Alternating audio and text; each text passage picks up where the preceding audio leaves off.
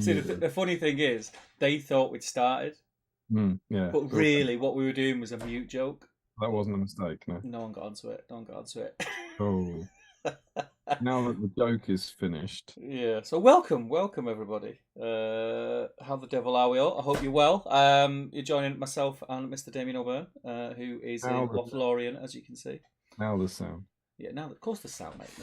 The captain's back in charge, isn't he? So.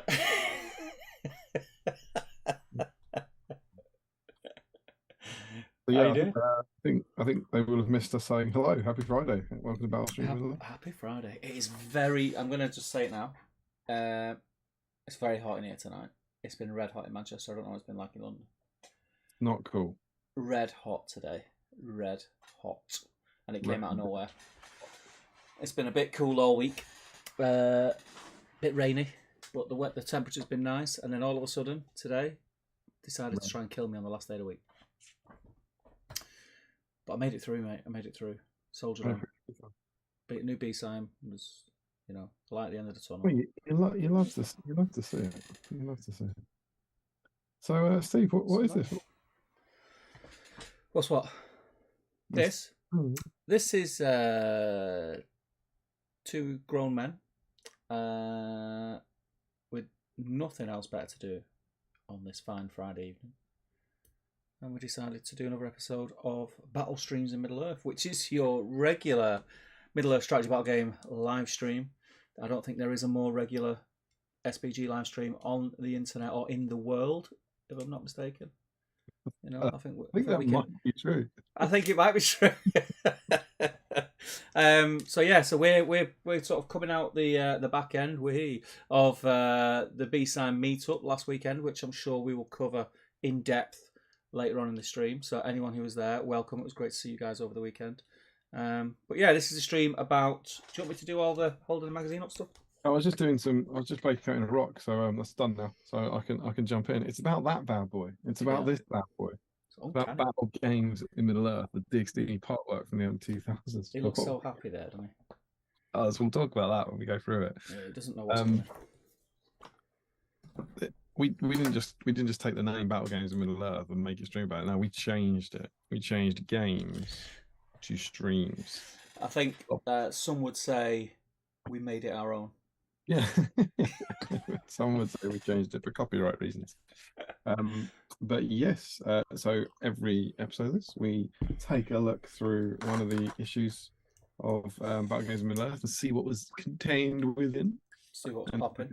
Terrain guides and the hobby guides and the kind of rules and the playing the game and all that sort of jazz. And basically have a fun kind of themed hangout. And the idea is that we all hang out together for a few hours, normally on a Friday evening. Lovely to be back in our spiritual home on a Friday evening tonight. Yeah. Have a few drinks at the end of the week, have some treats at the end of the week, and paint something and hang out and paint. But it's not just about painting the army that you're working on. Yeah, you used to paint, remember? Oh, look at this. The service has started. You love to see it. Love to see it.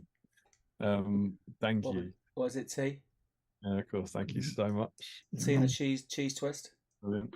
Okay. We'll get to that. Thank you very much. And biscuits. Thank you, Father. I'm all right. Thanks, Mr. Robert. I'm okay. Don't worry about it. Steve says he doesn't want a cuppa. He doesn't want a cuppa. They want a cuppa. Yeah, I think he does. He said he didn't. Yeah, if you nip up to Altrincham, can you get to Altrincham? It's outside Manchester. I'm not quite. He's outside Manchester. Oh, I see. Well, we could possibly do it. Yeah, he's coming. Right. He's coming down now. Yeah. All right. We'll see you. I'll warm some toast up. Gonna do some toast. See you in 3 to 4 hours. Yeah. Thanks, Dad. Yeah. So, we hang out and paint together, but it's not something you're painting for an army. It's painting purely for the fun of it, purely for the joy of the hobby. Some would say for the lols. Indeed, they would. They would. That's what the kids of 20 years ago would say. Turn some lights on here. And so what we do is we paint the model that came with the issue. And you wouldn't believe it. Issue 63, we're a long way in. Who comes with this, Steve? For the first time. Schmeagol. It's Gollum. That's what I'll throw you. Gollum week. We don't. It's a new hero, and I can't remember who was the last new hero. Maybe we got Denethor not too long ago. I think he was the. I mean, Denethor. You say it wasn't too long ago. It was a while ago, right? April. Yeah, this year though. Yeah. He's got to be the last big name hero we haven't had. I think. You know what you would call like primary cast? Maybe the people. I'm making this up now, but you know the people who get their portraits at the end of Return of the King. Mm. I reckon he's the last one that we haven't done. Yeah, could be right there, mate. Could be right. So big moment. It's Gollum week, so we haven't had it. Yeah, we haven't done Gollum before. So we encourage you to paint Gollums just for the fun of it. Just get them out. Get them out and paint them. Get your Gollums out for the lads and the ladies. Yeah, of course. So go and dig out a Gollum from your backlog. Quite a simple model to paint in many ways, so it could be a fun kind of thing, one shot for an evening, and jump in. And Steve, as if the incentive to clear your backlog and have a bit of fun with us wasn't enough, is there any more incentive to them? Of course there is. Of course there is, and it ties into us just mentioning the fact that we have a work in progress thread on the Great British Hobbit League Facebook group. That sounds cool. So if you're not in the Great British Hobbit League Facebook group, or GBHL Facebook group as the cool kids know it, get yourself over there and jump on the thread and post a picture of whatever it is that you're working on in that thread. But as Damien said, as he just mentioned, if it is a Gollum, any Gollum model, doesn't have to be the one that comes with the magazine, any Gollum, if you're working on that tonight and you post a picture of it in the whip thread, you'll be entered into a draw, which we'll do at the end of the stream. And Damien, what can you win?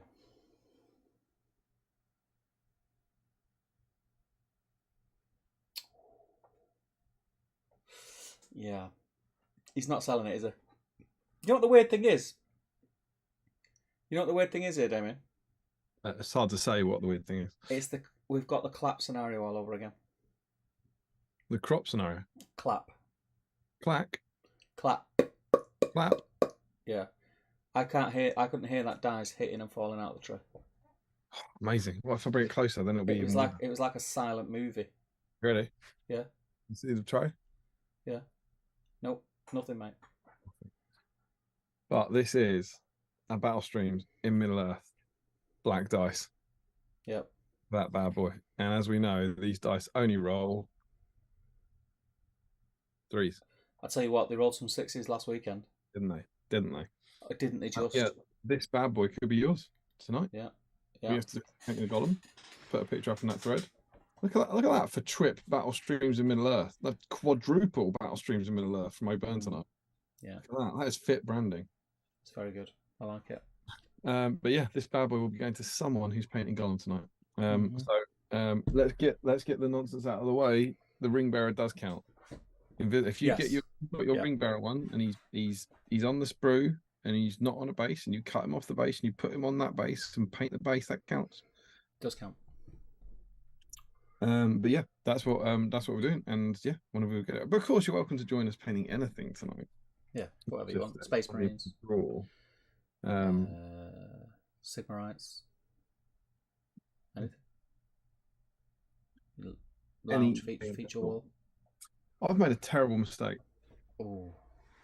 I've shipped everything down, and I was going to do some cleaning up tonight because I have to bring everything down just for the sake of one night. And as you can see, as long-time viewers will know, I'm at my parents' house in Lothlorien. Yep. But I was really up for doing a Gollum, so I brought Gollum down, and I didn't base coat his rock, and I've just base coated the rock in black, and it's now basically soaking wet. And then the next stage you do, because I'm following the guide, like a good little monkey, is you dry brush the rock. Yeah, you got to do the rock first. Yeah. So you got to do that before you do anything else. Yeah. So I think that's me done for the night. Yeah. Black rock. There could be a saving grace. Go on. Do you have any sponge? Mate, I don't have bonus stuff here. I've got not enough stuff. What about a makeup brush? I've No? got a brush. I could dab some off it, but I Mm. think that ship sailed, sadly. Uh, So yeah, I might plow on, see what happens. just going to put my phone on silent because, no Yeah, I've got my interruptions. Gollum. I've been wanting to do this. I've actually wanted to do this Gollum. I think since about 2014, I cleaned Yeah. him up. I reckon to paint him. It's it's not the one from Mag. It's the one with crawling over the rock. Yeah, I like that one. And I went to paint a new Gollum for some sort of Hobbit release. Mm-hmm. Got him cleaned up, got him all undercoated, and he was sitting there ready, and he'd never been done.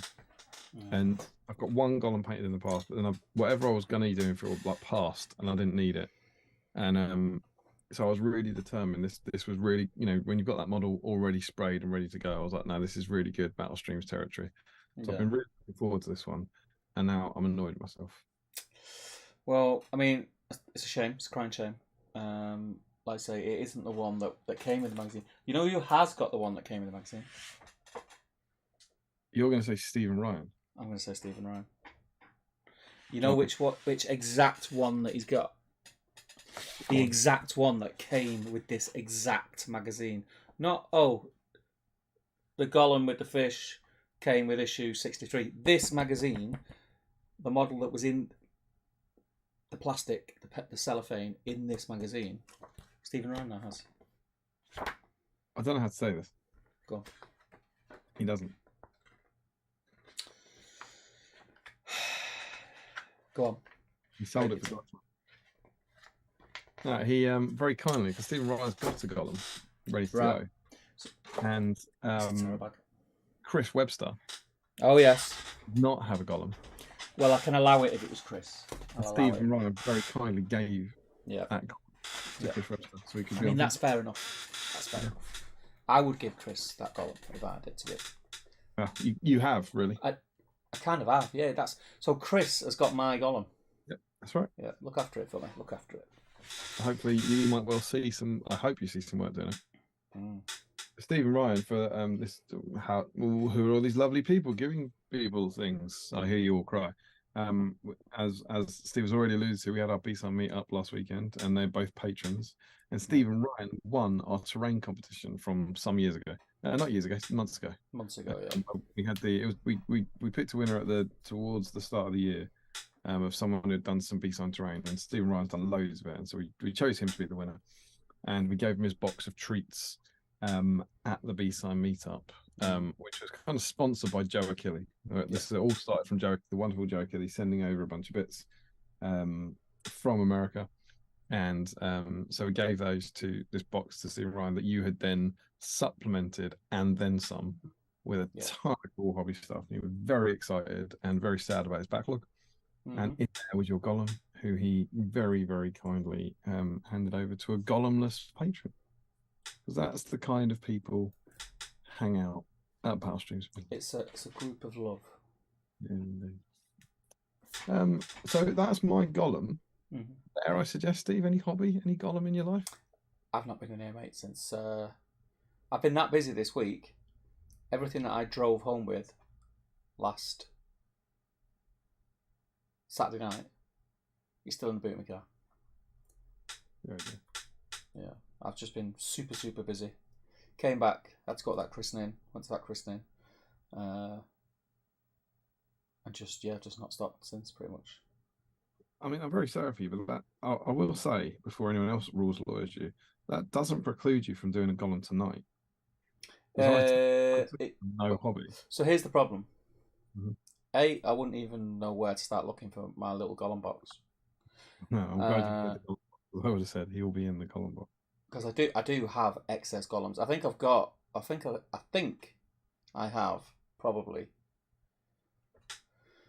three. I think off the top of my head, three fully painted Gollums, and then I've got two other Gollums part painted.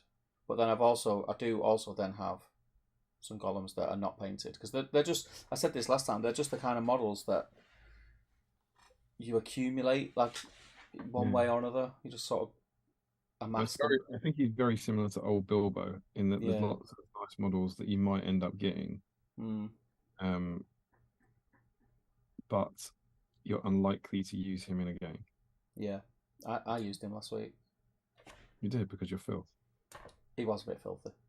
I think he's good. He's good in the Hobbit, but you rarely see him in sort of Lord of the Rings style armies. Yeah. So no, I'm not painting. I've got no paintbrushes to hand. I did find my wet palette, which is like a bit minging inside. It looks like it's gone a bit mouldy, and then dried up. So it's like I've got black rings all over it. So I need to give that a good clean out. But yeah, I don't know where anything is in here. It's a bit mental. But yeah, if you were going to work on a Gollum, Steve, saw your cheek. I mean, it's not really a weird flex because it's just a picture, but I saw a cheeky reference in the thumbnail tonight. That's one of the part painted ones. You have elusive Gollum with fish in boat, right? Yeah. I don't actually. As much as everyone goes crazy for it, I don't think it's a great sculpt. No, well, no one did at the time. That's why they stopped selling them.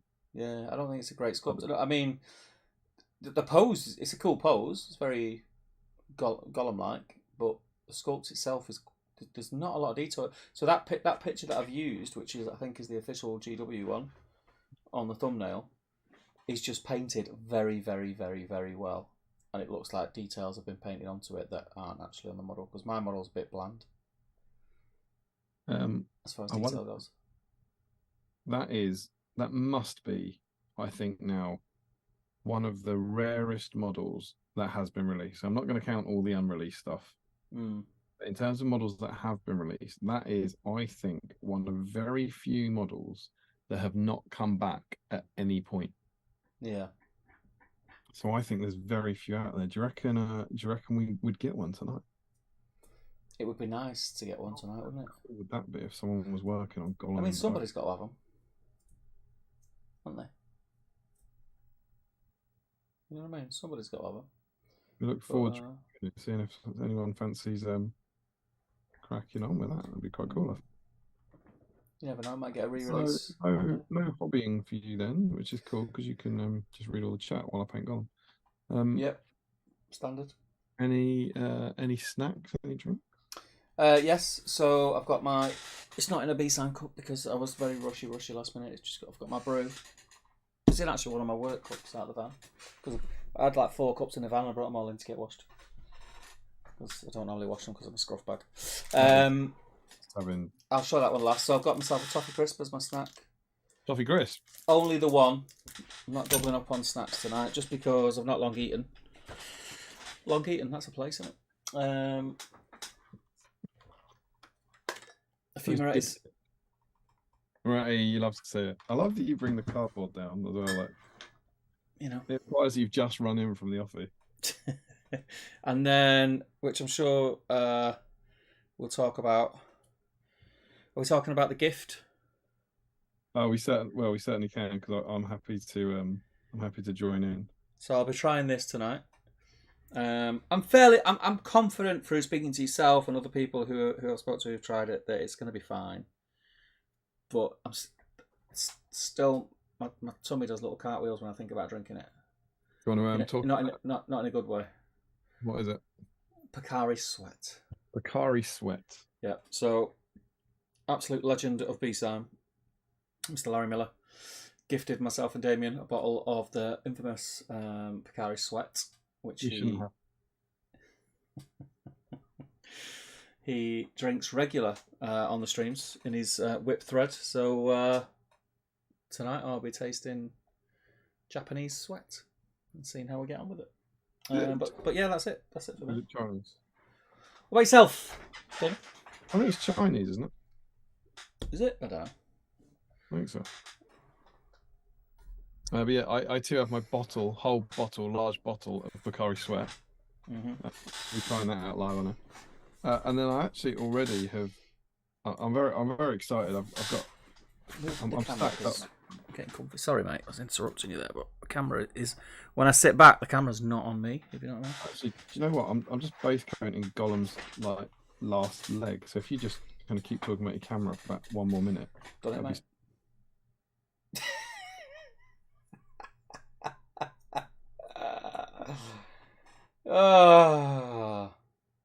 So what are you doing now? You base coating, undercoating?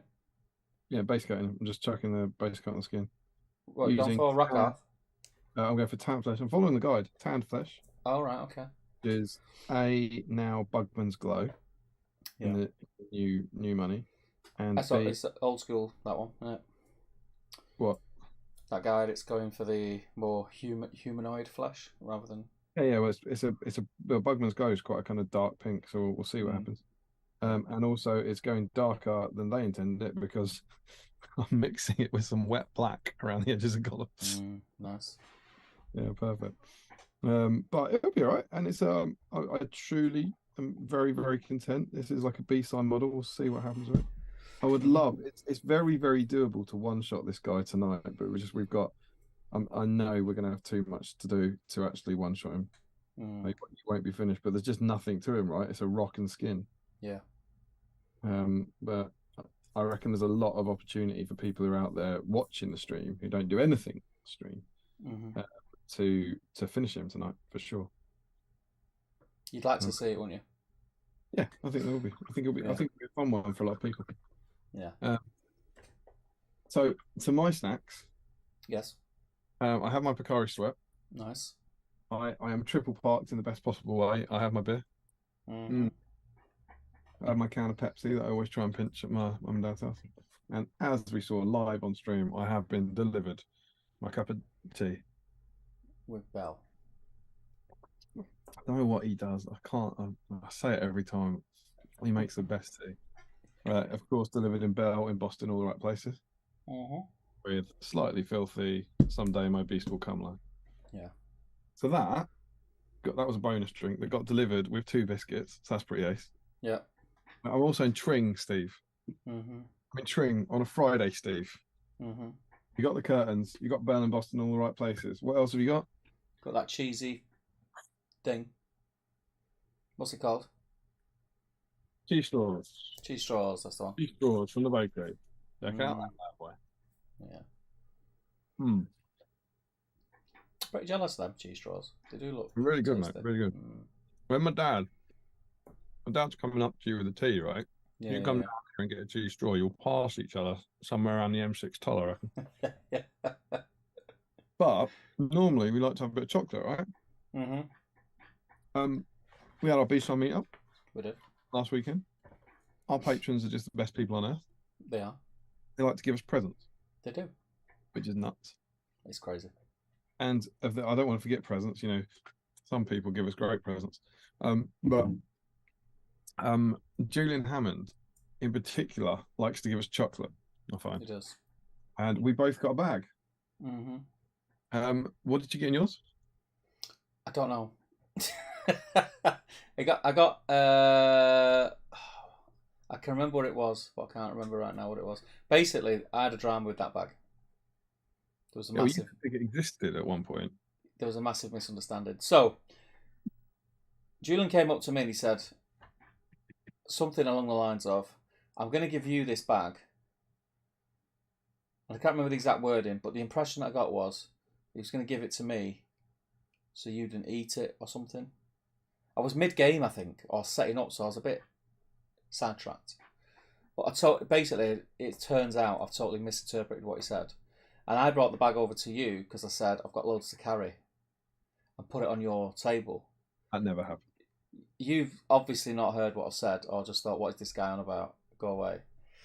And so I don't know what's happened to the bag. You not have the bag? No, I ain't got Did you eat it earlier? I got mixed up, so somebody gave me a Twix, and I only remembered after I said, that's long gone. In my head, I thought it was Julian that gave me the Twix, but it wasn't Julian. It was... who was it? It's getting worse for you. I am. It is getting worse. So what was a Twix? It could be in your goodie bag, right? There was a chocolate one goodie bag. Yeah, no, it wasn't that one. Anyway, yeah, so I put it down and mislaid it. So I've lost out on biscuits and chocolate, which is really annoying. Where's that then? That's the thing. Somebody's picked it up. So somebody in the chat now is munching on my biscuits. If I see that bag in the background on a whip pick, I swear to God, there's gonna be trouble. Accidentally picked up a paper bag with 3. I presume you got 3 treats. I got 3 treats. And forgot. And that's devastating. Do you want to? I think you should. Do you want to say anything to Julian? Apologies, Julian, but thank you very much anyway. I honestly thought you were saying it, because when he brought the bag over, I had 2 packets of biscuits, and I was out having a conversation with my opponent, which I think at the time was Max, and Julian came over, so I was like in between 2. I think because it had 2 packets of biscuits in, and I think he was saying this is for you and Damien. I thought, oh right, I thought he meant there's 1 each. Do you know what I mean? Sounds a bit like you're blaming it on Max. I mean, it was Max's fault. That guy's a nuisance. That's a bit unfair. That's like kicking a Furby. Yeah. That's not right. No. I mean, there's things that want to come out of my mouth to carry that conversation on, but they won't. But anyway, This Julian, is PG. I didn't throw away your gift. Yeah. What I got, I'm gutted about it. because it's meant to be a biscuit off. We got 2 different competing packs of biscuits. I get that now. So I got dark chocolate digestives. Yeah. Which I think. Do we normally argue about? I feel like you'd like them. Do you not like them? No, I don't like dark chocolate. Yeah. I think they're amazing, and I've eaten most of them. Not all of them, but most of them. And they're also a pack of sticky biscuits. Not great for the stream, not great to travel with. And I was like, I'll leave those. Thank you very much. He also gave me an orange Yorkie and some Bourneville mint crisp. Oh. Damn right, all. See, now I'm even more devastated because I didn't even look in that bag properly. I think you would have to very There considerate. could have been some really good stuff in there. Yeah. I do feel bad about it, but it was a genuine mistake. I honestly thought, that's for me and Damien, and I went and put it. I should have said something more clear to you. I should have said, I don't know what I should have said, but I should have said something, because then you would have said, no, you div. I've got one. That's yours. What you should have said was, I'm going to take these safely back to my table and look after them over the course of the week. I didn't trust myself. That's why I brought them to you. Like, this guy likes spreadsheets. He'll look after them. Oh, let's be honest, it could be worse. It's not like he threw away Helm's Deep or anything. That's true. That's true. I mean, that's just callous. But you know, when I started with this has gone beautifully. I didn't dream that this would happen. Obviously enjoying. I had them in the fridge, very excited, packing up for tonight. Got them out of the fridge, ready to come. Have saved them for the weekend. I tried some of the mint crisp. It's fantastic. I left them in bloody Twickenham. Packed everything up. Yeah, for the stream, left them in Twickenham. I'm so sorry. I don't know why you did that. I do know where they are in Twickenham. That's the difference. At least you know where they are. That's something. I'm like, don't know where But they are. they're now slowly melting in my kitchen. Yeah, it's supposed to be quite cool tonight, so maybe it'll be all right. All I had to do was raid my mum and dad's chocolate store to find something vaguely on topic. Got a Whisper. Nice. Look at that. You could eat that, sneeze, and you'd weigh less. It's a multi-pack one. They take the mick. Multi-pack bar. Not Why don't they give full-size chocolate bars in multi-packs? You can't. You can. It's the same with crisps as well, isn't it? Bags of crisps, but if you get them in a multi-packet, there's not as many in them. Not for resale. You couldn't sell that if you tried. Do you want to buy that? What is it? It's a Whisper. What? No, it isn't. It's like It's half a Whisper. Google Whisper. But anyway, got that. And check that out. It was a Freddo. I was like, well, I've got that. So there we go. So I'm quite snack rich. Mm-hmm. And looking forward to settling in for a night of fun. Yeah. Should we dive in? Before we do, because we've been waffling for a bit, it's like we've been at it for 35 minutes. Yeah. I do think before we get started on this stream, we need to address something that we haven't done on a previous stream. Last time I was here, yeah, just 2 streams ago. Yep. Do you remember what happened? Aragorn stream. Yeah, what about it? Aragorn stream, what happened? Big news. Yeah, we broke a record. Broke the record, exactly. Yeah, but genuinely, we weren't expecting. Oh! Yeah, you know. I can join you tonight, my friend. There you go. It's all suddenly like, I don't know what you're talking about. Oh, I know what you're talking about. Mm-hmm. Oh, this is just rubbing it in Julia's face. Here's a bag. It's another bag. Here's a bag I took care of. So we haven't talked about this. Oh, No. Oh, all right, you've shown your hand. Huh? Thank you, Sophie and Dan. Party poppers bag. Whoop. Aragorn is our new record holder. Yes. He broke the record. He had is it 51? I haven't made a note of it. Have I not made a note of it? I think it was 51. 51. That's weird. The spreadsheet let me down. I think he got 51 entries. Blasted Gothmog into irrelevance. Yeah. But we didn't have party poppers queued up. But now we do. Have we ever done a Manchester London party pop? I don't think this has ever been seen. No. So They're like, this is why they're like, God, 85 episodes in, they're still innovating. It's next level stuff. I'm also not sure if I've pulled a party popper in drink before. Yeah. So it's all sorts of new stuff tonight. But yeah, so this is to celebrate Aragorn being our new champion. Yeah. We ready? Are you doing a countdown? Yeah. Are you going on one or after one? After one. Okay. Ready? Yeah.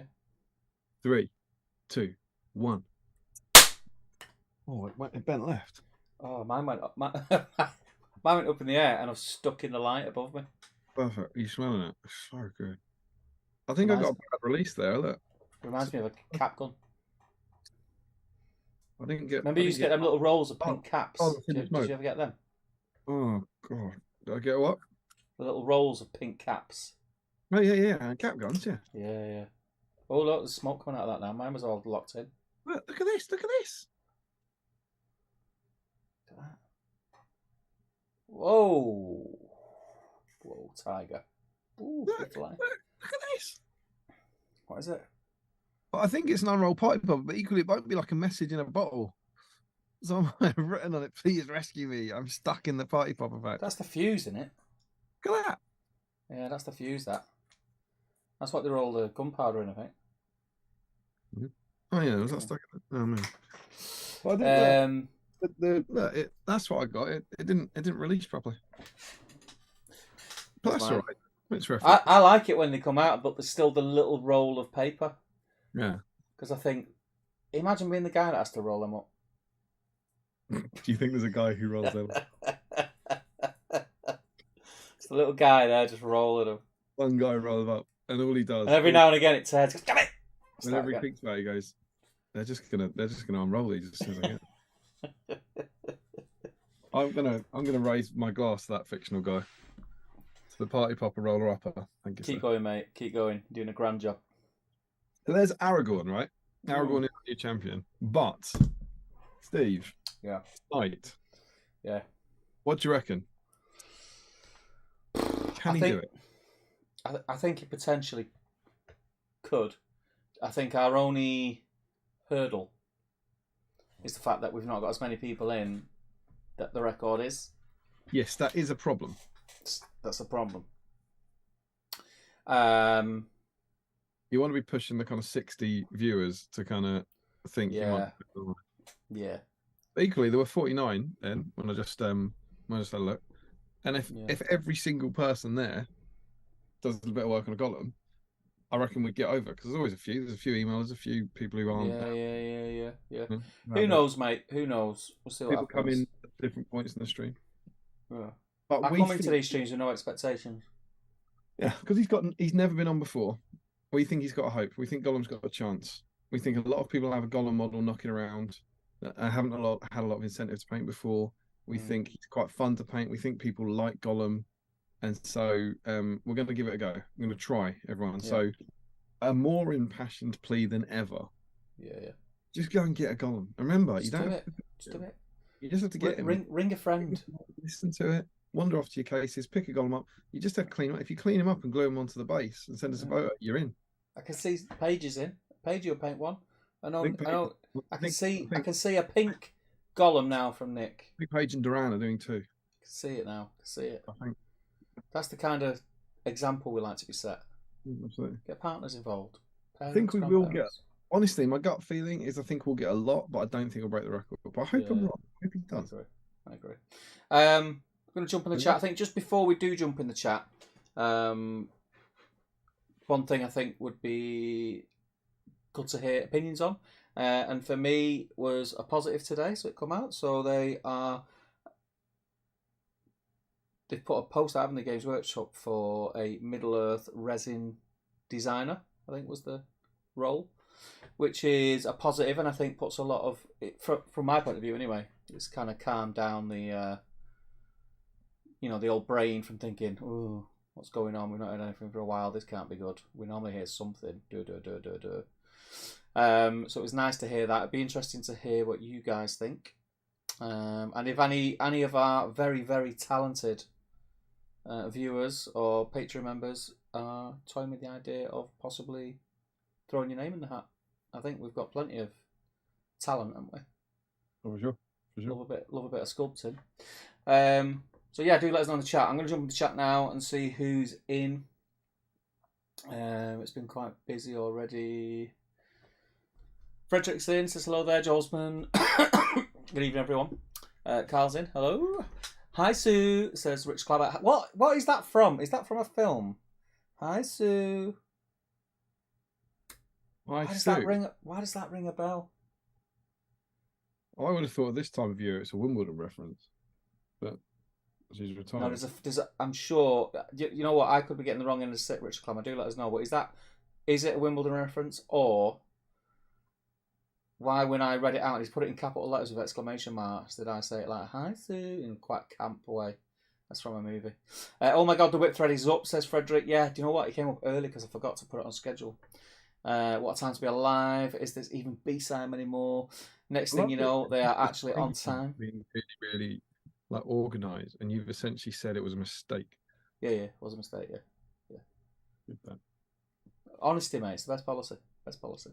Dan Nelly's in. He says, evening all. How you doing, Dan? Ashley Fisher is in. He says, evening, everyone. It's great to meet you, Ashley, at the weekend. Sam Page is in. Hello, all.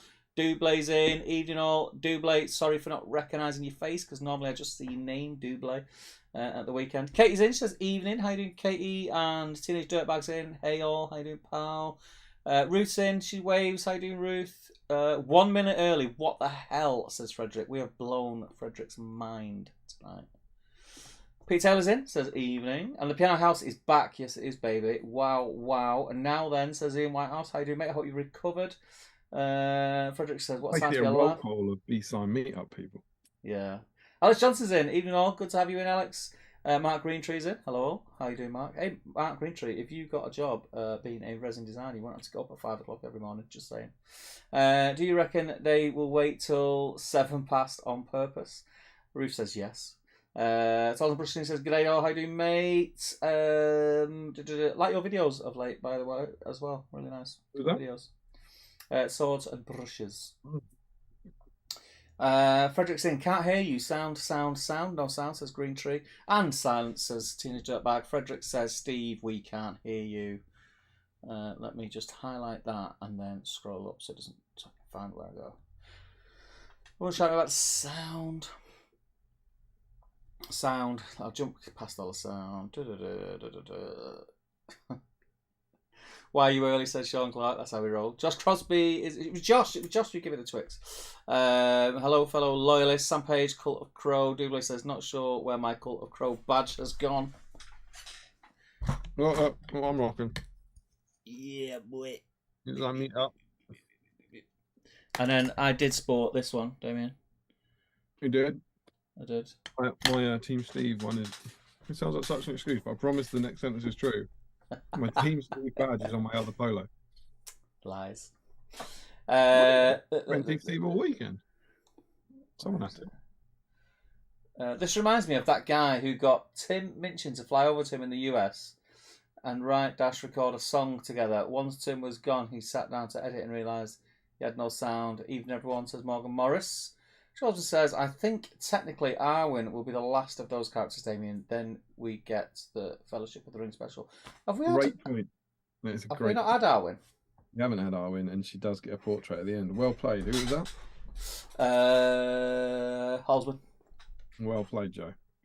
Sam says, "Okay, that one was on me, as I realised it was my headphones that were muted." No, we had no sound, Sam. Wow, Damien's a pro, dice cam and all. No dice sound. If you roll a dice on a dice tray and nobody's there, does it make a sound? Ask Swords and Brushes. Scroll up. Ashfish says, "No Gollum for me tonight. Alas, as I travel to my parents' house without any toys, that fifth dice will have to wait for another day." Actually, Fisher was my travel companion on He the way was, up. yeah. Thank you very much I hear he's pretty good at spreadsheets, that Ashley Fisher. I know where to go when I need one. I'm what's the word? What do you call it? When they say stop. Oh God, do you know what? I'm proper full of Alzheimer's tonight. Can't think of words and everything. Harry's in, evening ladies and jelly spoons. Made it to the stream tonight. Got myself a Bavarian beer, Gollum, and I'm ready to rock. Mr. Parker. Is he got? I mean, have you got Gollum on a rock? Is that why he's saying rock? Because the Dragon's in, finally catching a stream after a while away. Good to have you back. I am painting Steve's Gollum, says Katie. Well, it couldn't be in better hands, Katie. It couldn't be in better hands. From Chris to Katie. Yeah. It's making its way around. It's making its way around. That Gollum. Frederick says, painting riddles in the dark Gollum, but I bought him for my Ranger army. That's fine. I have the fish one, but I don't like the idea of using the poses from that set in game. Really like that my Gollum is less than 60% rock. Looks like he could be on the ground somewhere for a change. Excuse me. Riddles in the dark Gollum's good Gollum. Yeah. How far the technology have come in those sort of 10 years that they were able to make tiny little model without rock. Because the Dragon says, I painted the eating fish one a while back, just on a whim. Kind of wish I'd saved him now. Does he not need touching up? He's finished. Yeah, another highlight, maybe. I don't think he's finished. Do it. Extra highlight, extra level of highlights. Really makes you pop. Stuart McLean says, where is the list of upcoming models for battle streams? There actually is online somewhere, and I'm sure someone like Holzman will have that link somewhere. There is online a kind of list, isn't there, with all the models, all the magazines, what models came in and what articles are in them. It's on Blogger. Yeah. It's on some blog related website. If you Google Battle Games in Middle Earth contents, yeah, you'll find it. That's one. But we normally will also say, like, for instance, what we'll do at the end of this stream is tell you what's coming on the next stream. As well. So yeah, but if you, like Damien said, if you Google that, Stuart, you will find there is somewhere out there where someone has listed all the magazines, what's in them, article wise, and what models come with them, and it is out there on the interwebs. Eric L says, hi everyone, checking in briefly while I clean up an eBay rescued Gollum over lunch. We'll catch the rest of the stream on demand. Good man, make sure you take a picture, Eric. Swords and Brushes, what's your favourite Gollum mini? That's an interesting question. It is a good question. How many we got? Is it 4? I like the upside down one on the rock. Upside down the rock, holding fish. Holding fish. On the rock without fish, the one you're painting. The one Hobbit. from the thumbnail. Yeah, it's a Hobbit in boat, and then Hobbit Riddles in the Dark. Riddles in the Dark. Yeah. And then before anyone says it, we get the Invisible Ring Bearer one, but that's just the what? Is it 5? Yeah. Is that it? I think so. I think I'm gonna go for the fish one. The fish one is a good one. I really like how characterful it is. Fish one. Out of all the ones that I've painted, I'm most happy with the fish one. So I want to use it at a weekend. I'm most happy with the fish one. However, of all the ones I'm painted, I'm also least happy with the fish one. Yeah, makes sense. The fish one. Yeah. Ashley Hamster Reed says, evening all, glad to make a live show. Hope you're all well. We are grand. Stuart McLean says, Pocari Sweat is horrible. Had it before. That's the first negative. that I've had. Say Doesn't this, bode mate. well. Were you there when Longy came into the pub? Yeah, Longy told me that it was really nice. Yeah, he was super excited about it. Like Larry was off his nut when James Long of Rhymes with Shay's Long fame just appeared and basically started backing Larry up. Yeah.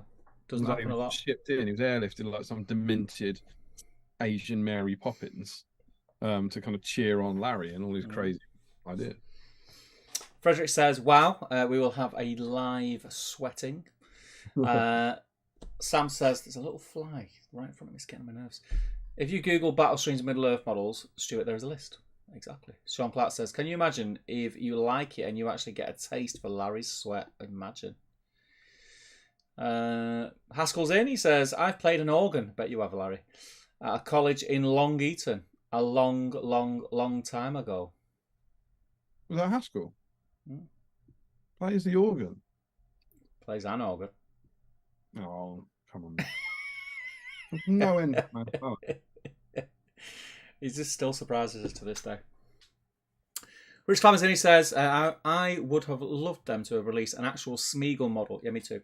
And his friend, yeah. Maybe that could be a new diorama on the boat. I wouldn't rule it out. Pocari is Japanese, says Frederick. Oh, fair enough. There was an argument that it was actually Korean as well. The other day. It says product of China, but then everything's made in China. Yeah. Ashley Hampton Reed, Gollum in the sewer scenario is deadly. Once people figured out how good he was at it, it was hard to stop him. Was Ashley's custom-made sewer scenario? Yeah, they look very cool. They might make mine look a bit crap. Used no, not true. Yours are homemade, but it was incredibly innovative use of the Gondor Ruins kit. Yeah, it's very cool.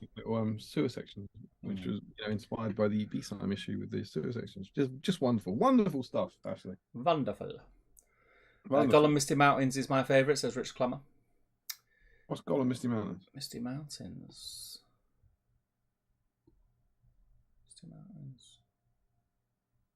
I don't know what that is. Don't know. There's a Pocari Sweat Stadium in Naruto place in Japan, says Frederick.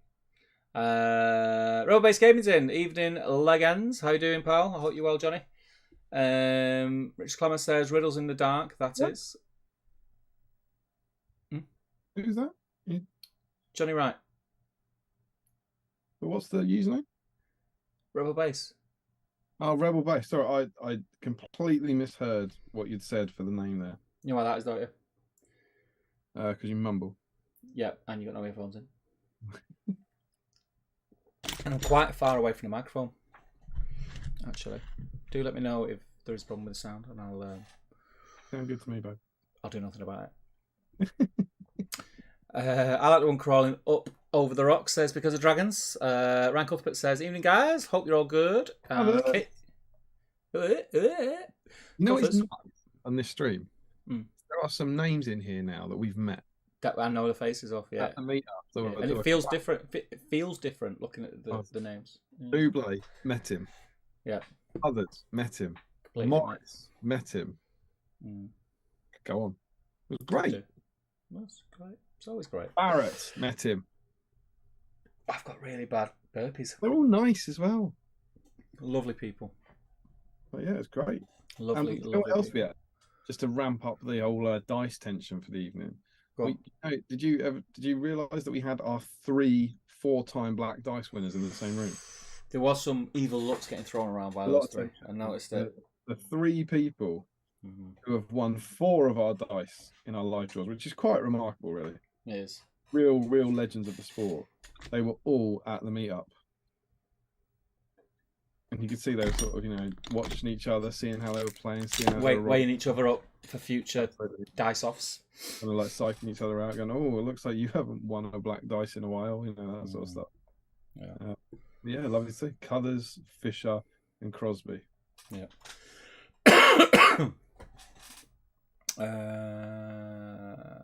Katie says to Ashley, "The Strangler." That must be a Gollum. Yeah. Oh God, this thing.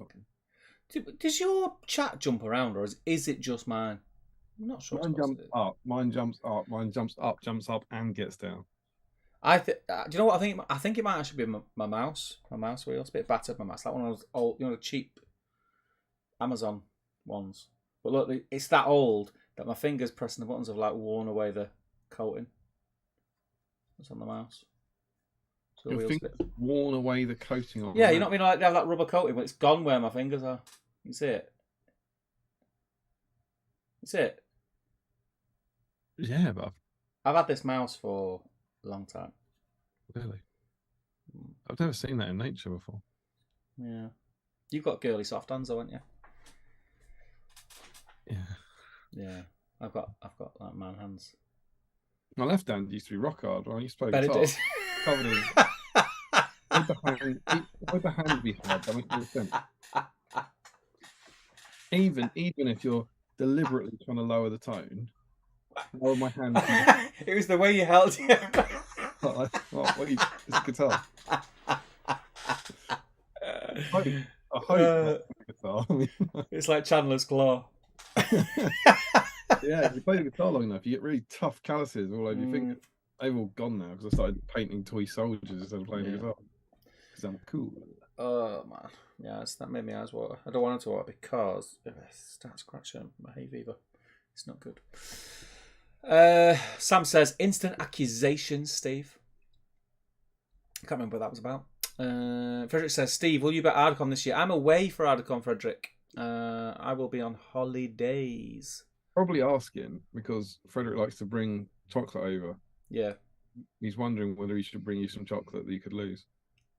No, I won't be here. No, I won't be here. Unfortunately. Have we reached the Furby talk stage of the stream? What that means? Josh Crosby says, I love how much Steve hates poor Julian. I don't hate Julian.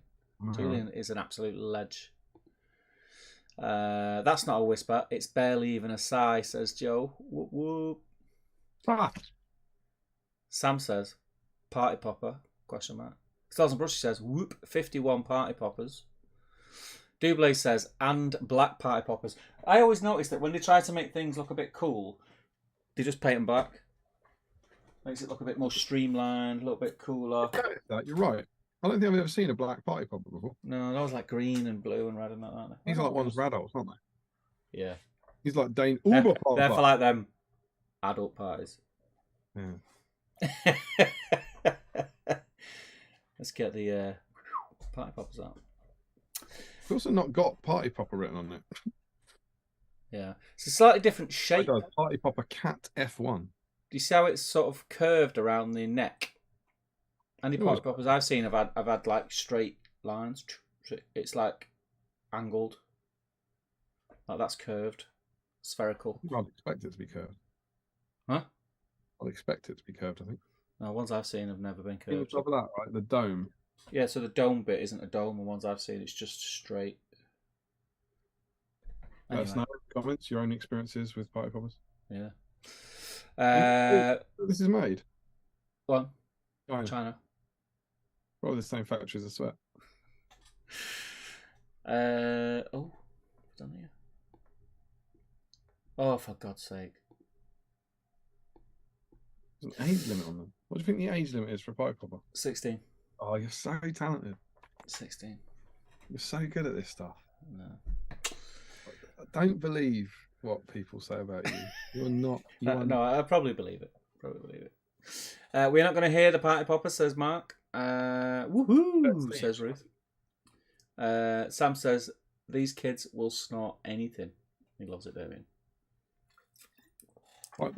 Do not leave a Pritt stick anywhere near Damien. Rich Clammer says, in a hobby with super glue, who would have thought it was the party poppers that the host would be sniffing on stream? Not super glue, is it? It's probably cement. Right, if you sniff super glue, all you'll get is like sticky. Okay. Poly cement is the good stuff. Don't sniff glue, kids. Party popper sniffer streams in Middle Earth, says Swords and Brushes. Ryan Cuthbert says, I don't think any character is going to be more popular than Aragorn. That's because he's the best. Okay. He also says, although Gollum is far easier and quicker to paint, he is. It's from an advert where a bunch of lads prank his friend when they meet his girlfriend Sue. They go butt naked with light maid outfits, doing cleaning and iron, etc. when she walks in. Is that what it was from? I don't know what any of that means. You know the Hey Sue thing. Oh, Hey Hey Sue, Sue. Hey Sue. Was that what it was? Is that mine? Probably. It's probably me getting mixed up. It was for Wickeds. Isn't it? Isn't it from an old Wicked advert? Yeah, that might be it. Dan Maskell. Evening, guys. Rocking the white socks and flip flops tonight, Steve. Yeah. Maskell, another cracking BSIME attendee. Yeah. To be fair, the headphones were actually muted too. I got lulled into a false sense of security when nobody else could hear. Says Sam. And Harry says, it is indeed Gollum on a rock, and he's already basically finished. What is Gollum on a rock? He's doing the invisible Gollum, isn't he? I brought this question up at the meet last week. How do you get around if you're painting the ring bearer Gollum on a rock? How do you overcome that problem that's going to occur when you paint the rock and you leave him invisible, and then you look at him from above and you can see right through him and into the inside of the rock? I mean, I've done it, right? Mm-hmm. I have done my Gollum on a rock. All I'm going to start by saying is it's not as much of a problem as you think it would be. Do you know what I mean? Like, it's a bit like people arguing about whether they need to shield first or piercing strike first. You read about it on the internet a lot more than it'll ever bother you when you do it. It's not like you suddenly stare down through Gollum and you can into the abyss. You know what I mean? It's not you don't see the black hole in the middle of it. But I'm gonna feel very bad about this because I can't remember who it was. Someone at the meetup, maybe Dan Nelson, had a very good tip that was to, if you can, paint the bottom of the rock before you glue it to the base. And he said that, and I know you're thinking, well, hang on, isn't the base black? But he said that by doing that, I think he was suggesting doing it grey, and it somehow makes it look more natural, he said. I think. And if that wasn't Dan, I apologize. And Dan doesn't leave a word of that, I can only apologize. But someone suggested that. But I just painted around him, and I think it looks fine. Mind you, I painted the rock about 3 years ago, and I put it in a case, and I've never looked at it again. Yeah. So if you look at it now, I think you'll be able to see right through it. Oh yeah, but only tiny parts of him, right? Fingers. Yeah, the bit I get where it is. It'll be the fingers and it'll be the toes. It'll be what happens when his arms and legs come out. This could be a movie, The Fellowship of the Travelling Schmeagle, says Joe Holzman. I think that's for the model that's getting past. Nobody wants it. It's passing it off. Oh. Because of dragons. Gollum, that isn't it? Though? I could maybe give my Gollum a sneaky highlight. That's what you need to do. Go, Ben. Do it. Josman says, I don't have the link. I incorporated the list of models, but not contents, onto my spreadsheet. I just Google it if I need to know the contents and not merely the model that came with it. Larry says, nice. I see Steve found his Gollum mask. Josman says, fish in boat or fish on rock. I was talking about fish on rock. Rich Clemmer says 6 Gollums if you include invisible. Which fish one? In boat or on rock with fish? And then Larry says, oh yeah, it's Japanese. Double says, you did look kind of disappointed I didn't look like the Double though, Damien. No, true I mean, I was expecting a bow tie at least. A bow tie. I don't mind admitting this. We don't know what all your faces look like. We know who our patrons are, and we know who's coming to the meetup, but we've never met some of you, and we only meet you through the medium of YouTube and sometimes Facebook, and you just don't see people's profiles. So on Friday night and then on Saturday morning, there was a bunch of people. I was like, they're one of 35 patrons. I don't know which one they are. And I was at the table next to Michael Double. And I was like, you're right. And I think some part of me, he's right, was like, I don't know who that is. That can't be Double because he doesn't look like Buble. Yeah. And he had a different face. And, you know, Double a different face. Double can argue. I mean, it might have been weird if he had the same face. Yeah, indeed. It would have been more helpful there. But yeah, indeed. You know that's what happens, isn't it? You make these mental pictures of people in your head. Yeah, I did And have Buble in my head. Well, can we also give a shout out? Because we're probably going to talk about the meetup and who was there, but there were some bonus people there, and they might miss out. But that was pretty awesome. That when we walked around the exhibition, he bumped into you first, but Nathan died, right? Yep, yep. So what was that little story? So Nathan was on his way somewhere with his mum, and something happened, and the journey fell through. I think it was. So he decided they must have been passing Warhammer World on the way back home from wherever they were. Decided to nip into Warhammer World and show his mum around the exhibition centre, and wasn't aware that it was the BSIME meetup that weekend, and was in the exhibition centre around lunchtime when we all were in the exhibition centre and started to notice people, and then obviously noticed us, and couldn't believe that they were there. It was nice to meet him and say hello to his mum, and yeah, it was just nice, very nice. I realised that he hadn't known it was on. Yeah, no, he didn't even know it was on. Didn't know it was on. So that's one, right? And then you don't know this yet, but I think even weirder. Yeah. On Sunday, when you'd Yeah. gone home, there was about 10 of us there in Warhammer World having some casual games. Guy came over called Mitch Gibson, Oh who's yeah. Australian, from Australia. Yeah. And he was over visiting the UK with his wife for about 3 weeks, and they'd done 2 days in Nottingham. And he's going around Warhammer World, and he watches. Yeah. And we were in there. I remember his name. Yeah, from reading it, yeah. And how mental is that? It's crazy. Of all the times, the odds of us actually being there, he was just strolling around. He was like, I just thought I'd come over and say hi. I really like stream. So yeah, Mitch, and I can only apologise I've forgotten your lovely lady's name. But it was very nice to meet you, man. And I hope things are well in Australia. And I hope you enjoy your 3 weeks in the UK. I thought that was mega. It's crazy, isn't it? Small world, mate. I don't actually know what he looks like, so I'll just assume it's like you, says Larry. Don't know what Michael Bublé looks like. Get out of here, Larry. You do. You must do. Work in a toy shop. He's a Christmas guy. And then Bublé says similar, but not as handsome, in my own opinion. I'd have to agree. And Richard Clemmer says, oh, he's just laughing emojis, and then in inverted commas, you've got girly soft hands. Sam says, accusations of your viewers nicking your sweets. Yeah. I mean, to be fair, I wouldn't hold it against anyone for taking that bag if it was full of goodies. And it was just sat there, no one was eating it. Sounds to me a lot like Sam took it. James Wilson's in.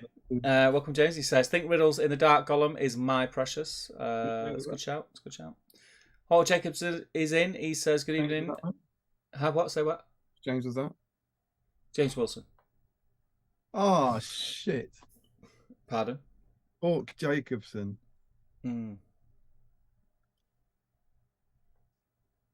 Hawk Jacobson won a black dice a few streams ago, right? Mm-hmm. Lives in Germany, I think. Am I getting that right? Very, very kindly messaged me saying, "Hey, I know Germany's a long way off. I don't know if it will help, but I've put an order in with Generation Shift for some bases.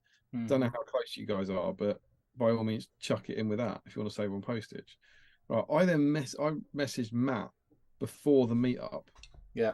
Is there any chance you've not posted Hawk's bases yet? And he went, I've taken them. He'd taken them somewhere. I don't know if he was doing like a drop off or something. He said they're packed up and taken, but I don't have to send them. Yeah, well, I was like, yeah, that's fine. That's fine. I then spent the next 36 hours with Matt Davies. We never mentioned it, and I did not give him the black dice. Apologies, Hawk. I'll be sending you that individually. Terrible man. Terrible human you are. Matt should have reminded me about that, right? That's Matt's fault. Yeah. It must be. If it's not Matt's fault, it'd be my fault. Doesn't sound right at all. Just bear with me a second.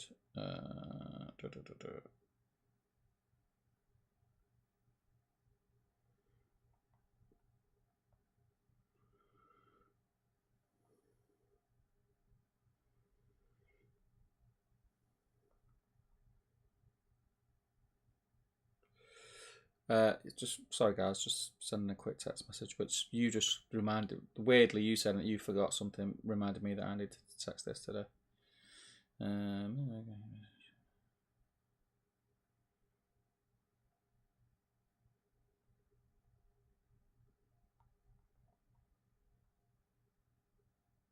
Black's dried out.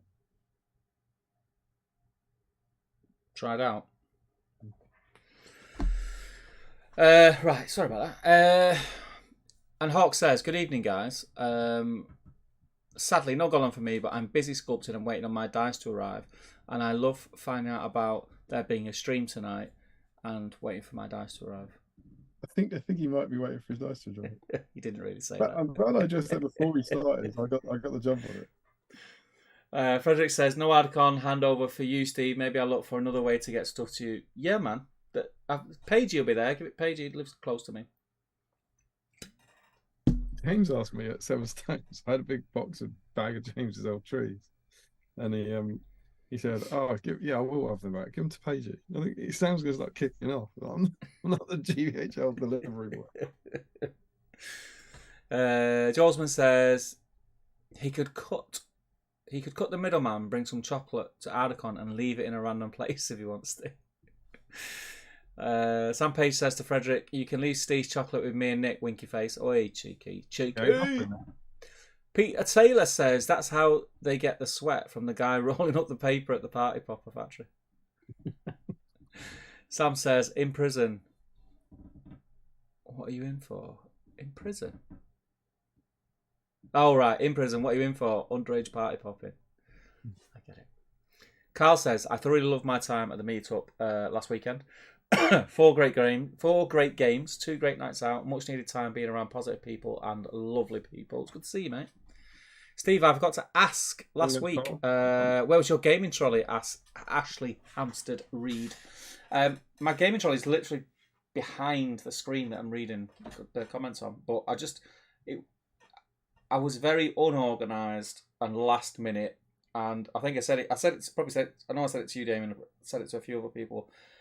I was just waiting for that moment over that weekend, like when I was getting an army out or trying to write a list or something of going, I forgot this. I just had that horrible feeling right up until Saturday morning that I'd forgotten something. But luckily I hadn't. But it was a mad rush, so I was convinced I forgot something. But I think actually kind of curious about where your trolley is. Not like emotionally where it is, not physically where is the trolley now. Like, where was it? Oh no, I could tell you what to tell by the tone in his text. He wants to know. So the one that I brought last time, the plastic one, which is great, but it is like a cheap sort of.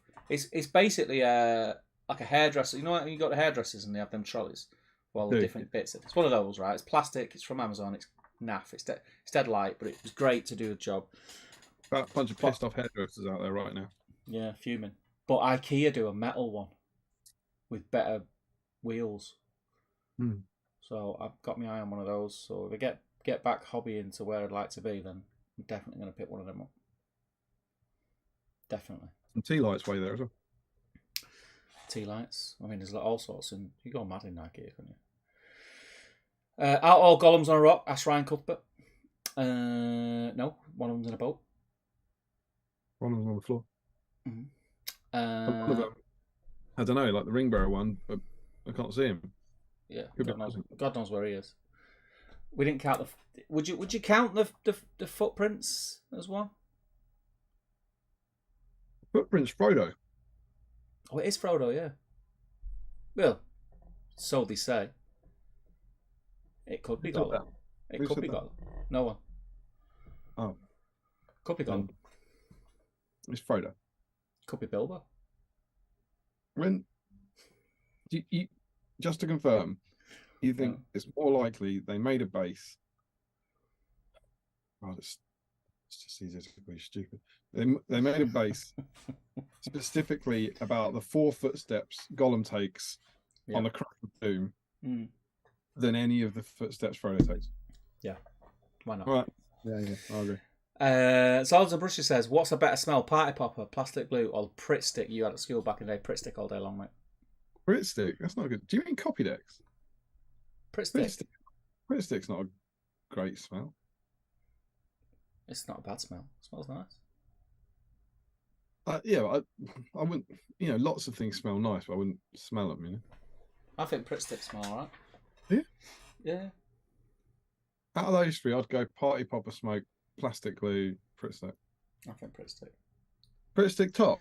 Pretty Stick, the glue. Pretty Stick. Yeah, but above Party Popper Smoke. I think so. Yeah. And above Plastic Glue. Don't Yeah. sniff liquid. Yeah. That's blown that one wide open. Yeah, I think so. Ember Craig says, even though no SBG minis for me tonight, I'm still building Tyranids. Ashley Hampstead Reed says to Katie, haha, BSIME Strangler on a mug. I painted the underside grey, says Larry Miller. Painted what grey? Oh, the inside of the rock. Yeah, it must be. I think it was Larry that said it. Oh, man. Come on, don't do this to me now. Jolsman says, I'd assume you paint the base the same colour as the rock before you glue it on. You still see through it, though. You still see in, no matter what colour you paint on the underneath of it. Looking forward to extreme stealth party poppers, though, says Ember Craig. And Cuthers says, there was no gaming trolley, but the way he packed his case made me want to cry. Listen, when you've been pushing around whatever it was, 80 models for 3 games, you just throw them in, mate. Just throw them in. I followed his advice, says Laurie. Carl says, lovely to play. What's that? It must be done, yeah. Lovely to play against a couple of lovely people for the first time, and a couple of people that is always a joy when I play them. Really fun playing Gondor and then Mordor on the Sunday, says Carl. Harry says, I realise all 3 of the Lord of the Rings golems are on rocks, but I have the one with the fish too. Great model. And Dan Nelly says, it was me. I haven't tried it, but it was just an idea that crossed my mind. Called it. Mm-hmm. A lovely lunch with Dan Nelly and Larry Miller. It was the last thing we did at the meetup. Last 3 standing. Spugmans, and we had a lunch, just a really chilled out debrief at the end of the weekend. And you know, one of the things we talked about, Steve? Go on. To talk about the second piece of good news this week. We talked about how strange it was that the Iron Hills Warriors had disappeared. And we'd assumed that they were going to come back in a box with the command, and they never had. That was on Sunday afternoon. On the Sunday preview, it was announced. That was exactly what's happening. Maybe they were listening. I think maybe because we were in Bugmans. I was like, I reckon maybe someone was going, shh, did we not release those? And so, yeah, in I think very good news for a lot of people. The Iron Hills. It's a great army. The great minis. And have you seen today? Because I guess it's Friday, so they went for pre-order. The prices are up. Have you followed this? I've been super busy today. I've not seen anything. So the price has gone up. And it was a warband of 12. What they got rid of was the Mattock, the 3-pack of the Mattocks, which is something like 24 quid, and the 12-pack of the Spears, which I know when it came out was 40 quid and had probably gone up to like 45. And then the command packs were about 25, right? They're £65 for the 12 and the command pack. So they are, I'm pretty sure they're cheaper than they were. You used to buy 12 warriors and the command pack. I think it's cheaper than that. Right. Which is cool for all the. It's good, yeah. There was an awful lot of, but now, you won't get scalped on eBay, you get scalped by GW and other hilarious things. But the Mattocks are the same price. So you bear in mind you used to buy 3 Mattocks rather than 12 in one go, right? The Mattocks have gone from something like 118 quid to 65 quid. So, if you now want to get on the Iron Hills train, not only are they back in nice bundles with command figures, but they're actually a really, really hefty discount on what they were before. Very cool. Very cool. So I thought it was quite cool because you had that. Let us know if you're excited by the Iron Hills coming back. You had that. You had the GW designer announcement that you mentioned. Yeah. And then a relatively small thing, but it will matter. Jay put up a around the community article, Oh, so yeah, I've not read it, but I've seen the post. and so I don't know, but all of those three things happened in the same week. Mm-hmm. Now, this is all The speculation. same week that a certain number of the coolest members of the Middle Earth community were at Warhammer World. Yeah, maybe. Just say. But Just say. these, I don't know what goes on behind the scenes, but those Iron Hills dwarves will have been scheduled to go in that like months ago, whatever. You know, they'll have their slot signed out and all that, yada yada yada. The job, I have no idea what's caused that. I don't know if someone's left or what, but it feels to me getting 3 Middle Earth things in the same week might imply progress has been made in whatever. You know, I don't know what the Iron Hills packaging will be like if it is a packaging thing, but that is a new product, right? Yeah. Um, It goes up for pre-order next week, is it? I think they're up for pre-order now. Now, it'll be interesting to see when they're released if the packaging is different. I think that'll be, if the packaging's different, that'll answer a lot of questions, won't it? Yeah, mate, that's a good point. And then the other thing, of course, is we're in July now, which means we're nearly in FAQ land. February and August, right? Yeah. So what I thought, one thing would be fun to talk about and give them something to chat about. What would you like to see In the in the FAQ. FAQ this time around? What needs fixing? Any fun ones? Any wish listing that you'd like to see in the FAQ, or just more maybe predictions for the FAQ? That might be enjoyable way to spend some time. But yeah, I thought, you know, me, Larry, and Dan got those dwarfs back. You're welcome. Yeah. It is a great army. I really like the Iron Hills. I've been tempted. Really like them. I think the models are class. I just think the aesthetics class on them. Will Shepherd says, "Evening, everyone. New I think Patron. Fish Rock Gollum is my favourite. It's a good shout." Haskell says, "For those who have used Gollum in game, with what force and any tips on how to get the best out of him? Now I've painted him, I really want to use him. I really ought to use him, I guess. So my tip would be to sit him next to the Goblin King and have at it." A really mega friendly, relaxed event. To be fair, yeah, it was a bit of a naff list to bring. Go on, finish that. It was a bit of a naff list. That's what I was going to say. It probably would have made it a lot more fun. The problem is, at 600 points, because I've not played that army since the old days when I used to play it. And in the old days, I used to play like 800 points, 850, whatever. But they were the days when I could bring my shamans and my converted marauders, which I've got in the case and were with me at the weekend. So I was limited as to even with all those models that I had on the table, the points I needed to bulk it up. Because for the first, I was laughing because for the first few turns of each game, I had the scribe, but I didn't have any models to bring on anyway. I think I had two spare goblins. But yeah, but it is what it is. It's what it is. I enjoyed pushing those around for 25 minutes at a time. But yeah, it's good. Good weekend. I don't think I've used Gollum in anything but that list. Have you ever used him in game? Me? Yeah. I've used him in scenarios and stuff. Yeah, I've used him in some narrative. Because I've never done Goblin Town, and I was never doing the kind of Mordor in the old edition of the game. I don't think I've ever fielded him in like a points match game now. Yeah, let us know in the chat if you have. Absolutely. Let us know about your Gollum experiences. For sure. Cuthbert says, Cuthbert, very formal. Sorry, Cuthers.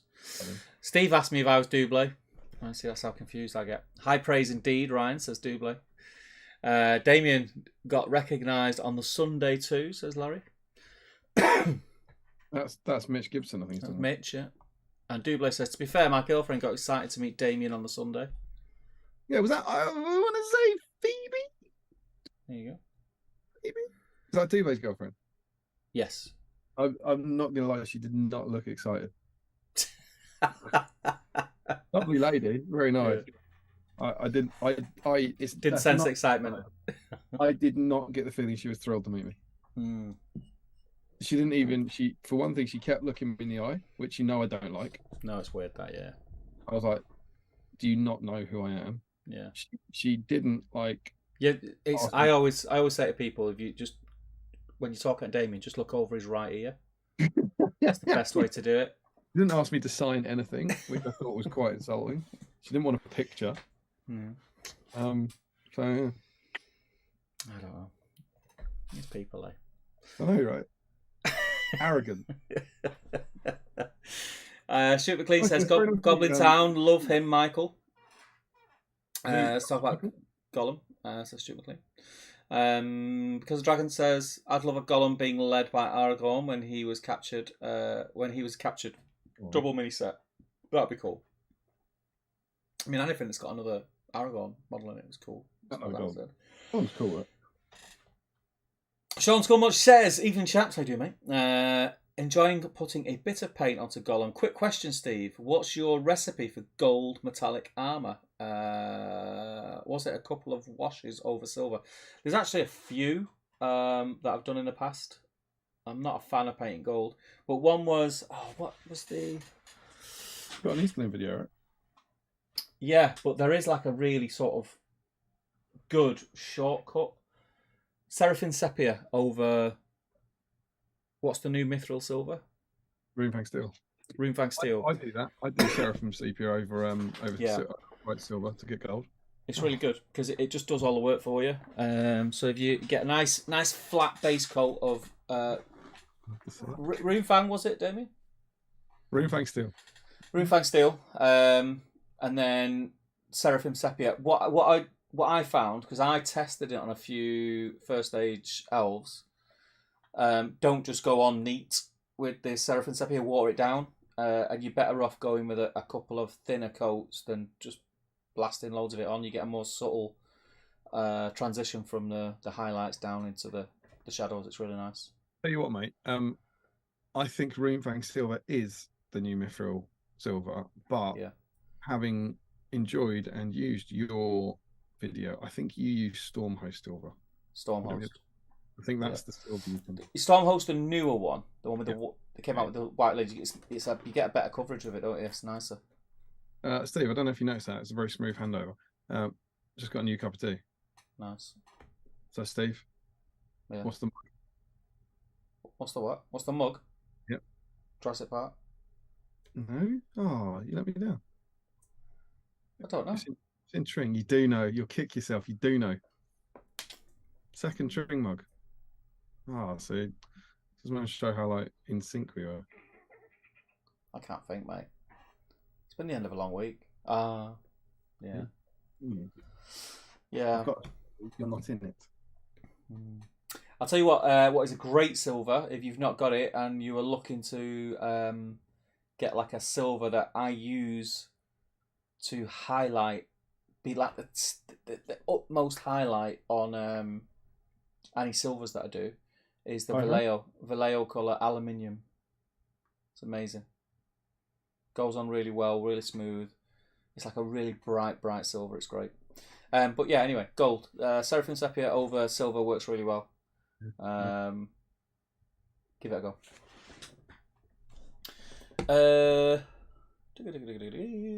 Larry Miller says, undercoating the stupid rock now.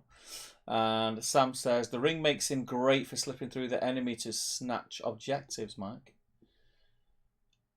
Oh, God, this bloody chat. Why does it do it to me? Sam Page says to Damien, those trees are still in my car, and 2 definitely didn't make their way onto my display board for the meetup. Hawk Jacobson says, no worries about the dice, Damien. I've heard BSIME dice arrive precisely when they mean to. Yeah, indeed, I like that. Yeah. Stupid Clean says the gaming meetups they invite only otherwise. How do I get involved? Stuart, involved? How do you mean, Stuart?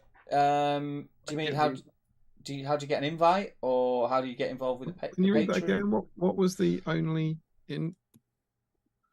What's that again?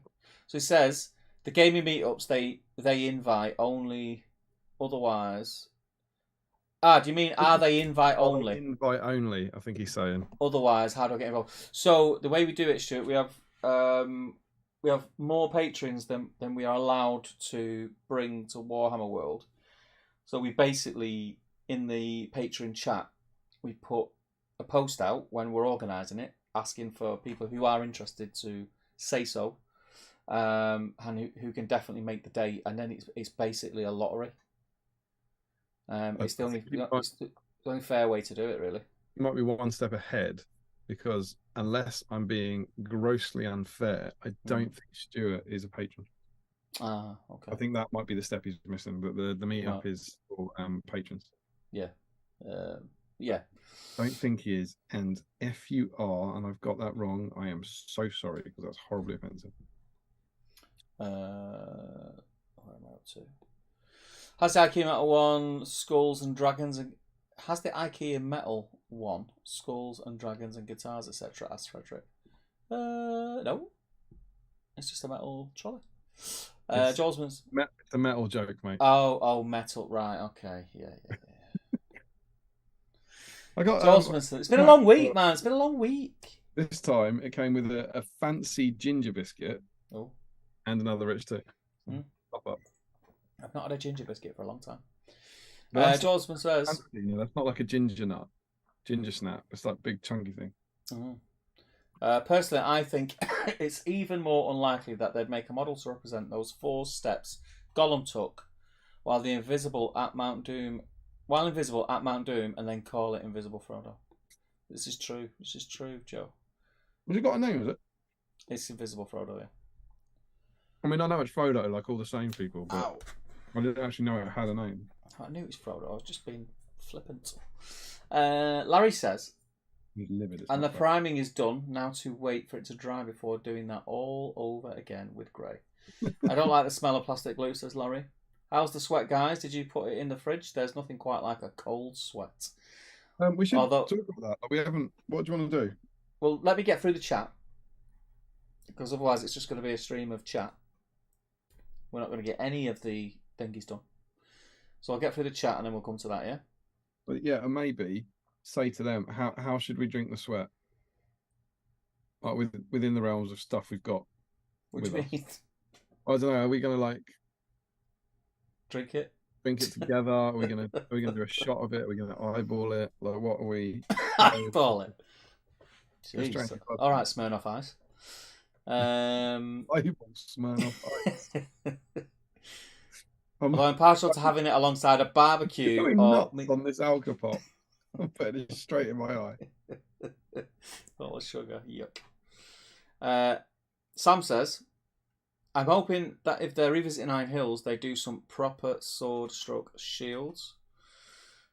I don't think they're going to do new sculpts of them, in all honesty.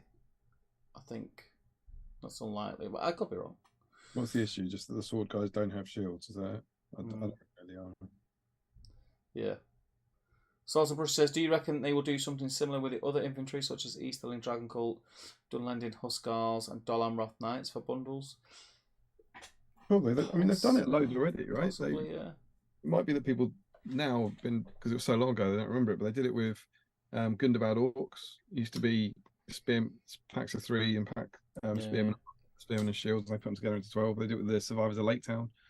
It used to be. Is it only up to now? Is it only Hobbit era that they've done these? No, we've now got like a Dunlending warband, a Black Shields warband. Yeah, that's true. Yeah. They're doing it to reduce the SKUs. Yeah. They used to have 3 products for Survivors of Lake Town. Yeah. Bows, shields, and spears, and they put them into one warband, and they made it cheaper. So those are for Army of Lake Town.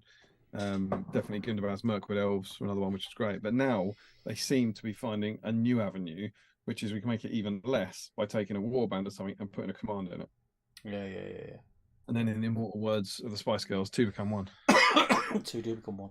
You won't believe what that song's about. I will. I do. Do I? Be a little bit wiser, baby. Put it on. Put it on. Put it on. Mm-hmm. Is it late? Where's up to? Up in there, Reavers. Do you reckon they'll do so? Yeah. Larry Miller says, I always thought they might do a sword pack one day. And Stu McLean says, while I'm pleasantly surprised by the Iron Hills price, it's still a little annoying if you wanted lots of the infantry, but better than nothing. Why is that? What you mean? Because you have to get the command? Yeah, you'd need command models though to lead them. Well, yeah, not all the time. If you've got like, maybe have to flog command figures. They're not available separately now. Sure, flog them. And it's a good excuse. I always found when you've got doubles, it's a great excuse to get your X-Acto knife out and start converting. Make them different.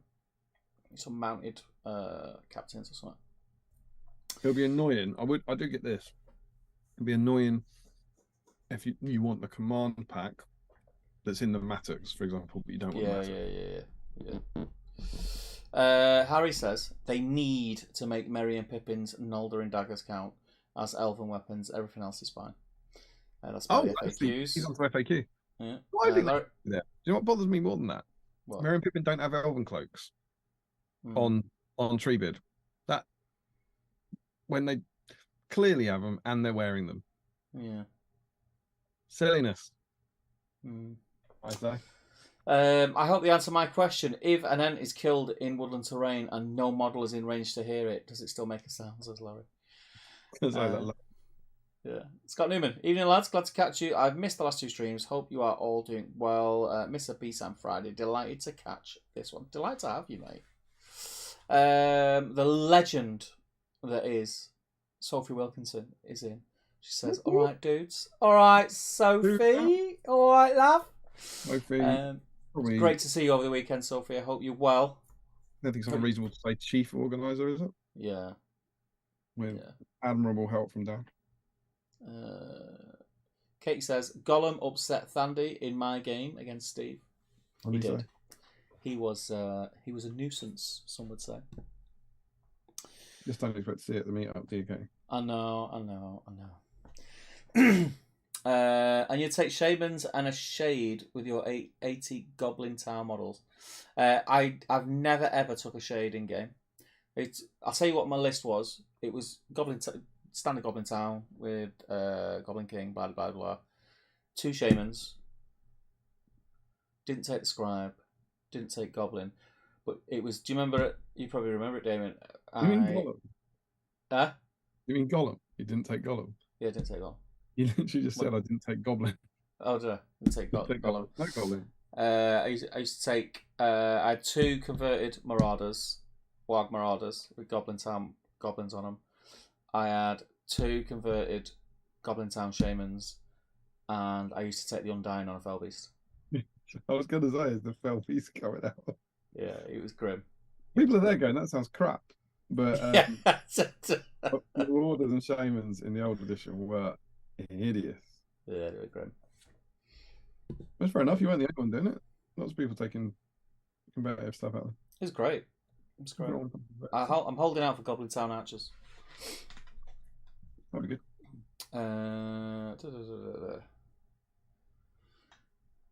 Hashtag classic beardy crow, says Joe Husband. Larry Miller says, I took him to some doubles, but we spent the whole time trying to steal the ring. That was Gollum. That was wonderful. Adam Lumner says, for the love of Tariel, next errata, drop Hunter Orcs to strength 3. I think the problem with dropping Hunter Orcs to strength 3 is no one will bring them. Yeah, that'll never happen. Dublé says she was excited when she realised you're the guy from the magazine. You what? Dublé's missus. No, I didn't hear the comment. When she realised you were the guy from the magazine. Oh, well, after the fact. Mm. As she was going home, she's like, "What?" Yeah, you didn't say it was. You didn't say it was that, Damien. Turn the car around. I got him his mug because you know You know, he wasn't there on Saturday night, so we didn't have his mug. He was there on a Sunday. I was like, got a mug for you. Sam says, I did use Gollum in the Fantasy Fellowship in Dead Marshes. He was 2 turns from the edge of the board and escape when the Fell Beast got 3 6s on the trot for its sentry rolls and mullered him. James Wilson says, I remember that game, Larry. Sam killed Gollum and then threw Frodo off Mount Doom. We were in stitches. And Ashley Fisher says, used Gollum for the first time at the Meetup. He was surprisingly useful. He's. I don't think people actually realise how good he is in game. He's decent. What can I do? He's decent. I miss free Gollum because he annoyed Damien, says Larry. Oh. Jumpy jump. Yeah, that's going back a bit. That was weird. That wasn't that in the community FAQ? I can't remember. It was free, right? I got the books from me in case. In the Free People's book, he was free, but only if you included in only if you're playing out a ring barrel. Oh so, yeah. Some point, mean boys and ladies started saying, "I'm just going to put him in every evil army I take." Yeah. Then if as soon as Isildur or Frodo or Sam turns up, free Gollum, and it was it's a legit suggestion. And so my response to that, I think we banned him in the FAQ, but my response was that any TO should be able to ban your list because it will be an illegal list against most of your opponents. You'd have to write it on, got free Gollum, and then you turn up, guys, is your opponent not got a ring bearer? No, then your list is illegal. You're out the tournament. That'll teach you. Yeah. Boo-boos. Mm-hmm. I think some people will go to, Stephen. I know, it's terrible. Joe Osmond says, I think Skeleton Horde would do the same job as Seraphim Sepia. Yeah, probably would. But you probably have to thin it down a little bit more so. Swords and Brushes says, the new metallic speed paints by Army Painter are God mode for golds. Not used them, not seen them. I like the sepia over silver, but I also like gold with Agrax. Druchi Wash says, Joe Osmond. Is that how you say it? Is it Druchi? Druki? Drew Key. It's probably Drew Key, isn't it? Drew Key. The weird quote Bell Mug, says Larry. Oh, Buffy, says Larry also. Sean says, nice one, cheers. And Larry says, a good trick for good gold is to start with Emperor's Children, then highlight it up to Fulgrim Pink. Dunlendings 2, says Larry. I think that was about the sort of warband packs. I've never heard anyone say SKUs instead of SKUs. Well, that's why you come to BSIME. That's it. Evening all, a stream and Gollum, a chance, says Dan Collister. Good to have you in, mate. It's great to see you. That is a cracking South Park reference. Larry says, the Mattocks box is a bit annoying as you don't normally want that many Mattocks. Some people do. I don't think I've got Mattock wielders painted, and I don't think I've actually ever used them in any of the games that I've played with Iron Hills. No, I mean, Frederick says Gollum should be in Kirith Ungol. If you take Shelob, makes more sense than Goblin Town. He eats them, not a friend. Yeah, he's not their friend, is he? No. Gimli should be in Lord of the Rings era Erebor reclaimed. So it's Frederick also. Snagger says, Snagger's not in the chat. Frederick says Snagger should be in Mordor. And Sophie gives us a love heart and says, all well. Great to hear. Hope you're having a good weekend, Sophie. Oh, you got a good weekend ahead. Stephen Rice says, evening all, just arrived at the in-laws, so can't stick around for the stream, but I've got Gollum primed on arrival. Disaster as we left, though, as I dropped my backpack on the weather top I built. That's grim. Night all, thanks for the hangout. Good luck, Gollum, says Ruth. Take care, Ruth. It's good to have you in. Hopefully see you and Sean soon.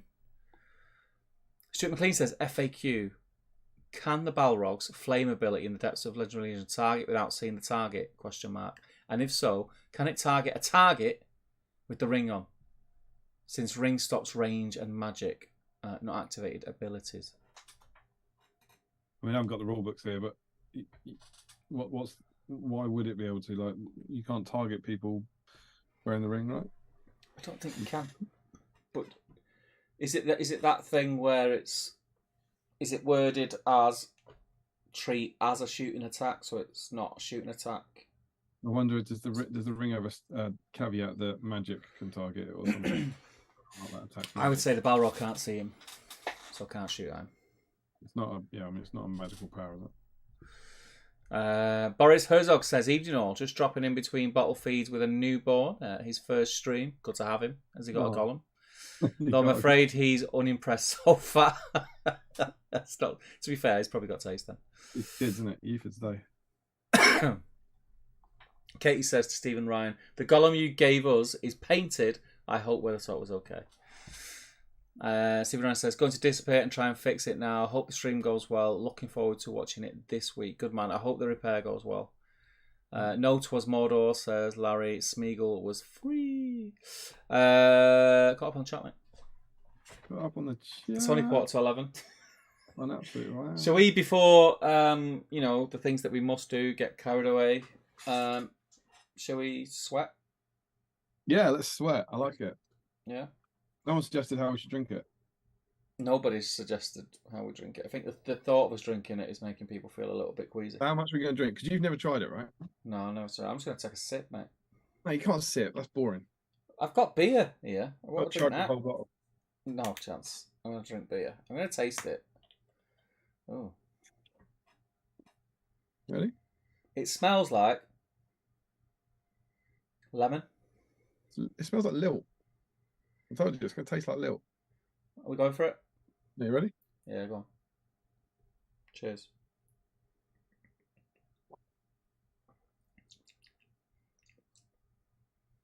Actually quite nice. It's like lilt. It don't taste like lilt. Tastes exactly like lilt. Nah. I mean, I say that. I haven't had lilt in about 20 years. It doesn't taste like lilt. It tastes like Lilt. one of those Lucozade type sport drinks. I think it is, isn't it? It's an energy drink, isn't it? Yeah. I see you put the lid back on and you put it quite some distance. Yeah, getting another bit out. It's not unpleasant. It's very sweet. It's very sweet. Anyway, here's the Pocari Sweat. Huh? You finished that? The bottle? Yeah. No. I will do. I'll drink it. I will drink it. But I'm on. Listen. If you were given the choice, which one would you drink? A beer. But I'm not saying you have to pick one. I'm saying, will you finish it? Yeah. Oh, yeah. I'll finish it. Yeah. There you go, Larry. It's quite refreshing. Pocari Sweat section. Right, what are we on then? Talk about the meetup. Who, what, where? We'll talk about the meetup. Talk about meetup, yeah. Go on, I'll let you go. I've not been doing all this talking, have I? Doing all the graft.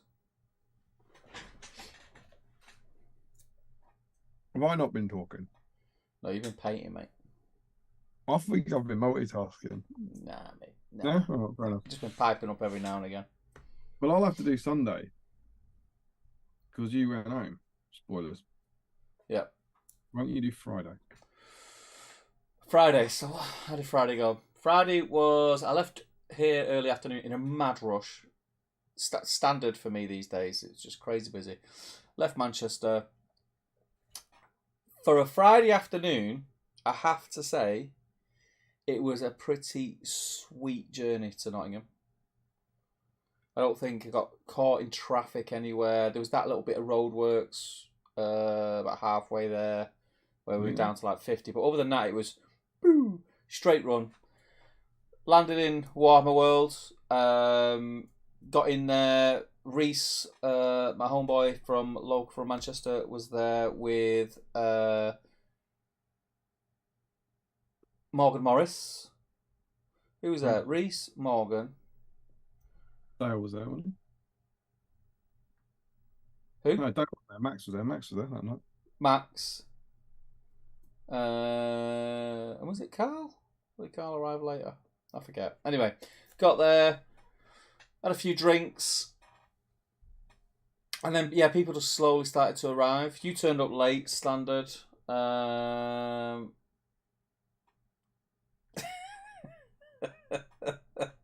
up precisely when I said I would. Yeah. And then we went for food, didn't we, to, what's that pub called? Water's Edge. The Walter's Edge. Water's Edge. It was alright in there. It wasn't too bad, actually. I think, we've been in the Water's Edge before, haven't we? Yeah, BSIME Meetup last year. Yeah. And I thought I enjoyed it more this year than that year. Was it a bit more, was it disjointed the year before or something? It just felt a little bit cosier this year. No, last year we were all on one big long table. Ah, maybe that's what it was. More, Yeah, maybe that's what it was. Which I found easier this year to sort of speak to people, and when you're on a long table, it's like I think you said it, didn't you? It feels like you're all together, but you're not. If you know what I mean. You're better off having like three tables. Profound thing I would have come up with. You're better off having like three tables. 20 of you at a long table, right? And you feel like you're together. Give me another drink, Steve. I'm on fire tonight. But yeah, that was good. It was all right. I liked it in the pub. And then back to the hotel. Back to the hotel for the after party. Yeah, party. Holiday Inn. We stayed up well late. It was a long one, yeah. Way past our bedtime. We I had a it was one of those, nobody else seen it. And it was one of them moments. I think we've had a couple of moments in the hotel room, Damien, I think you'll agree. That will stick with me.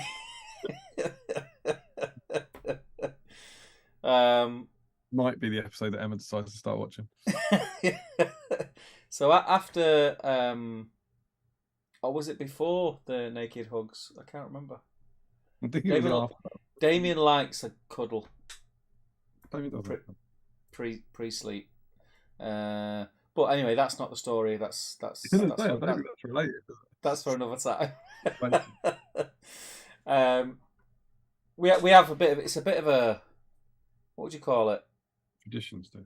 It's a tradition, routine, where we're at a gaming weekend, we're roomies, we get bladdered, and then we go back up to the room, and the one thing we do before sleep is we have a cuppa. That answer was not what everyone was hoping for. We have a cup of tea, and a biscuit or a bit of chocolate or something, and we just kind of decompress the evening. And we had a bit of drama, didn't we? Huge drama. Bit of drama. So we soon realised after boiling a kettle, we were setting the cups up. We had plenty of coffee in the room, and we had what looked like 2 Tetley tea bags. One of the packets was empty. Unbelievable. So we only had 1 tea bag. One tea bag. bag. So here's me thinking, right, okay, think on your feet. What we'll have to do is fill one of the cups to the brim with water and basically get 2 cups of tea out of 1 tea bag. Do you know what I mean? That was what I was thinking. Fill it to the brim, 1 tea bag, let it brew, then pour half of it into the other cup, top it up with milk. Jobs are good and blah, blah, blah. Anyway, that's not for Damien. Damien's not used to that down south. He wouldn't have that in his China tea set. So he gets on the phone, doesn't he? And bearing in mind, it's gone 3 in the morning. It's gone 3 in the morning. They're probably setting up for breakfast. So and then you've got a lot of tea bags.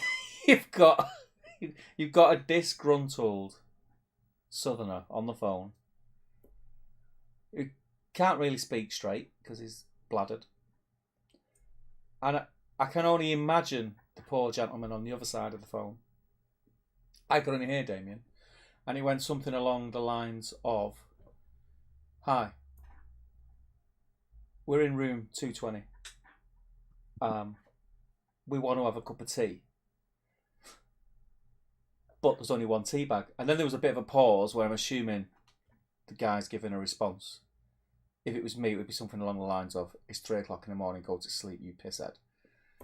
That's why no one would come to your hotel. But But then Damien said, and there was hand action. So imagine he's got the phone in his hand, and his other hand went like this. I don't think you understand. There's two of us. And then there was another pause. He went, but there's two of us. And then all I heard was, yes, thank you, phone down. Next minute, door, and I just seen this fist come through with Tetley tea bags falling out from in between his fingers and everything. And it was absolutely hilarious. I don't think you understand. There's two of us. I was very polite. I didn't yell. Yeah, but you could tell you meant business. And also, the next day, you said, I think that's what you said, I was drunk. That's what you said. And you know, Wait, that's what you said. You know what the other thing was? After all, I fell asleep, didn't I? I didn't drink it. After all that, Oh no, you put sugar in your I Monster. put sugar in your tea and you didn't drink it.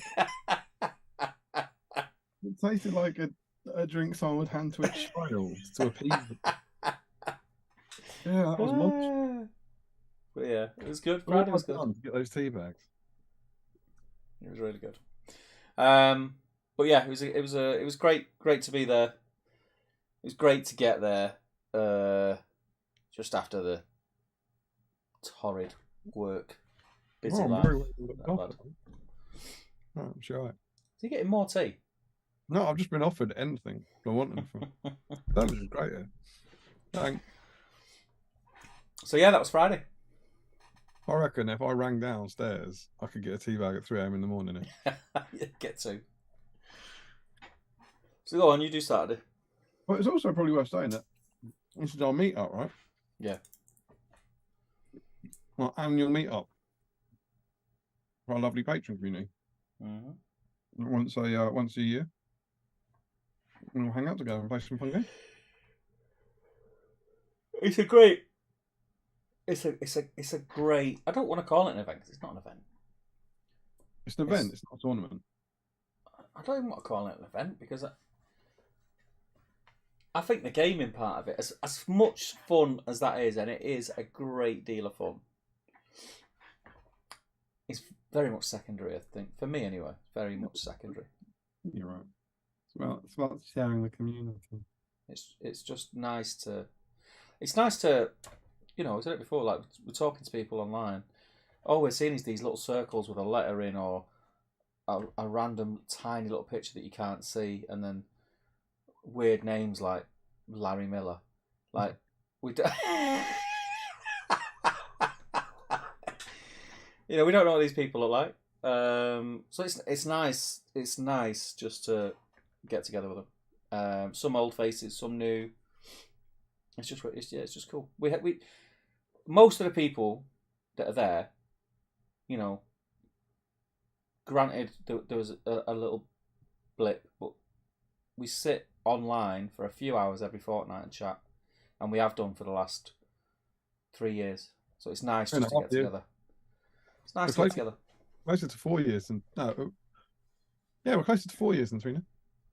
It's mental, isn't it? So yeah, so for me, just getting together anywhere, the fact that it's in like Warhammer World is like the mega icing on the cake. But it's nice just to get together with them. It is. So on Saturday, we woke up thrilled to have got some tea. I found a horrible cold cup of sugared tea next to me. We went down for the fairly mega holiday and breakfast. I love that holiday in Volendam. Although, ironically, of all things, their tea lets it down, as you said yourself. The tea was shocking, yeah. Might be the water, though, I don't know. Mm. Then headed over to Yaldi Warhammer World. Yeah. As I said, it's been organised by Sophie and Dan. And we all got our goodie bags that were like personalised. I think the only personal thing is the chocolate. I don't think they are personalised towards you, are they? I think they're the same stuff in them, but they're named. You probably don't know because I imagine you forgot yours. And that was very nice. There were some lovely stickers in there. There was some badges. Cool stickers. Stickers are cool. Amazing stickers, amazing badges, amazing priority marker painted by Dan. Some bases from Generation Shift, some party poppers, some chocolate, some toys which have all gone to my kids, Slinky, bouncy ball, sort of stuff. Exhibition ticket. Yeah. Pretty cool. Good party bag. So our little thank you to you for supporting us. And then we played some games, didn't we? We did. I played Julian Hammond first with Dunlanding Army, and he spanked me. I then played Stephen Ryan with the army he brought to the event. Old man brain. God almighty. What was the second scenario? I've been like that tonight. It's terrible. What was the second scenario? I don't know. I used to remember his name.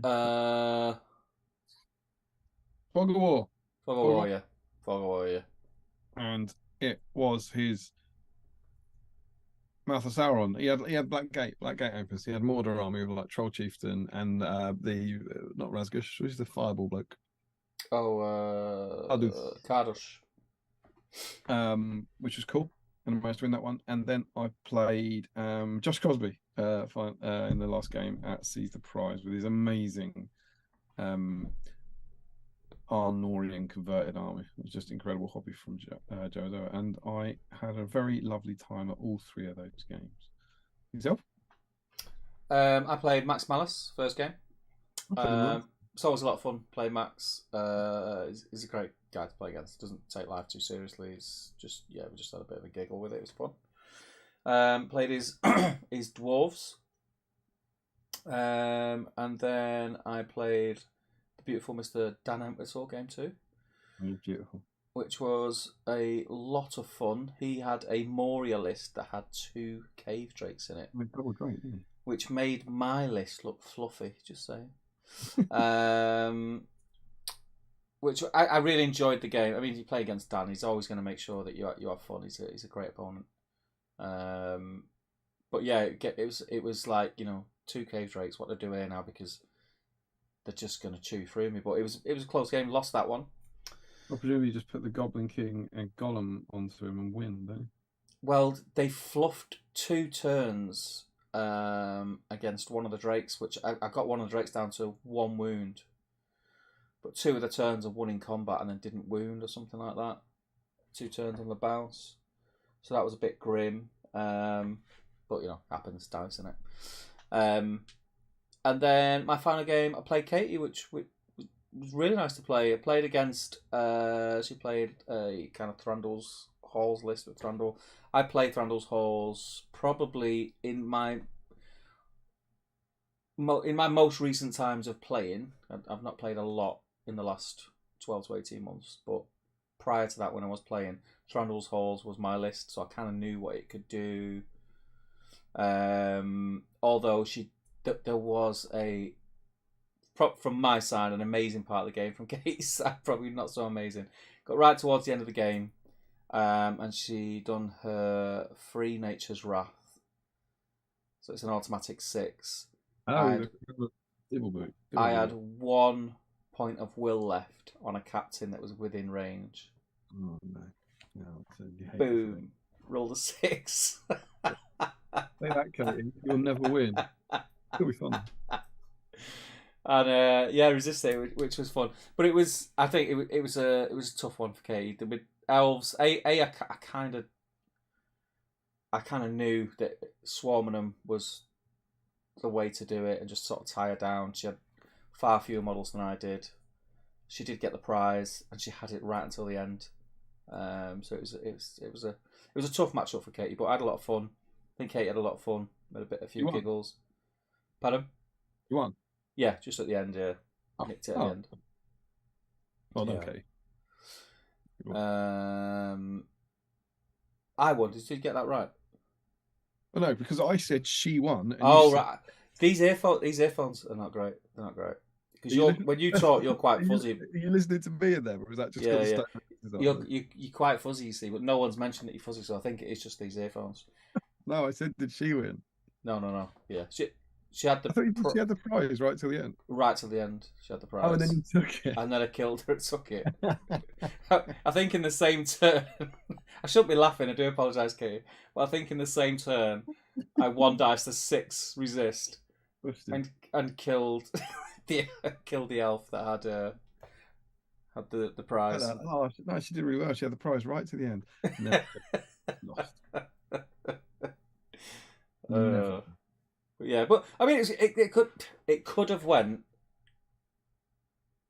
It could have went the other way points wise if she kept all the prize. I think I had broken her and inflicted a wound or 2 on Thranduil. I think. I know we don't normally like to jump ahead in the chat, but I will say she has interjected with rolling 3 ones as Tariel and then re-rolling to another 1. Yes, that was another. That's not how Tariel rolls. What are you doing, Kate? That's not what my girl was about. Okay. Katie, remind me, because who was that in combat with? Because she rolled 3 dice with Tariel, rolled 3 ones. And you know me, like, I'm a bit of an idiot. I started laughing. I said, "Oh, I've got a re-roll."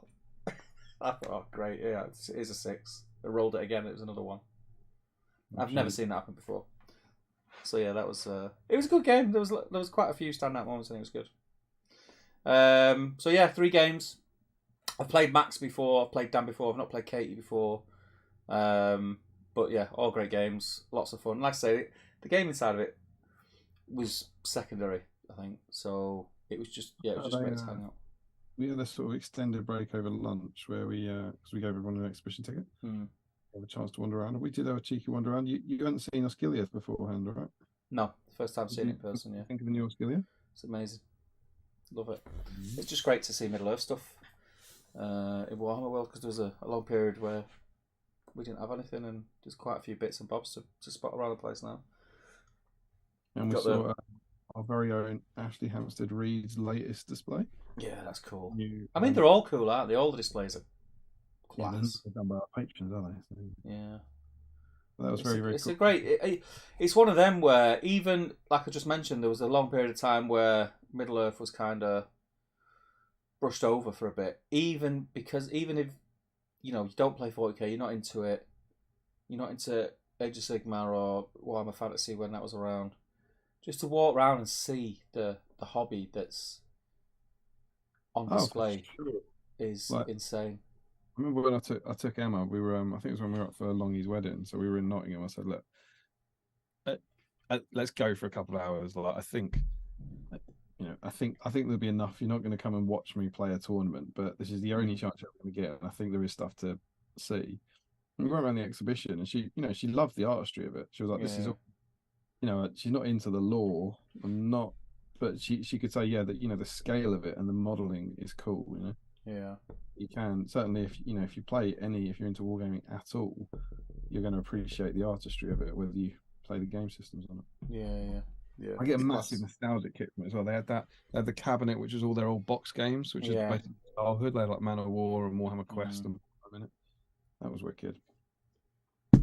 Yeah, it was really good. Really good. So those are my games. Lots of fun had.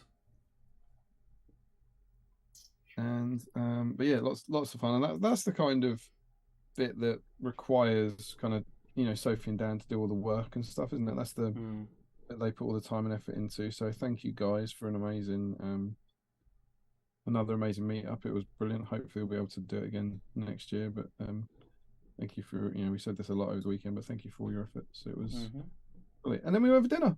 We did. As ever, we tried to give some patrons some prizes, people who have been with us to the next level. We gave out a few mugs and those sort of things. We did. And then we had dinner together at the Beefeater this time. Yeah. It was too. I should probably say, to you, that it's nice to spend time with you, because we don't do it a lot. Yeah, it is. I actually see much of you do. In a bizarre sort of twist. And then in a hugely unexpected twist, you went home. I did. Again, super unorganised. and so I had a christening on the Sunday, and it was one that I couldn't really get out of, so I had to go. So the plan was do the Saturday night, drive home Sunday morning, and the closer, like every hour that passed, I was thinking Sunday morning's going to be grim because the christening was at 1 in the afternoon. If it's like a 2-hour drive, I have to give around 2.5 hours, 240, just in case there's traffic. Late, I thought I'm gonna have to get up dead early, and I've got to have enough time to get home, have a shower, get changed, get ready, and I just thought it's gonna be a mad morning. And the last thing I'm gonna want to do is go to a christening when I'm shattered because I've had to get up at stupid o'clock and drove 2 hours on the motorway. So I made the decision. Do you know what I'm gonna do? I'm just not gonna drink throughout the afternoon and evening, and I'm just gonna take it easy, hang around, and stay as late as I can, head home. So I think I left. It was about 11. Just gone 11 when I left. And yeah, I said to you before, didn't it? Horrible. I'll never do that again. Horrible, horrible, horrible. After a day of gaming, and I was quite hungover Saturday morning. So getting up fairly early, being hungover, not having much sleep the night before, gaming all day. It's a long day, and then getting to like 11 and then going, right, okay, I'm going to drive home. Yeah, it was a scary drive home. I was knackered, but I got home. When you're driving and that your eyes are going and Yeah, there's it's nothing grim. about it. It's not because of, it's not a stupid thing. It's not like you're drunk. It's not like you're on no sleep or anything. But there's nothing you can do about it. It's a No. hit thing. You're trying to open your eyes wider, and all you're doing is lifting your eyebrows up. you think you're opening your eyes, but your eyes are still just like squinting. So yeah, it was like a windows down job, music up loud, and just kind of focus for 2 hours and get home. But yeah, I got home. I was still shattered when I got up in the morning because I'd not had much sleep again. And then the christening was long, so the christening was, going off topic a bit here, but it was Greek Orthodox, which is a Christian christening. Obviously, it was Catholic, but I'd never been to a Greek Orthodox christening or service or anything before. And basically, you stood outside the church, the hall, whatever it was, for a long time. A lot of stuff happens outside the doors, and then you go in, and then you just stood up for ages. You don't sit down, you just stood up. And I was absolutely knackered. I'm like, come on. So it was it wasn't a great experience on the Sunday, but it was worth all the effort, and I'm glad that I decided to come home, even though it was grim, because from what I could make out from the people who drove back up north, there was a bit of an issue on the motorways, and I would have got stuck in that, which would have been super grim. So It's however grim it is, you're there, aren't you? You're at home. You wake up, but you're at home and you're in the right place. yeah, Journey. yeah. So, but yeah, it was a shame. I can't. It was that thing. You've got the devil on one shoulder, angel on the other. Stay, don't stay. Stay, do the right thing, don't do the right thing. You'll be all right doing it tomorrow. Da, da, da. I think I made the right decision, as grim as it was and as tough as it was. Yeah, I think I made the right decision. But yeah, it was still a bit crap heading off. I couldn't have a drink, but it's not everything. Yeah. We said a fond farewell to you, of course. Mm-hmm. And then we stayed in the Beefeater until they kicked us out. Must have been about 10 of us in there till like 11 or something. No, it was at the hotel that I went. You got to the hotel? Yeah. I had to go and get my bags then and stuff. No. Then we were in the bar. I don't think it was quite as late as Friday. I want to say like about 1:30 or something. Yeah. We just had a lovely kind of debrief and chat and stuff. It was just very, very, very nice. Mm-hmm. And then the next morning was actually quite nice because even though it was, Saturday was very, very casual, we had a plan to go to Warhammer World on Sunday, but no real start time. It was from 10. Yeah. So next morning I had quite a nice kind of relaxed wake up. Really, it was quite pleasant. And went down and got some breakfast. Missed you. The undisturbed bed to my right was very sad. My tea tasted nice though, so that was something. And then headed down to Waltham World and met up with. There's about 10 of us left who hung around, and I got 2 more games in, which is cool. I played Mr. Carl Daly. Nice. Had an awesome troll army. There's 2 Mordor chieftain. It was the Blackgate Opens Legion. It was like 2 Mordor troll chieftains, Mouth of Sauron, and 2 trolls. So it's pretty scary stuff. That was good fun. And then I played the magnificent Michael Haskell. And we had a brilliant game. And he had again a really cool army it was Mordor themed, but really weird. He had a troll chieftain, Mouth of Sauron, 6 Morgul knights, and Witch King on Fellbeast. Okay. Like that. So very, very elite. And that game was just brilliant. It swung like back and forwards both ways, and I managed to pinch victory at the end due to the heroics of Boromir. Boromir kind of basically one-shotted his army in the final turn. He just did all the Boromir things. It was great. But really, really good fun. And then the last 3 standing, which are myself, Dan, Nelson, and Larry, went for lunch in Bugman's. Okay. And they headed off. I think I was going to go and get, for some reason we separated or whatever, and then I realised that I wasn't in a particular rush to get home. Then I wandered around like Warhammer World, like the shop, for about half an hour, like all the stuff that normally at these events you just never have. Like on that Saturday, you don't really have time to do much, and if it's at a normal time, you don't have time to do much, and you're normally with people and catching up. But I just found myself on my own in Warhammer World.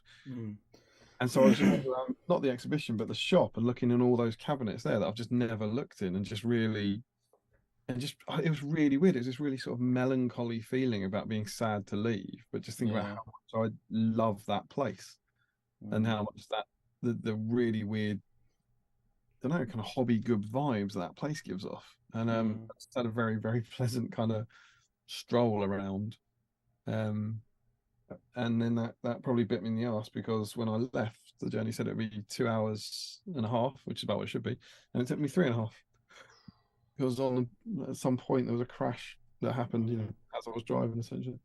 So I had a fairly grim journey home, but I did get home safely, and all was well. Yeah. All in all, I mean, everyone we've done has been a great weekend, and for me, on a personal level, it was really nice. I think it was Katie that I said it to. It was really nice for me to be there, and from the moment I arrived on Friday till, I didn't think about work, which it's been months and months since I've gone longer than an hour without thinking about work. And it was like 2 days of just being a nerd and chilling out with pals. I always find that, so like, great.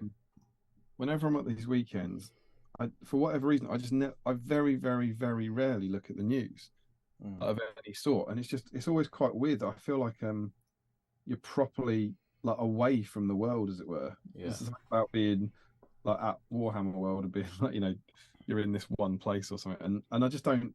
All the sort of things I normally check, all the kind of websites I normally check, I hardly ever check them when I'm on a wargaming weekend. So I just miss out on kind of 2 days of the news and everything. And it's very much all wargaming, which is really nice to escape from the world.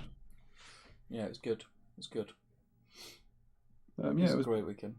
So thank you to Sophie and Dan for organising, and thank you to all of our lovely patrons who make it possible, and thank you to the patrons who are there for just being the most awesome little community we've got. Yeah, right. I think we said it loads over the weekend, but it really wouldn't have happened if it wasn't for Sophie and Dan. No, yeah, well, I think you said it in the pub when we were doing the prize handouts. Like, we literally. Not false modesty. Just turned up. We just turned up. That was it. So yeah, massive thanks to them. And thanks to everyone who makes it what it is. It's you guys who make it. Buy yourself anything? Get yourself any treats? No. Nothing. I was just kind of just soaking up the atmosphere of being there and enjoying company, just chilling out. I did get myself something. Did you get ahead? I did. For me, I got ahead for me and Tom. But Well, I'm not. I thought spending £30 on head is quite good, but I'm spending £60 on it. Must be. I'm not even gonna go there. I'm not even gonna go there. Quite too much. Yeah, we tried to do it. What was the last thing? The GT maybe, and they didn't have any. Sold out. And so I came back with. I was like, I just want to, please. So I'm desperately trying to buy your stupid head, like. But yeah, so I got it, but they didn't have them in stock. But if you order it from there, you get it delivered home for free. So I was like, all right. So they got so yeah, me and Tom both bought the head, so better or worse. And my primary reason for doing this, it'll be on the Seven Stones Owl Hen board for sure. But I think that's going to be the most paint a scenery kit for hobby bingo. Yeah. So yeah, I don't know. Yeah. It's nice to go to one mod and treat yourself, even if it's a really, really expensive head. What can you do? No. Right, we better crack on, mate. Shall I jump back in the chat before we go into the mag? Yeah. Just before you do that, can I ask Gollum, famously big blue eyes, would you blue his eyes? Have you ever tried it? Yes. But I don't think I used blue. I think I used. I'm not going to remember the name. It was a bluey grey. What, like the Fang or something like that? Yeah, so one of them like Space Wolfy colours. Okay, well I've got Hoeth blue because I just had to pick 10 colours. Because I did it. I mean, look at those big blue eyes. So blue. And I did it on my old one, which I painted like 10 years ago. So I'm like, I must be able to. But I'm thinking like white, then blue, then black. He's got big eyes, right? I am thinking of trying to do all three the first time. I want to say with mine, I went black, painted the eyes black, then done blue over but leaving black ring, and then done 2 white dots either side. Oh, the Kev Lawrence technique. No, Yeah. screw. I can't get 1 dot in the right place. He always does that on our SBG paint guys. He goes do the black, then do 2 white dots either side of it. Like, are you? And yeah, obviously his look perfect. I was like, are you insane? I'll do 1 white blob and then 1 black dot, please. I'm not trying to get it right twice. I always think though, because if you get it's just about the first one. If you get the first one in the right place, the second one's easy because that's like your marker. True. I think. But anyway, right, I'm going to jump back in the chat and then we will do magazine because I'm going to get through the chat now because my eyes are starting to go, so to speak. Stuart McLean, all right, sign up for Patreon. Good man, welcome and thank you for your support, Stuart. It's great to have you on board, mate. We will. No. Do you want to add him to the chat? Can you, Stuart? Can you prove that you signed up? We just got his word for it. No, it's on there. I've got a notification on the phone. Amazing. Yeah, should we do it live? Stuart, can you might have to drop Damien a private message on Facebook. We've chatted at 7 Stones, so I'll have him. Ah, right, okay, be all right then. Larry says he has tried it, he just doesn't remember. Larry says also, I had I don't know what SI and a symbol at the same time. What was he talking about there? I don't know. He's only bloody in. Is he in? In live. Everybody, please make Stuart more than welcome. You know the dance. Stephen Ryan says to Katie, hooray. I think that's because she's painted Gollum. Larry says, when I was in Japan, I'd get through 2 or 3 bottles a day. Flipping heck. I'd pick anything over a beer, says Larry. That's wrong. Sorry, it's definitely an event, says Dan. What was he saying about his sweat? It says he used to drink 2 or 3 bottles a day. 2 or 3 bottles a day. And he prefers anything over beer. Do you Larry, you'd left, so you didn't realise how much joy you brought to us all with your passing comment that you left with us as you went to go and check in on Saturday night to your hostel thing, when he said, "It's going to take me about half an hour to walk there, but it'll be quicker on the way back because I won't have my backpack."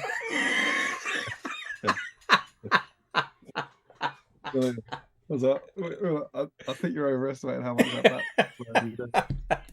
But he came back. He did come back, yeah.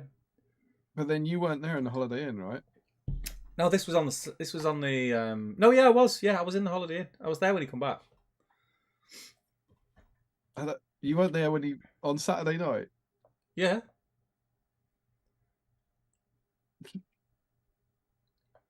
I don't think you were. I think it's when you'd gone. But he came back, and then yeah, I seen him come back. That's what I'm trying to say. So I seen him come back. So obviously something else. But then he told us about his interests. Oh yeah, no, I wasn't there for his interest. I don't think I'd want to be there for his interest. Big fan of water. Oh what? Big fan of water. So it's just interesting to know. It's interesting to know. There you go. We know about some. Larry says, "That's why I put off writing my list for so long."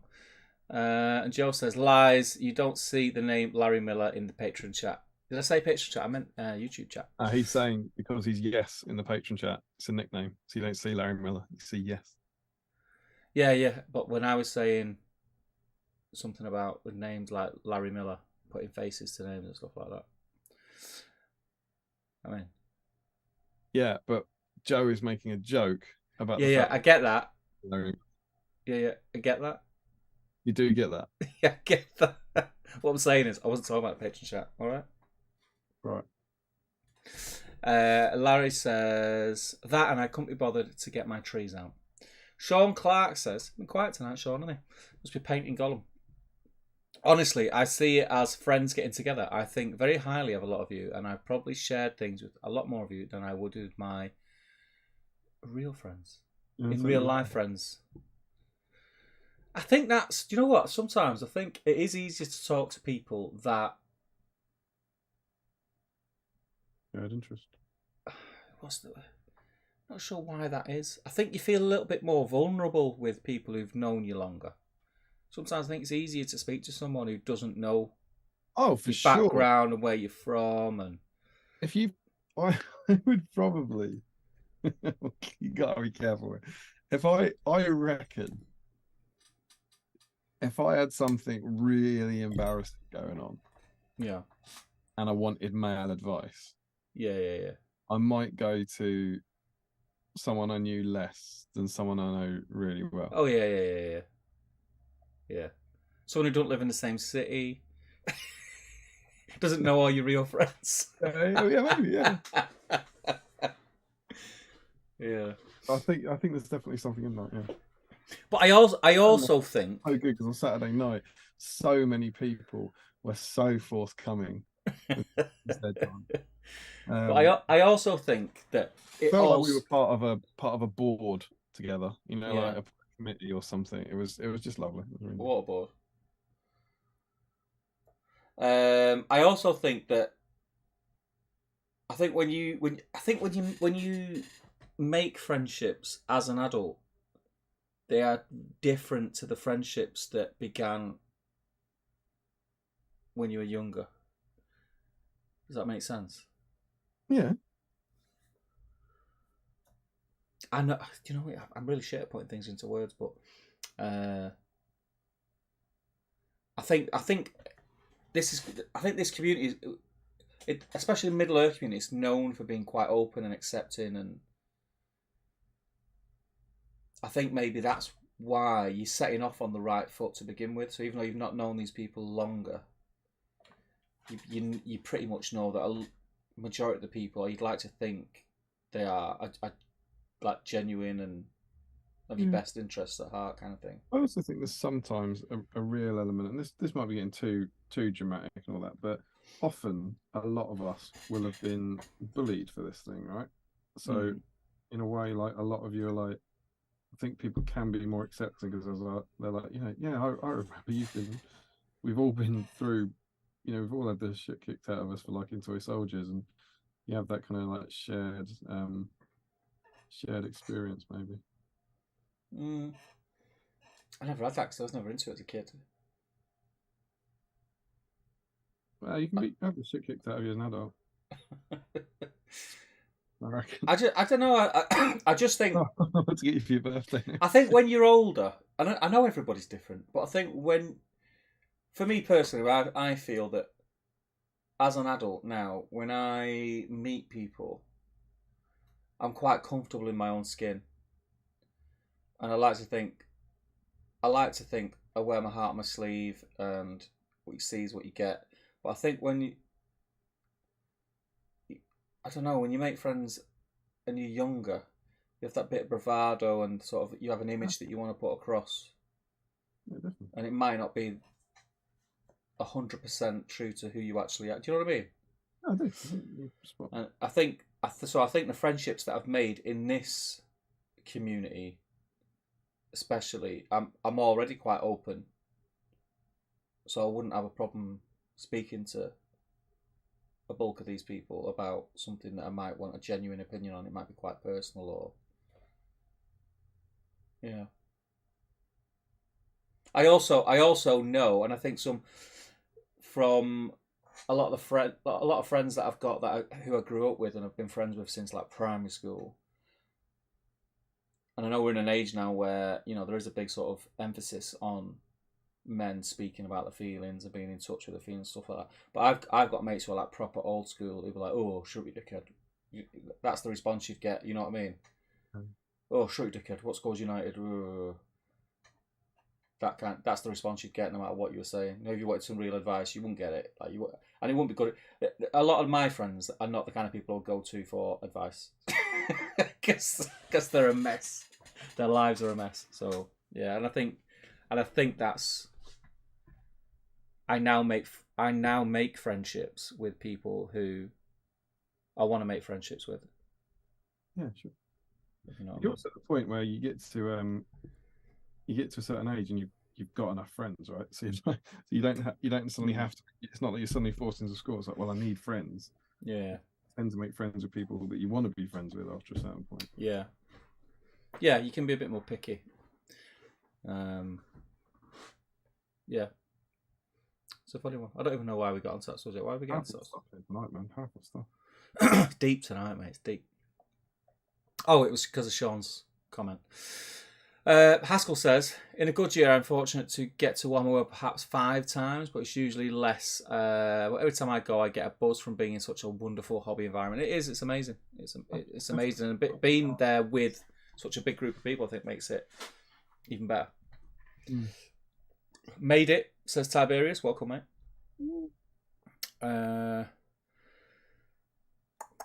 Katie mentioned the 3 1s and the re-roll. Yeah. It was a highlight for her. Larry Miller says, Grey done. Kind of wish I'd primed him grey, though, as some angles, some black gets through. It took me and Harry 5 turns to get the prize. And Kate says, Goblin King. Oh, that was who Tario was fighting against. It was a fun game. She said, I'm glad you enjoyed it. I was like, I got really paranoid and started to instantly regret bringing Goblin Town about 10 minutes into the first game when I was just moving so many models around. But I tried my best to be quick. Larry says, my best moment was Contest of Champions when my leader Gothmog was fighting Sam's leader Cartdalf. Susan the Merkwood Spider ran around the back and chucked a web into Gothy. He never got out of it. Oh no. Sean says, Ascilius board was amazing. I love how each tiny little bit of that board was a little narrative. Yeah, it's very cool. And then Larry says he died a couple of turns later.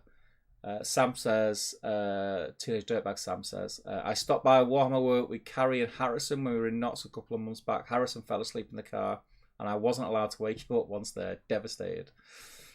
There'll be other times, I'm sure. Dave Walker says, good evening. Just got in from work. Any paint recommendations for Gollum's Flesh? Cheers. And then Larry hypes up with his usual Emperor's Children highlight with Fulgrim Pink. Ignore Larry at all costs. Damien made the interesting choice to have both Faramir and Boromir roll 2 highest on resist rolls on 2 dice in subsequent turns. Actually, I was against Haskell. Flipping out. I ended up buying a Bugman's Hip Flask on a Sunday, cushed it. He asked for a journey that would take 2 hours. They gave him 3. Tips for Dave Walker on the Gollum's Flesh. What are you getting out of the magazine there, Damien? Well, I would spoilers for the magazine, right? I would have normally gone with my tried and tested favorite color scheme, which is like basically Ricard Flesh, like Ricard Flesh, and then worked it up and worked it down, adding probably Pallid Witch Flesh to it. But for this, because Pallid Witch Flesh, I decided to just go with the mag, and they recommend a new money, Bugman's Glow, which is quite pink. Yeah, it's like a pinky, fleshy colour. And then you add a Shabty Bone to that for the highlights. So that kind of makes it go kind of paler. Yeah.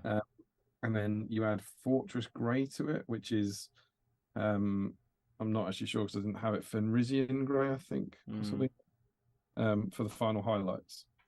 So that's what they recommend. And we said Bugman's Glow is pinky, but if you're not sure, it's like a dirty pink, isn't it? Dirty pink. And so that's what I've gone with because I thought, to hell with it. It's BSIME model. I'll go with it. And he looks all right. And but I'm not gonna lie, he's pinker than I would like him to be. Yeah. He looks to me flesh coloured. He looks quite human. Yeah, but I do have one more. I'm just kind of shading this back down a bit at the moment. But I then do have one more highlight layer to go where I'm going to get a real more Shabty Bone into it. And nice. So Ricard Flesh as a starting point, if you're doing what would be my advice. But this is quite cool though. That's quite good. Yeah, good. Take on him. Frederick says, finished Gollum and Boat, not 1,000% happy. Tried making his skin interesting by starting with a grey stroke purple mix, but still think he looks good. Interesting, good stuff. Carl says, I'll definitely play the Blackgate Troll list again. I think it would have been more fun than the other list I brought, Sauron and a Witch King on Fellbeast. Yeah. And Haskell says, I had a great and most welcome work de-stress BSIME weekend with 5 cracking games and lots of fun and great company. Highly recommended. Joe Hosman says, I'm literally about to try and blue his eyes, as you asked that, Damien. I've done it. I'm pretty happy with it, if I'm honest. Good stuff. Frederick says, painted his eyes blue, then black. Hardly any blue visible because of the lack of contrast, but I've painted the eyes with 3 colours for the first time. Yeah. I have blued my Gollum's eyes, says Because of Dragons. His eyes are big enough, says Frederick. I plumped for Liquitex. God knows what that says, Joe. Is it Carolean? Ink. I meant to have a sip at the same time, Sizzler. Carolean? Whatever. He'd left by the time that story happened, says Larry. Sounds like I dodged a bullet there, Lazar. I don't know what you mean. Oh, keep getting it. Why is it giving me the options so I can't read the box keeps coming on all the options what to you want to boot people. I can't read the bloody comments. Thanks for the meetup. I really enjoyed it, says Ashley Hampstead Reed. So chill, happy vibes, and wonderful people. Couldn't ask for more. Couldn't agree more. Dave Walker says, cheers, Larry. And Joe Hosman says, I think you'll find the correct term is #normal friends. Frederick Schultz, friendship streams in Middle Earth, FSIME. Carl says, the group in particular has been a huge for me, both hobby-wise and personally. The latter, especially over the last 6 months. I've made at least 3 or 4 friends I'll be friends with for life. I'm so fortunate that I can be so open with my struggles of later and not feel judged in the slightest. That has meant the world to me. Massive love for this group. You're welcome, buddy. Larry says, for a more serious note, I went Wraithbone, then mixed Skeleton Horde and Gulliman Flesh. Haskell says, going to have to bow out very soon. Up fairly early tomorrow for a day of historical wargaming. My 17th century Swedes are getting a rare outing. Have fun. I think they'll still taste nice after 500 years. I've got the kids' school summer fair tomorrow. Guess who's helping out at the barbecue?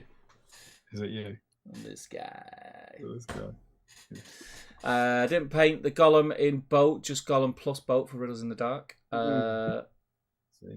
Joel says soft sea stay. Cerulean. Cerulean. I think I didn't see the word. I think it might be cerulean. Sods brushes. Good luck to Michael Haskell. And Laurie says, "I'll tell it next time we're drunk at an event. Don't worry. I look forward to it, Lazar." That's it, mate. Got up on the chat. Work. Do you want to do the mag? Give my eyes a little rest. I'd love to. I think my eyes are getting worse, you know, mate. I need to go back to the optician. What's happened? I need to go back to the It's optician. going to be that way, isn't it? Issue 63. The ring bearer is captured by Faramir. Gollum week. What a time to be week. This is our first issue in ages where you don't have the War of the Ring campaign. So the potential for there to be some new juicy stuff. And let's start with a cover, because this must be the best SBG playing picture we've had yet. Look how excited Gollum is to be playing SBG. And look, he's reaching for the Frodo. way they've incorporated it, he's reaching for Frodo, which is both thematically brilliant because he's after Frodo, and also looks like he's about to move his models. Lovely stuff. Cracking cover. And a very intriguing looking picture of a waterfall as well. So inside, Gollum in the ring. After the fall of Isildur at the Gladden Fields, the One Ring has come into the possession of the creature Gollum. In the long time that has passed, his mind and body have been twisted and corrupted by the ring's malevolent influence, which is sad. What's the saying, my precious, my love? Is Smeagol losing his nerve? Smeagol hates hobbits. Smeagol wants to see them dead. Are the quotes. Wretched creature, which is like kind of anti-Gollum propaganda, if I'm honest. Gollum's entire existence is driven by his need to once again possess the ring. And it's the Gollum with a fish model we get. And over we go, and we get Gollum. We get the rules for Gollum in his game, which is cool. The creature Gollum has stalked the shadows for 100 years. The power of the One Ring is sustained him at the cost of his sanity. Here we present the rules for including him in your battle game. And here are his, inclusion rules at this time. He's an evil model. He has no points value. He's effectively free. However, he can only be included in the evil force if your opponent has a ring bearer model, such as Bilbo or Frodo. Gollum is not set up with the rest of the evil force. Instead, he's deployed only after both sides have set up, after which the evil player may place Gollum anywhere within 6 inches of the ring bearer. In cases where the ring bearer sets up at a later point during the game, Gollum is deployed. Excuse me. Gollum is deployed within 6 inches of him at the same time. And then there's a lovely caption saying "never far from the precious," and a rather funky looking Dead Marsh Spectres little board there. Yeah, I was just looking at that. That was cool. Looks nice. So yeah, his points value is 0, so you can't pay for him. This is the only way you can include him in your army. Fight 4, strength 4, defense 4, 2 attacks, 2 wounds, and courage 4. He has 2 special rules: pitiable and split personality. Pitiable, to most, Gollum's a wretched creature worthy of pity rather than hate. To represent this, as long as the ring bearer is alive, no good model, including the ring bearer, can target Gollum with a ranged attack or magic, nor can they strike blows against him in combat. Good models are allowed to charge and fight Gollum in the fight phase, but will not cause any wounds if they win. If the ring bearer dies, however, then Gollum becomes an enemy and can be shot, fought, and targeted with spells as normal. So that's pretty cool.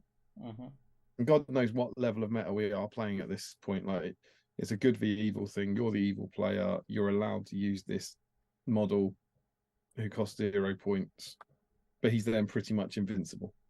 Yeah. And his split personality, this is fun. 2 distinct personalities vie for control of Gollum's actions: the remorseful Smeagol and the hateful Gollum. To represent this, whichever player's priority each turn can control Gollum's actions. The player can move, charge, and fight with him as if he were a normal part of the force. However, during the move phase, the player in control must always use Gollum's movement to place him to within at least 6 inches of the ring bearer. If Gollum can't get this close to the ring bearer, he must move as close as possible to him instead.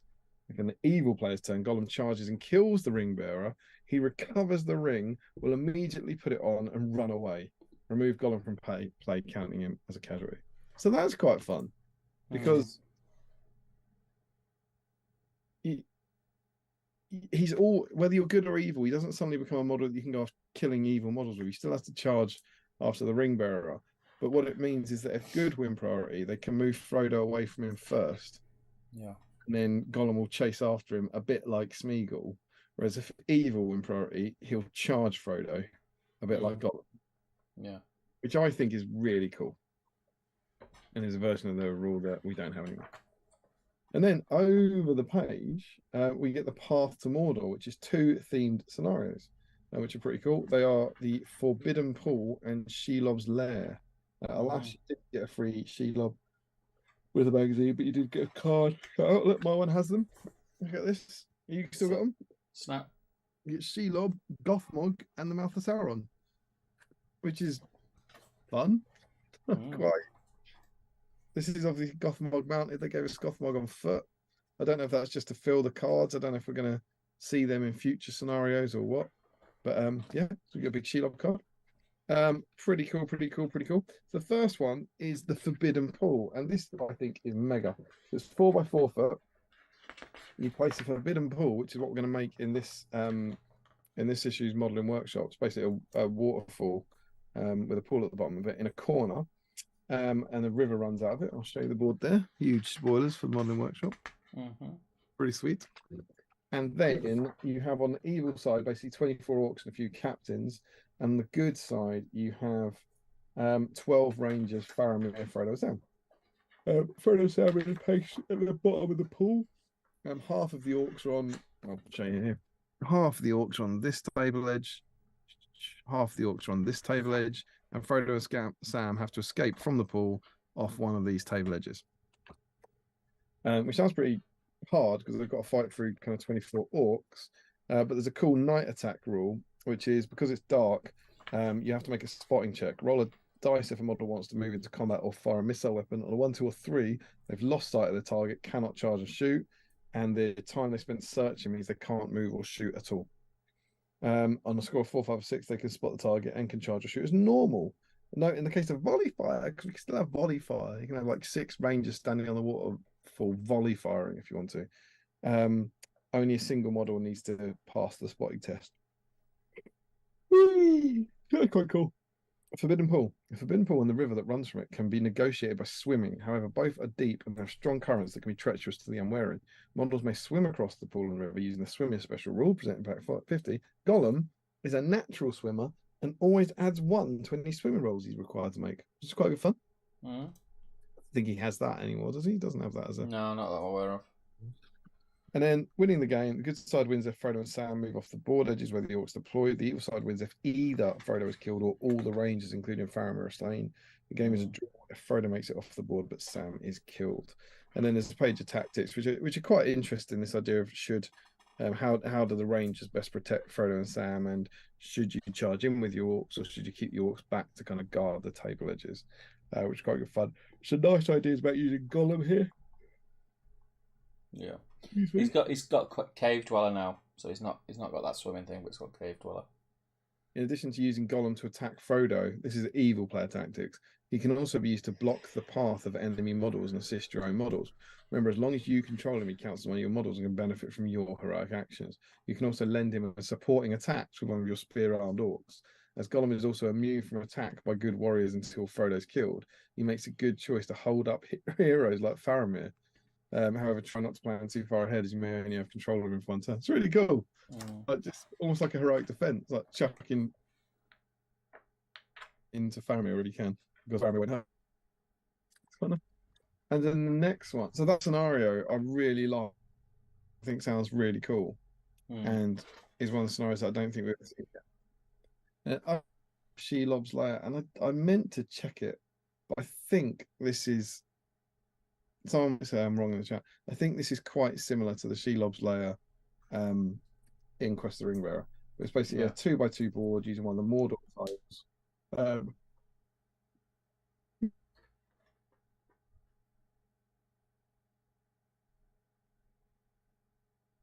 Shelob and Gollum. While neither Gollum and Shelob were hindered by the darkness, Frodo and Sam were suffered to the same night attack special rules as detailed in the previous scenario. Shelob carries. You're going a bit choppy, you mate. I know. During the battle game, Frodo, Sam, or Gollum may be paralysed by Shelob. So it says as detailed in our rules in Pack 41. I've got them. I don't know if it is just a paralysed spell, essentially. any model that's not in combat and is not paralyzed can drag the victim up to half its maximum move in the move phase. Samwise the Brave. Sam has followed Frodo every step of the way, never failing to be there for his master, even when Gollum's lies drive a wedge between the hobbits. Sam doesn't give up. Such is Sam's unflinching loyalty to Frodo.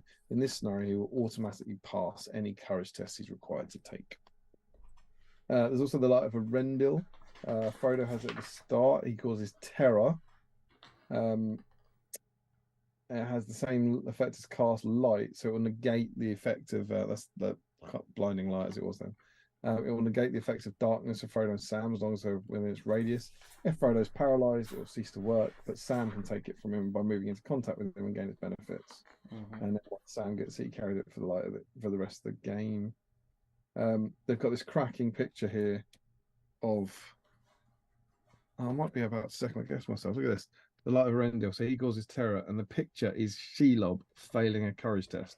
Charge him, yeah? How good's that? Shelob will fail a courage test because she's only courage 4. And of course, she's got 6 will. But as I'm saying that, I have a funny feeling that in the return of in this edition, you couldn't use will points to boost courage tests. And do you know what? I thought we might have more time, so I bought the books for a Gollum profile review. But I think that was added for the big blue rulebook. There is Vil. I think Will was only for casting and resisting spells.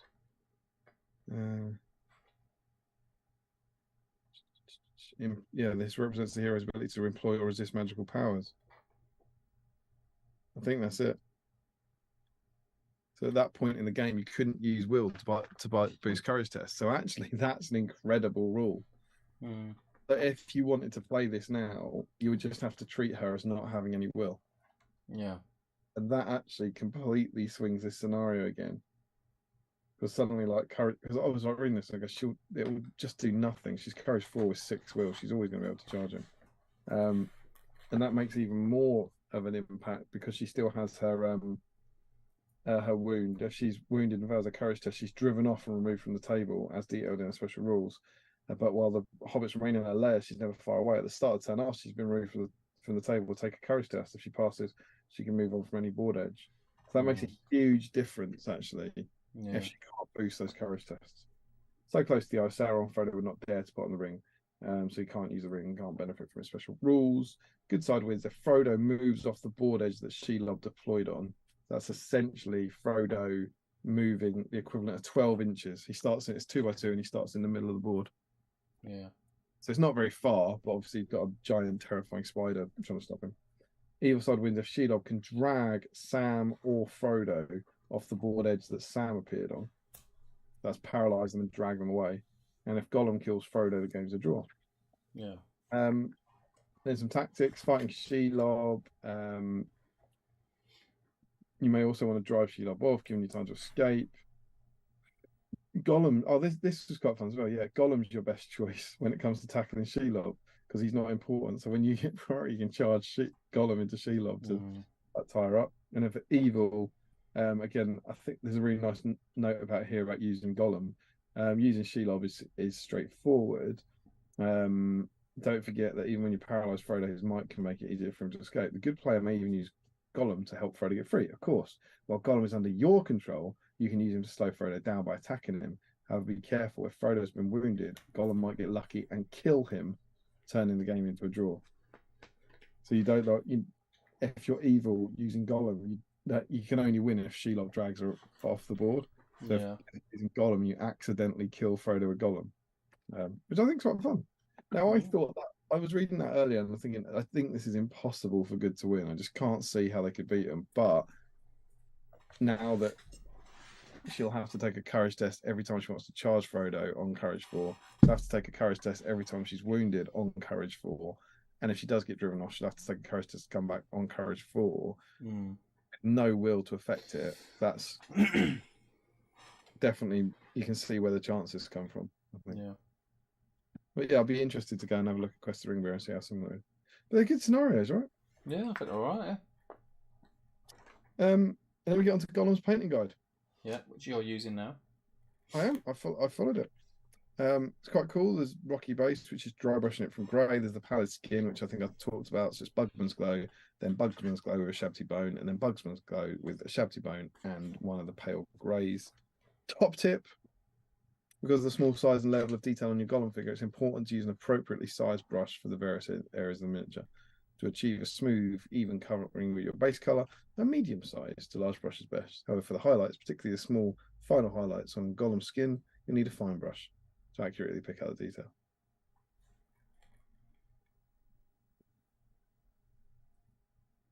"62 episodes in, use small brush for small bits."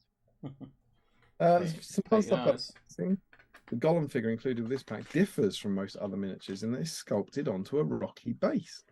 The area of the base not covered by the rock can be textured and painted the same way as your other bases. Alternatively, you could paint the flat base to represent an area of water out of which the rock is protruding. I did that for my Gollum fish. It's quite common.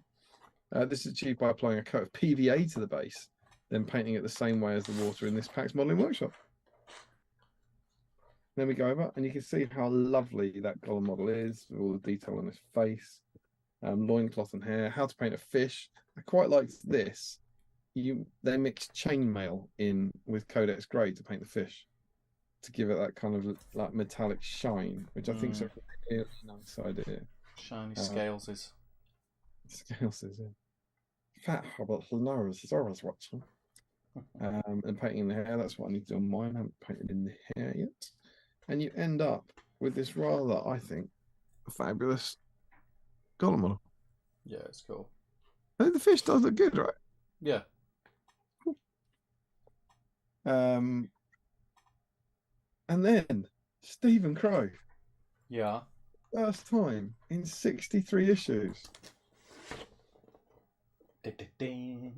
Painting eyes. This will be next level. I mean, we all take it right. This will be next level stuff. They will go, what? We're painting their eyes? And you know what? I thought there's some really good tips in it. I've never ever done this. Begin by picking out the eyeballs with a mix of Skull White and Fortress Grey. Fair enough.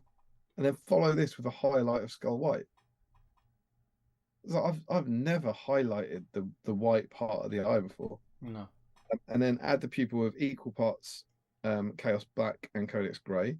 And there's a little note, I think it's on caption C, there it is. Using a dark grey for the pupil gives a less harsh appearance than if it were black. And I don't mind admitting, I've always done black. So interesting little tip there. They don't do the blue on them here. Lovely face detail. Yeah, it's good. And then it kind of says below the techniques, they make a point of saying Gollum's a good one to test this out on because his eyes are so big. Techniques demonstrated here can easily be adapted to paint the eyes on almost any figure. It can be more difficult on some figures than others. Some of them might even have no eyeball visible. And they actually mention the Gandalf, the white, which I think is a great example of that, where he's got his upper eyelids and lower eyelids, and there's very, very little in between. But yeah, what I think little Tommy's ready to paint eyes by now, isn't he? Yeah. It's like you said. It's not how I'd paint them. And everyone's different. I think you find whatever's comfortable to you, how to paint eyes and get a good result. Everyone's going to be different. I like the two white. I prefer to paint two white dots than ruin an eye with one black splodge in the middle. You like to ruin it with two white splodges? I just find it easier to do, and it always looks better because the pupil always ends up in the middle, rather than having one pupil over here and one pupil. Do you know what I mean? Don't ask me why, because I know the argument you're making. You're painting two dots. You're saying effectively that wherever, even if your eye's in the wrong place, the pupil will be in the right place. Yeah, because you're doing the white in each corner, so the black's always going to end up central. I can't do it. There's not a chance I'll be able to. And I love that cracking quote for the page about how to paint eyes. Then we stabs them out, put out his eyes. Brilliant. Yeah, good. And some really nice pictures of Gollum for kind of colour reference. Yeah. He's a different colour in both of them, so that's helpful. Is that? Helpful. Which kind of goes along with everything we've said about painting however the hell you please. And then we move on to the senior arc, which is the Forbidden Pool. Mm. Isn't this cool? It's a cool one. How to make a waterfall. And, you start with a triangle of polystyrene, which I thought, hello, that's very similar to the dam from a previous issue. And do you know what they say? The initial shape and construction of the Forbidden Pool is very similar to the Isengard Dam from Pack 32. It's basically the same sort of thing. You're making a very, very similar shape. Let's see what the top tip is. The large size of this model can cause problems during constructions, as some parts may get in the way of the section you're working on. Because of this, it's a good idea to construct the model in a series of separate sections and only glue them together at the end once they're all complete. There you go. The more you know. To enter the Forbidden Pool bears the penalty of death. And then you carve down a little recess into it to be your riverbed, which is quite funky. And then create a recess by creating a shallow groove. Don't worry if the groove is untidy, it'll be covered later by the river. Finally, to help define the sides of the waterfall, glue polystyrene sections at either side of the groove as below. What have they done? Oh, is that the bits on the front? So I think these two panels on the front have then been glued on to the front essentially. Cool. Haven't made a waterfall yet, have we? I think. No. And then the cliffs use the same methods as Pack 32's modeling workshop, but they're curved. So it's just using polystyrene and then carving them into shape with a hot wire cutter. Well, that's pretty cool.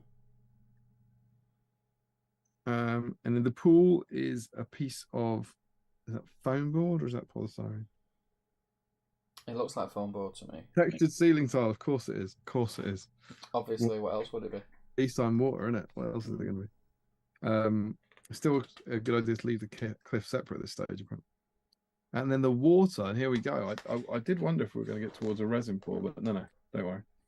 One of the main features of the pool is its waterfall. The flowing water effect is made by building up layers of plaster filler and manipulating while it dries to look like cascading water. Make sure you have plenty of newspaper to protect your work surface, as the wet plaster can get very messy. Begin by thinning down the plaster filler slightly with water so it'll be easier to apply. Start at the top of the superstructure and slowly pour the mix into the center of the riverbed, allowing it to spread out and fill the groove. You're talking about polyfiller, right? Yeah. Like making it really thin and pouring it, doing loads of layers. I've never done that. And then leaving it to dry for a year. Yeah, I mean, yeah. It's quite a clever idea. Yeah. And we are going to paint it. So they're not going for the clear thing, right? You're going to paint it blue. It's blue water. But I've never thought about doing it. I mean, I haven't done a lot of water. You say you've never done it? No. It's kind of cool, though. You can't really tell in the pictures what it looks like. No. Probably because it's still wet. For the first few layers, you got to do it a few times. It's a good idea to try and stop the plaster filler running over the waterfall, creating a more even spread on the top. Subsequent layers can be allowed to run freely down the waterfall. To help the filler run smoothly, try propping the model at an angle as shown. It's kind of leaning 45 degrees back. This will help to stop too much of the filler running into the pool area. Because of the runny nature of the plaster filler mix, you'll need to monitor the river and waterfall as it dries to ensure it forms an even and consistent spread. Plaster becomes more pliable. You've got to spare 3 days to watch plaster dry. The plaster becomes more pliable as it dries. Is that not? That's not polyfiller, then, is it?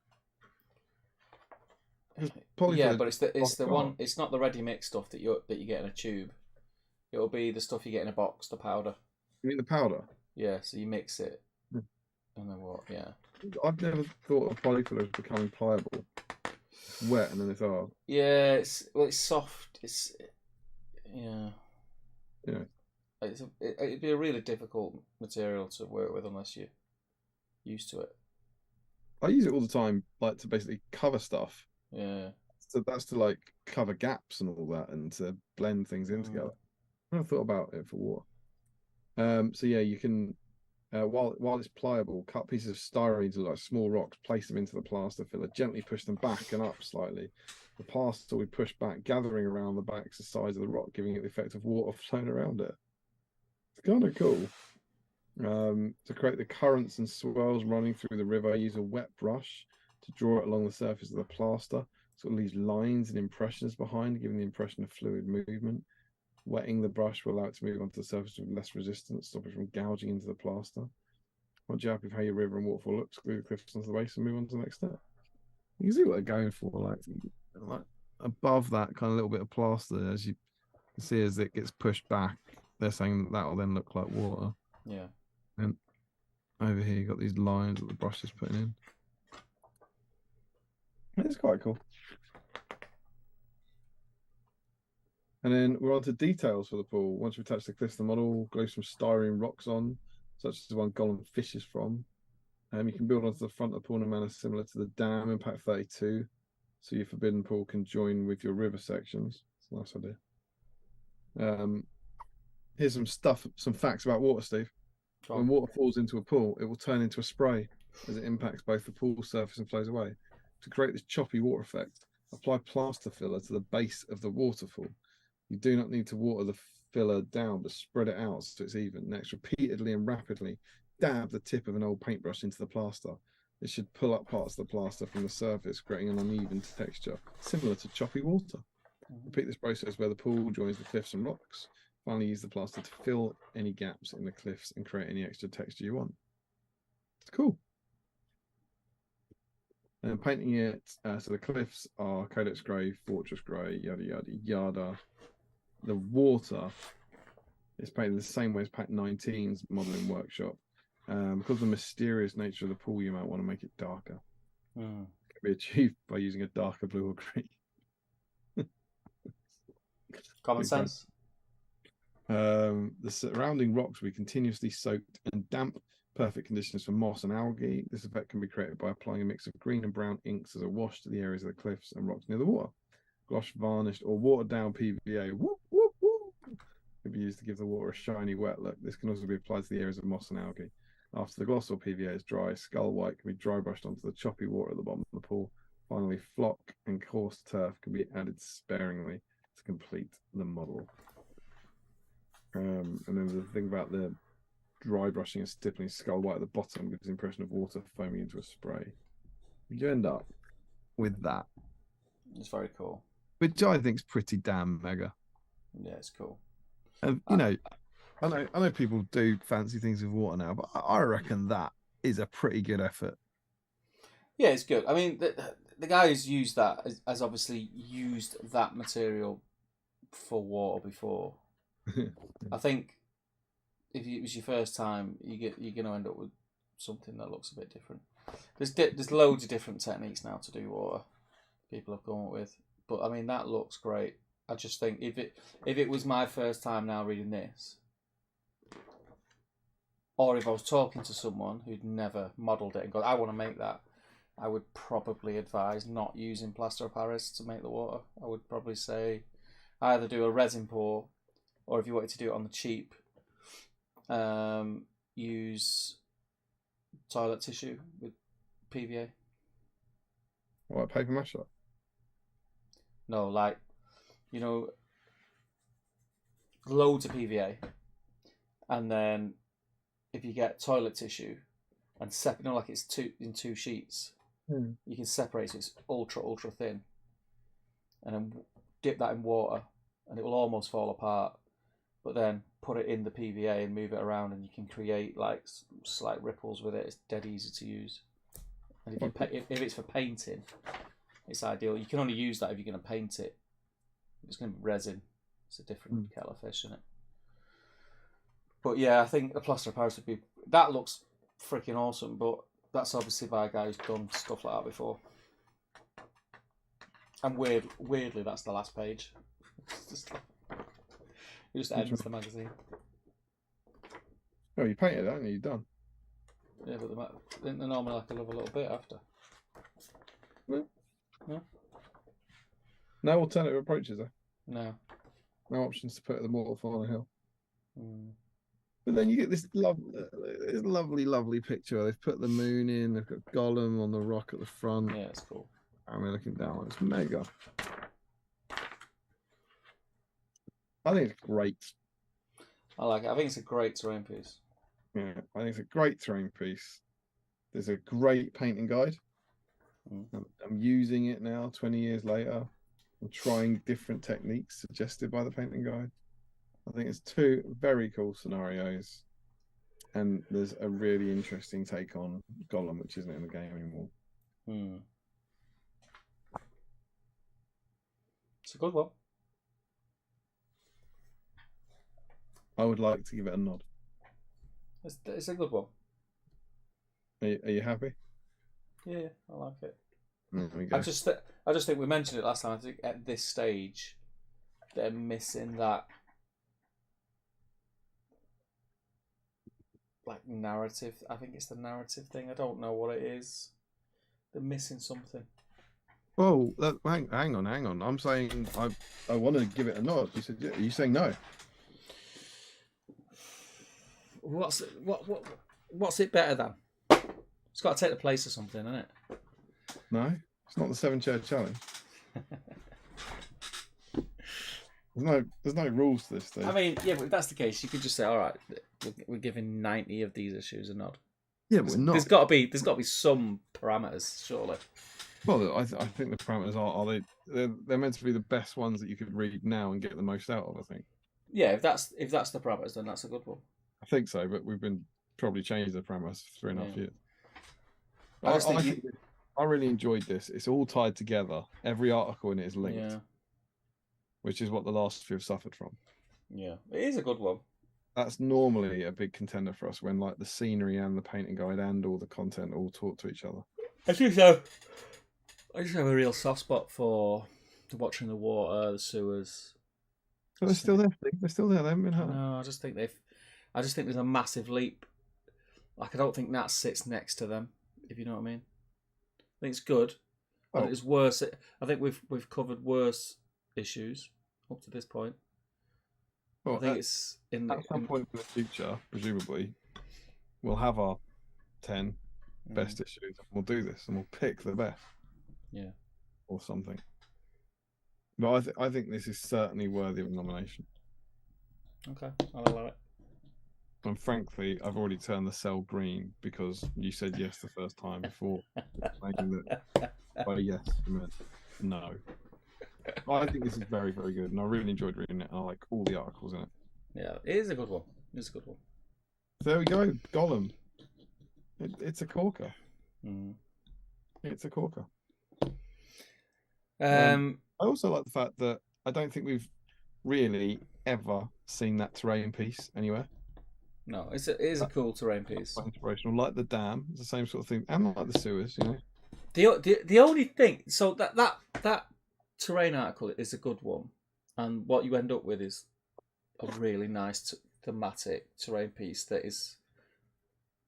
It's got a little bit of character to it, you know. It's not just a house or a tree or a hill. But the only thing is, there's not much description, and I find it hard to find it anywhere.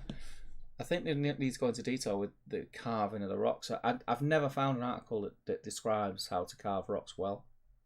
Oh, Steve. Do you know what I mean? Let me point you towards page 18, step 3, the cliffs. Yeah, I've read it. This model has a set of cliffs that curve, form a crescent shape around a pool. These are constructed using the same methods as in Pack 32's modelling workshop, except they are extended and curved to follow the shape of the base.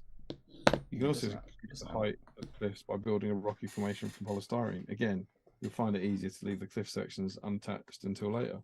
So you just say build a rocky formation, but it isn't actually carving rocks into polystyrene. Like in your head, you think, oh, that'd be easy. Then you start doing it, you're like, oh. I think that clears it up. Oh. It does look a bit. I did think this earlier, but I couldn't imagine what it was like. It looks a bit Minecrafty. Yeah. But up here, I think this looks like the Hawaiian kind of hang loose. I think it's like someone doing that. at the top. Yeah, I kind of know what you mean. It's hard to carve rocks, but then who knows? We'd have to go back to back 32 and It's and like make that thing, you know, just carve the rocks. just carve the rocks. Just carve the rocks, mate. Begin by carving a mountain. Once you've carved the mountain, move on to step 3. Right, I'm going to jump back in the chat, get us caught up on that, and then we can... Facebook. Thread. So let me click that. It's pretty busy. It's doing all right. 82 comments in it thus far. If you are working on your Gollum and you've not got him in the thread yet, get him in there. Saloon. Joe Holzman says Damien is correct. Wait, about anything in particular? Ember Craig, probably best not to rub your meat at the school barbecue. Yeah, that would be a good shout. If you're at a barbecue, have some. If you're at a barbecue, have some meat sweat. I love how generally happy to be playing SBG Gollum is, says Larry. Alternative timeline where Gollum survives Mount Doom and discovers SBG at his local G-dubs.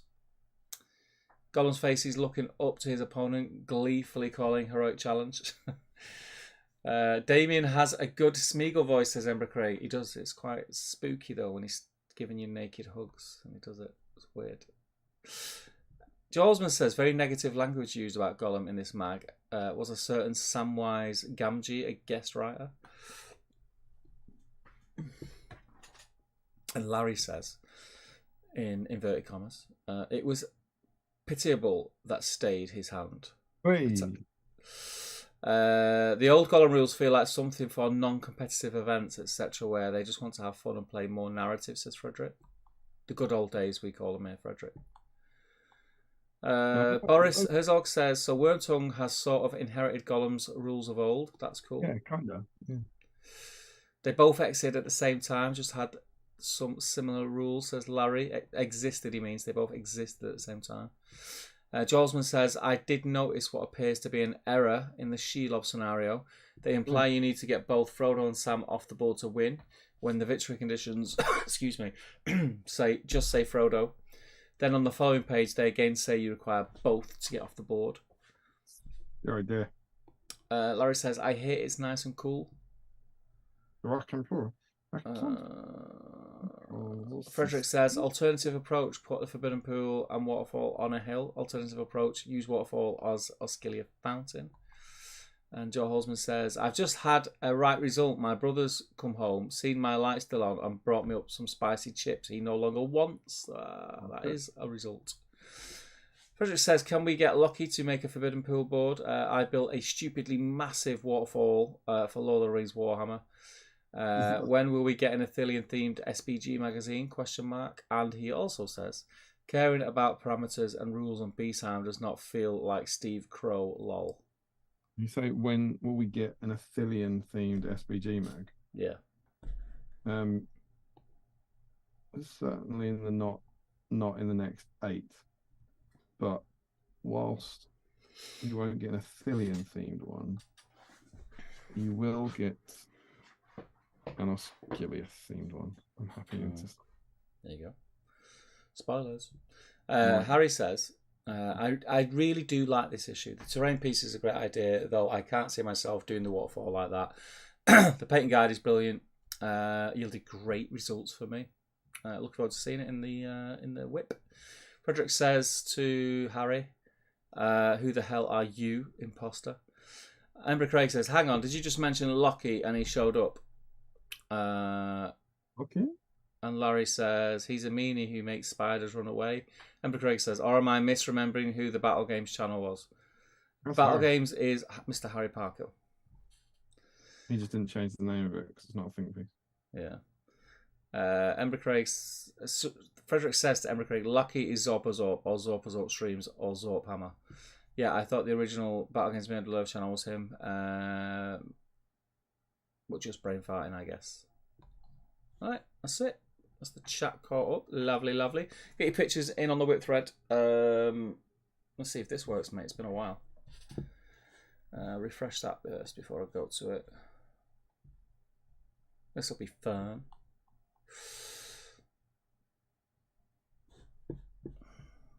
Facebook. Yeah, boy. Works first time, mate. Yeah. think anyone had any doubt. Okay, okay. Have you got your quill and your scroll? Yeah, do you know what else I might do? What? Let's see if I can enter. Oh, I don't want a dice, okay. but seeing as I've actually been painting along to try and one shot this guy.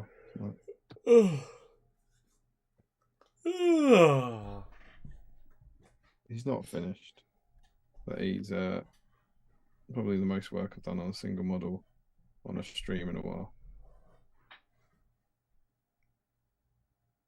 And I think everything on this, he was white, he was plain white at the start of the night, and he's getting on for being finished. So why the hell not? That's what I say. Yeah, why not?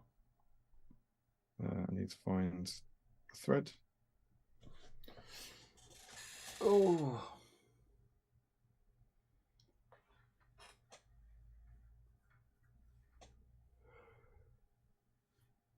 Oh, excuse me.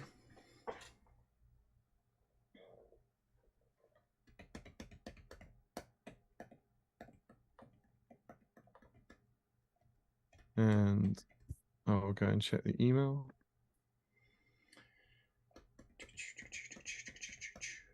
And we do have, oh, it's good that we did. We have a submission from Eric. Nice. Let me put this on. Back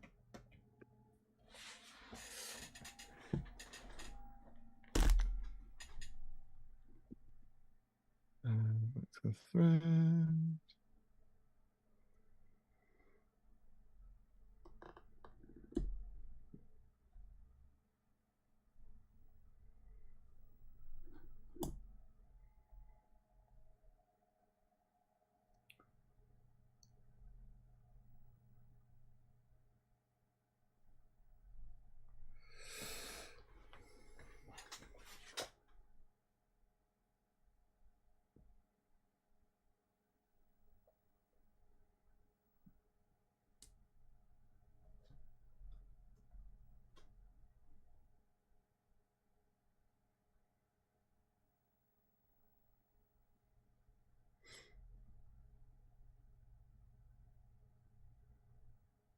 How many comments did you say it was? It was 83. It's a lot of comments. It is now 85. That'll be about right. You never know. You never know.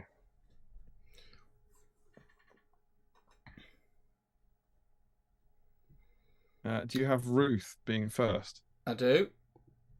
And we've got a primed black Gollum. Hang on, I'll just and check. then Gollum. that was really, really good, Ruth. Like, really good. The skin looks class. Yeah. Nice blends. I feel like Ruth's gone. She's gone for the night, hasn't she? I think. Yeah, she's left. So I hope you watch this back. Solid job, that, Ruth. So Ruth's in. And then, oh gosh. So Holzman been knocked into second place. Yeah. With Gollum. Bit slow off the mark today, Joe. Well, didn't he get to the final last week? So he got it's like a Scottish tablet. Mm.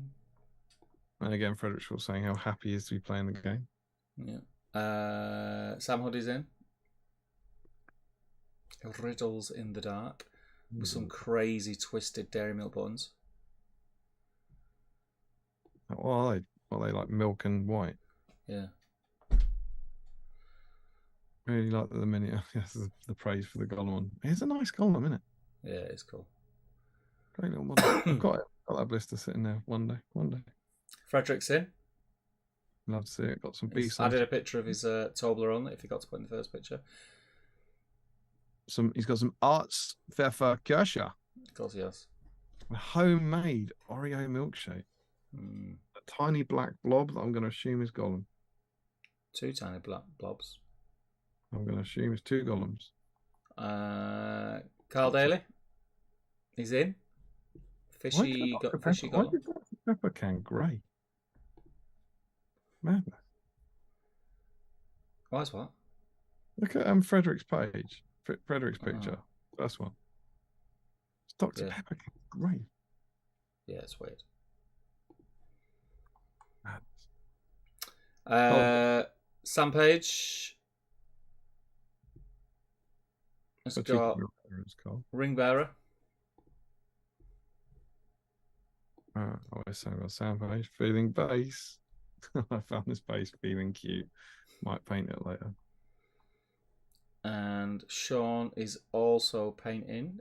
So Sean and Ruth are doing a Partners in Crime, which we love to see. I think that is my favourite. That one. I think that one is my favourite. It is cool. Looking good on the whip, mate. Looking good.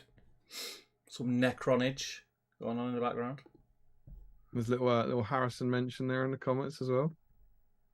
That's a nice rock. I'm sure SB Chong would love it. Mm-hmm. Ian's doing the that one again, the upside down one. Boy Eternity. No boat as of yet. No. With mine, I made like a mini diorama on a 40mm base. So I had like a piece of slate which is hanging over the base. It's like the the edge where they go to, and it's the Frodo and Sam that are just looking a bit haggard at Mount Doom. And then that behind them. Done like all lava on the base at the bottom. It's pretty cool. Very cool, very cool. Mark Greentree, Gollum and a giant brew for him tonight. Oh, he's got that donut looks nice. I think the mincy poppets look good. Everything in that picture looks good. Everything in that picture looks good. Tom Christian, he's in. A few of those tonight. Well, I'm and his boat, but tragically. You right? See Greentree's picture.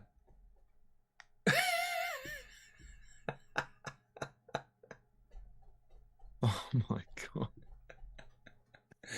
That's me with me sliders and white socks. That's not on screen. And a Gollum mask. That is thing of beauty. Oh, Mark. That is so, it's just decapitated you on the screen. You can see the sliders. Love it. Oh, it's beautiful, Mark. I should put you in twice. And then we've got swords and brushes. A big Gollum and a little Gollum. Two little Gollums. Two little Gollums. That's very, very cool. Sean Clark. Milky Bar Burritas. That looks nice. It was early days, but we are getting a lot of Gollums and not a lot of not Gollums. That's what we like to see. Brought this Gollum off an Italian friend who visited for Warhammer Fest with a streamer. Oh, that's amazing. That's cool. Let's have a look at this. Little diary. It looks class, that, mate. Oh, that's amazing. He's got blue. He's definitely got blue in there, hasn't he? Yeah, class. Belting. Lovely little fish. Belting, mate. Belting. And then Harry Parkhill. He's in.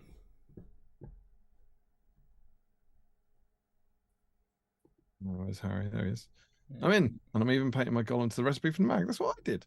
As close as possible. Sadly, my magenta ink clearly is missing from my collect. I went with a mixture of Caribou creams and Drakenhof Nightshade and Agrek Surfshade, I think. I kind of mixed the red, the blue, and the brown in. It seemed to do the job. Rich Clement. Lovely to see people using the guides. Nice work, Rich. There isn't a bad sculpt, really, is there? They're all good. I think Gollum's very well looked after. I've actually I was really struggling to spell Parkhill for whatever reason, because it's doing autocorrect. And as I was on to my fourth attempt at it, and I was like, right, I'm just going to leave it as it is. So sorry, but tragically, it's still not right, and it's gone with Parkshill.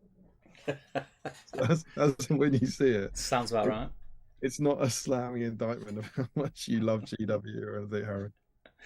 But is it Uh, a typo? Rich is also painting the clear one. That's nice work, mate. Get 2 out of the way, 2 off the backlog. We have one beer. Why aren't my fingers working, mate? Is that the something went wrong? Oh, very cool. Nice looking rock. Michael Haskell, honeycomb Yorkie, and a fish eating Gollum. Nice work. He's got the blue. He's got the blue eyes. He's got blue eyes. My Gollum isn't far off. This is Yorkie 3 of 24, managing to resist their siren calls from the kitchen cupboard lair until we get to a live stream. And then James Wilson, we've got a starting pick and a whip pick. Some solid work from people, like the amount of work they're getting done on them on the stream. Like I said, there's very little models. So even though he's really detailed with lots of layers, you've really only got skin, haven't you? Yeah. James Wilson gets to play. Morgan Morris is on themes. Great to meet you at the weekend, Morgan. I hope you're well, buddy. Was indeed. We've got a whip pick. Looking very good. I saw James Wilson in the background has got some Knights of Dale with very little painted on them. I'm actually very excited to have a break. Morgan Morris, oh, there he is. He's looking good. Yeah. And then we've got Double with the Team Steve, Team Damien, and BSIME badges that come in the goodie bags. There's more of these upside down golems on rock than I thought there would be. What are you telling me? Lovely to see those badges there. Bit sad about Team Damien being in the background there and Team Stephen foreground. Doesn't seem to make much sense to me. So yeah, Dublay's in. And then Ashley, William Hampstead Reed is also on upside down golem. And he's gone with the brown undercoat for the rock, which I like to see. We're going for sort of using the recipe for the weather top from the Games Workshop website. It does look like dried bark to me.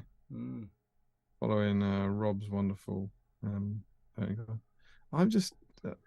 pretty sure those painting guides in BSIME say paint it black, dry brush it grey twice. So I don't really know what he's up to. Aidan Lumner. Finishing layer of Alarelia before making a start on Gollum. Nice work.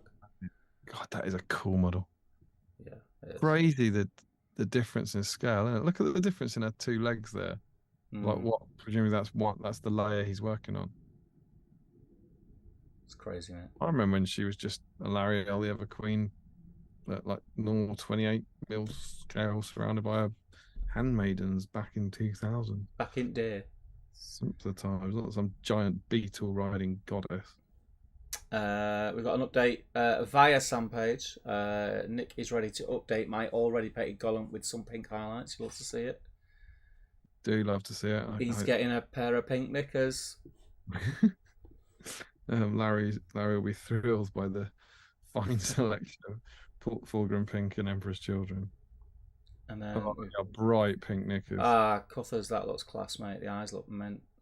Can you believe we've met Cuthers? I know, it's crazy, isn't it? He was really nice as well, right? I was worried, after all his trouble in the dice, I thought it was going to be like a nightmare, But no, it's just a nice bloke. Yeah, it's good. That looks cute. Ryan Cuthbert. Steve, there's a lot of columns coming. Don't jinx it. Boris Herzog says, not much to work on tonight as I'm on the night shift with a newborn, so just this empty base. But it's something. It is something, my friend. And he's glued it on, so he's in. Loves to see it. Yeah, it's just empty base.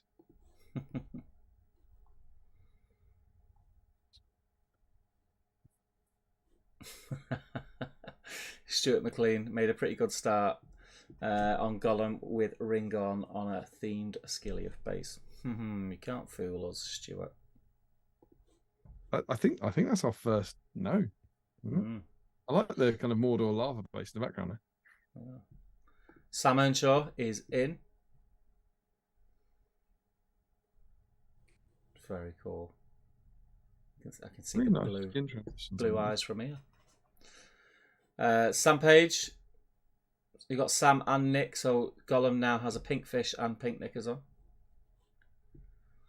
Do you know what? I put Sam Page. I feel terribly bad. That second one is Nick.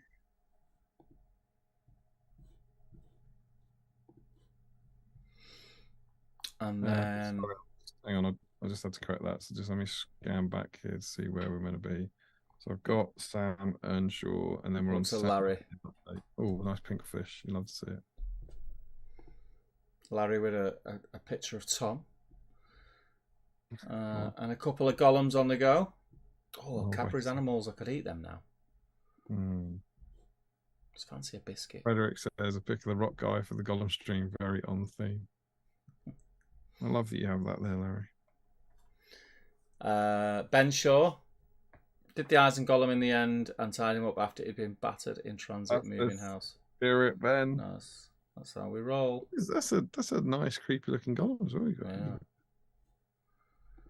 Yeah. Pocari Sweat, Japan drink cooler, jug tank, 13 litre. Jeez. Wow, that's large, isn't it? Yes, very large. Only 67 quid as well. Will Shepherd, I was unprepared for tonight, so I won't be able to hang around long, but I'll get started on this, boy. Good man. Yeah, you will. That's how we do it. Yeah, boy. That's exactly the kind of commitment we need. Katie Webster, I think he looks pretty good for 2 hours work. Fastest model I've ever painted, and we have another pink fish. Katie, it looks belting. Really good. Great. So that one is your one? That's my one, yeah. That's the one that literally came in my magazine. From this magazine. It's mental. Does it make your heart sore? It's crazy, like, to think it's in a different part of the country. It's passed hands 3 times. And look at him now, he's done. Look at him now. He's cheap. Look at him now. So proud. Matt Hudson. Watching the stream back tomorrow, but this is the best I can manage. Hey, mate. You've put him on a base. Frederick Schultz really doing some good work here. Is that just a random carpet or something? Or the back of a gaming map? Not really related to the stream, but happy for you. Enjoy your stuff. Julian Hammond started painting this after using Gollum for the first time at the Meetup. He's a beast at killing orcs. Lovely rock as well. Yeah, very nice. Steve. Yeah. There's a lot of Gollum coming. Don't say it. Stephen Ryan. Primed after my drive. We'll paint him up during the week and catch up with the full stream. Good man, you're in.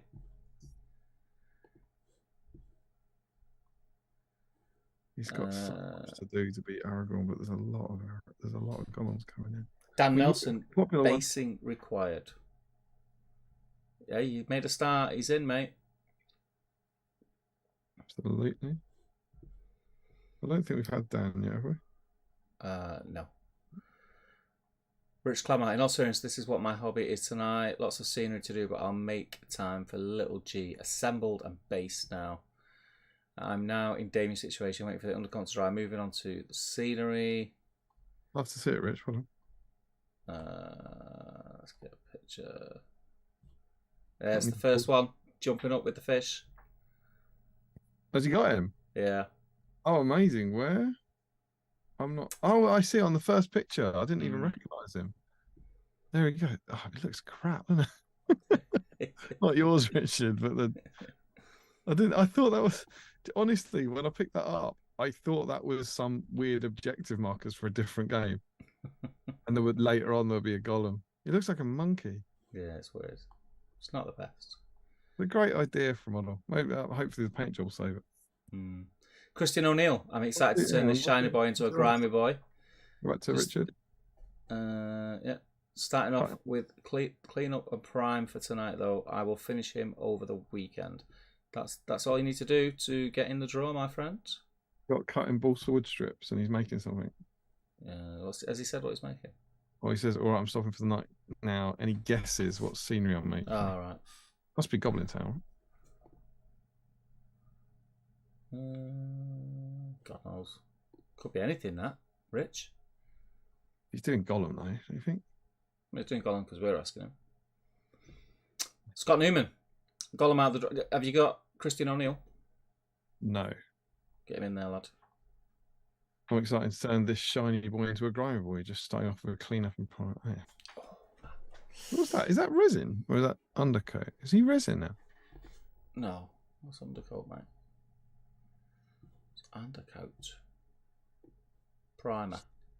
Looks like a Vallejo primer. It's got like a chalky finish. Charlie Chuck. Scott Newman. Gollum. Nice. Like that diorama as well, mate. It's super cool. That's also my pick of Boromir's Redemption diorama. What's that you got? Is that a, Oh, looks nice. is that a Caramel Whisper multi-pack bar? Yeah, looks like a Whisper Gold. He's got a finish. That Gollum's amazing. Yeah, it's cool. Very cool. He needs more work.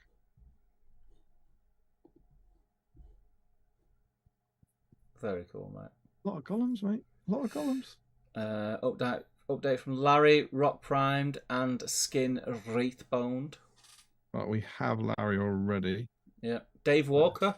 Which one do I paint? I need a Gollum as well for my Rangers list. For the Rangers list, one of them is the invisible one, isn't it? Yeah. Well, you got to paint the other one then. Oh no, he's got 3. For a Rangers list, I'll go for the one on the left. Far left, yeah. Yeah. Although, of course, the thing is, the other one, everyone always associates it with Mount Doom, but isn't that? Don't you think that was actually? I don't know. Was that Return of the King? It's where he. At the start of Two Towers, where he sneaks down. I think it was released. It's where they capture him, isn't it? It's interesting. I think it might have come out for the Return of the King, but it feels like that moment. Mm.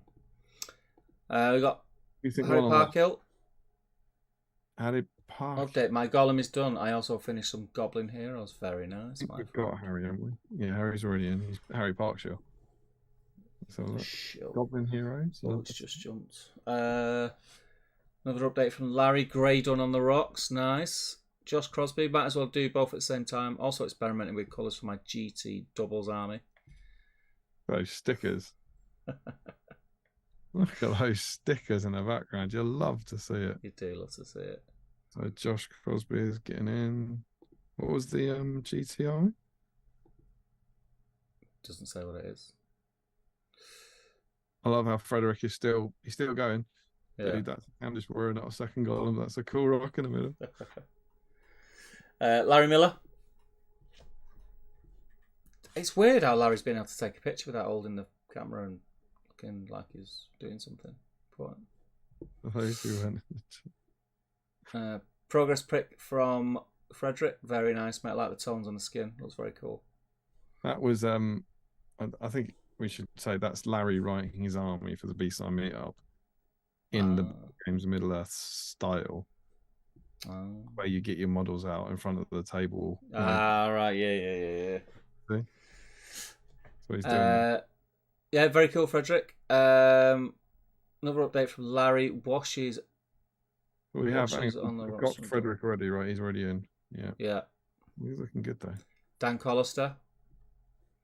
Very cool, Dan. Hang on, mate. Great, is a great Gollum. That I do like that Gollum. Actually, it's quite cool. It's different. It's very different than the rest. That was one of Dan's thank you presents. No, it wasn't. No, that's. Hang on. Which one was we? Yeah, that was we got in Riddles in the Dark. It was great, mate. Hope you enjoyed it. Larry's all painted. Just some highlights needed on the rocks, some green washes, and the water to finish up. Lovely. Nice. Battle stream, the middle of something. Some picture. Of, looks good, mate. Actually, he's gonna get one more like skin highlight to make it a little bit lighter. I'm quite pleased with the rock. I thought the rock came out quite nicely. I'll refresh because that's the last on mine. We got Eric that I posted.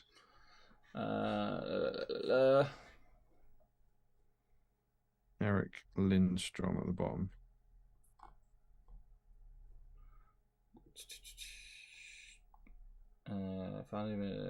Got that. See it. Nice. Found this paperwork on cleaning up a Gollum rescue from eBay in honour of today's screen. His picture proof toothbrush. When we get a nice close up of cherry Dr Pepper in a weird coloured can. Update from Swords and Brushes. They're very nice, mate. Lovely work, has to be said. Beautiful, really cool.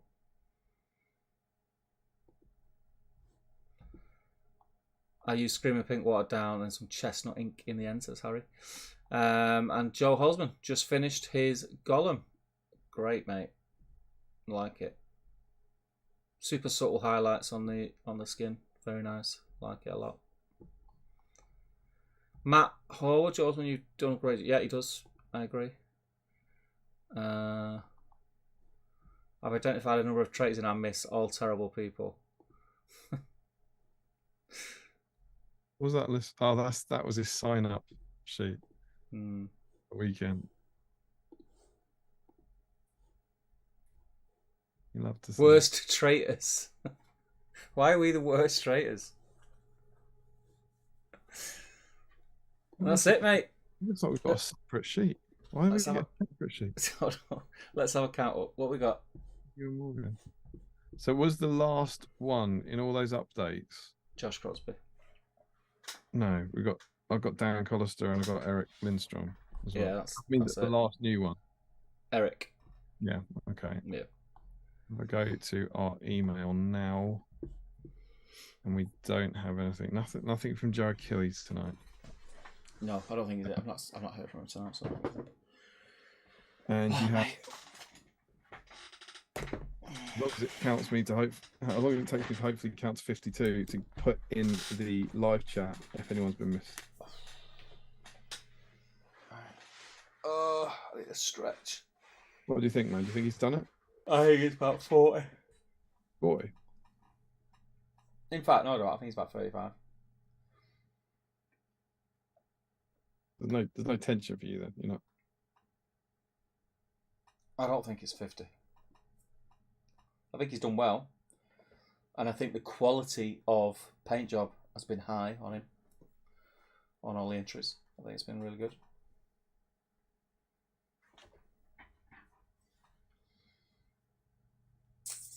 Stephen Crow. Yes. Gollum. Yes. Has scored 39. Ooh, it's solid. It is solid. The thing is, it is solid. That's really good. Like 39 people around the world painting Gollums is crazy, and that would be quite close to Gothmog. Yeah. Gothmog was 44. Gothmog's not pink anymore. Where's Gothmog? Gothmog was 46. So he's getting on for Gothmog. Yeah. But 51 for Aragorn. You know, we've had... So Gothmog came in the new start set, which we had a lot of entries of the new one. Aragorn, you know, there's lots. Everybody's got Aragorns, and there's been a release in the new incarnation with the 3 hunters. Gollum, we've not had nothing from him from Hobbit era. He suffers from not having a new model, maybe. Yeah, I honestly, I think if it was a busier stream tonight, I think he would have definitely been a contender. But you're still like, I mean, you got a 39 there. You're after another quarter of what he had to beat it. That's a tough sell. He's some way off. But well done. I think he's done well. I'm going off short here, but I have to sit back now because I'm knackered. Yeah, that's it. I'm gonna dive back in the chat. Where are we up to?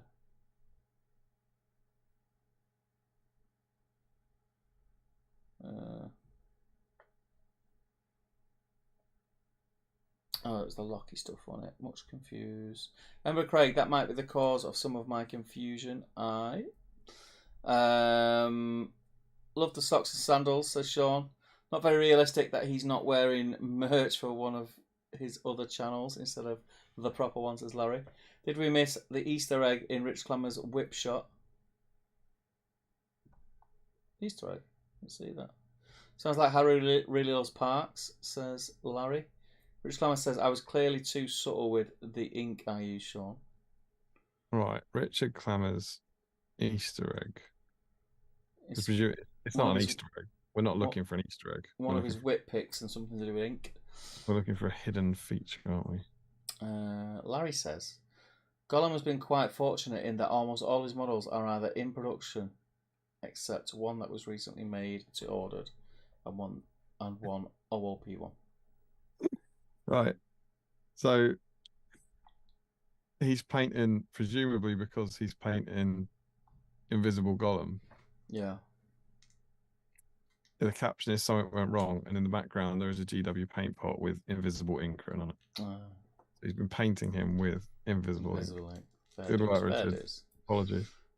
Rich Wilson says, I'm procrastinating very heavily on my Knights of Dale. Going to try to get to make some progress over the weekend. Sausenbrush says, really enjoyed painting Gollum tonight. It was a nice one to kick out. You've done a great job, mate. Rich Slammer says, talking about Frodo footprints, Kev's one soul last week. Sad it went out of my budget. Kind of wish GW did it again. Did you see his Thorongil? I didn't watch the thing. I know he was selling it. So he was selling mounted Thorongil, Yeah. an original, painted by Kev. Yeah. Guess what it went for? 400. 500. Go on, I give up. I could be here all night. 960. Jesus. I mean, fair play to Kev, right? Yeah. That's quite close to $1,000. Yeah, that's crazy. I don't know who got it. Like, fair play to you. Got the money, but that's a lot of money. Yeah, that's insane. And you are the thing is, you're paying a lot for a Kev custom paint job. That would probably cost you, I don't know, 100 quid, 150 quid too. I don't know what you charge for that, but £960. Mental, yeah. But fair play. But Kev wanted to get rid of it, and like in this thing, he said, "I'll only send it recorded." I was like, "Yeah, no shit." But I didn't check all of them because he had like the Barufio up and stuff. But I'm looking at Thorongil because I sent it to Tom and I was like, "Do we want to bid on this?" And he was like, "How much is it currently?" He was like, 600. Like, no. Sean Clark says, "Don't worry, Richard. I noticed the gag." And Joe Holzman says, "It has long been packaged in a Frodo, Sam, and Gollum at Mount Doom pack. Don't know if it was originally named that though." Tim at Tiberius says, "Got to get the kids ready for bed. Be safe out there, all." And you, brother? Be safe. It's BSIME. Come on. BSIME. Rich Clemmer says, "You are right in thinking it's scaffolding, guys, but it's not Goblin Town in the making. Isengard, maybe." Isengard. Yeah. Larry says, "Did you remember to add that Battle Streams guy?" Oh, you don't. Can you imagine if he had got like 50 and my entry? That moral quandary does a tip. Rich Clemmer says, "I think Gollum has the highest ratio tonight of models getting painted compared to actual table time. Aragorn and Gothmog will certainly be in lists way more." I think if you do a ratio of how many viewers in this episode to how many painted, if you did that as a ratio, it'd be quite high. Did he also have a extremely high? Did anyone not? I think it was only Stuart McLean possibly wasn't painting him, right? There was only one photo.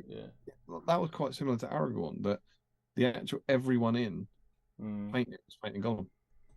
Larry says he also had a low number of irrelevant models, and Harry Parkill says, "I'm calling it a night, chat. It's been a delight to join once again. Glad to have helped push Gollum to a respective score. It's great to have you, mate."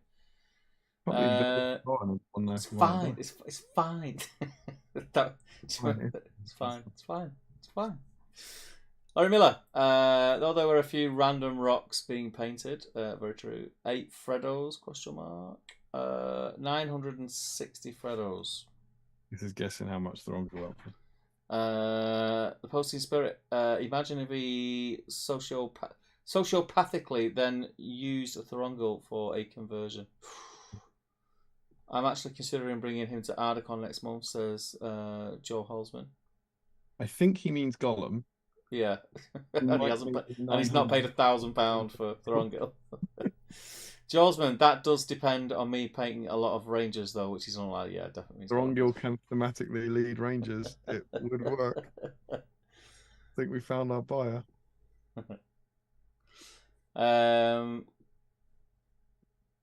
Yeah, I'm caught up, mate. Wonderful. And I have, helpfully, well done to all the B-Simers out there, because there were 39 of you, which makes 3 groups of 13. Yep. Exactly what we love to see. So here is Tring Dice Cam. Push the camera to the left a little bit, because remember, I've cropped the image. I can just... No, the other left. Just getting a lot of crotch at the moment. Yeah, that's what people are here for. Yeah, there you go. Wonderful. Gollum is watching on, Mm-hmm. playing for this bad boy. Let's remove it from the dice tray. Oh, God. Posting Spirit has just said, "What if the Rongles are made to order next week?" Can you imagine? It wouldn't be paid by Kev. Right, so the first group: Ruth Weaver, Jego, Joe Holzman, Sam Huddy, Frederick Schultz, Carl Daly, Sam Page, Sean Jego, Ian Whitehouse, Mark Greentree, Tom Christian, Swords and Brushes, Sean Clark, and Harry Parkshill. I've jumped ahead in dice. I was going to say, have you got a D13? Oh, I got the D3. We're going to need D14, aren't we? Which I believe we do have. There's a D12, which won't do the job. There's a D16, which is not enough. The other one, too much. 13. Must be this. No, wait, there we go. 14, D14. So we are re-rolling 14s. Okay. Are we ready? Let's do it. It's an 11. Ooh. Oh, that is Swords and Brushes. That's Chris. Oh, well done, Chris. Final into his final. Well done. Our next group is Richard Clammer, Michael Haskell, James Wilson, Morgan Morris, Michael Dublé, Ashley William Hampstead Reed, Aidan Lama, Nicola Doran, Ryan Cuthbert, Boris Herzog, Sam Earnshaw, Larry Miller, and Ben Shaw. It's a 5. Oh, single digit. Correct. It's Michael Dublé. Oh, Dublé's in. Did you say can you?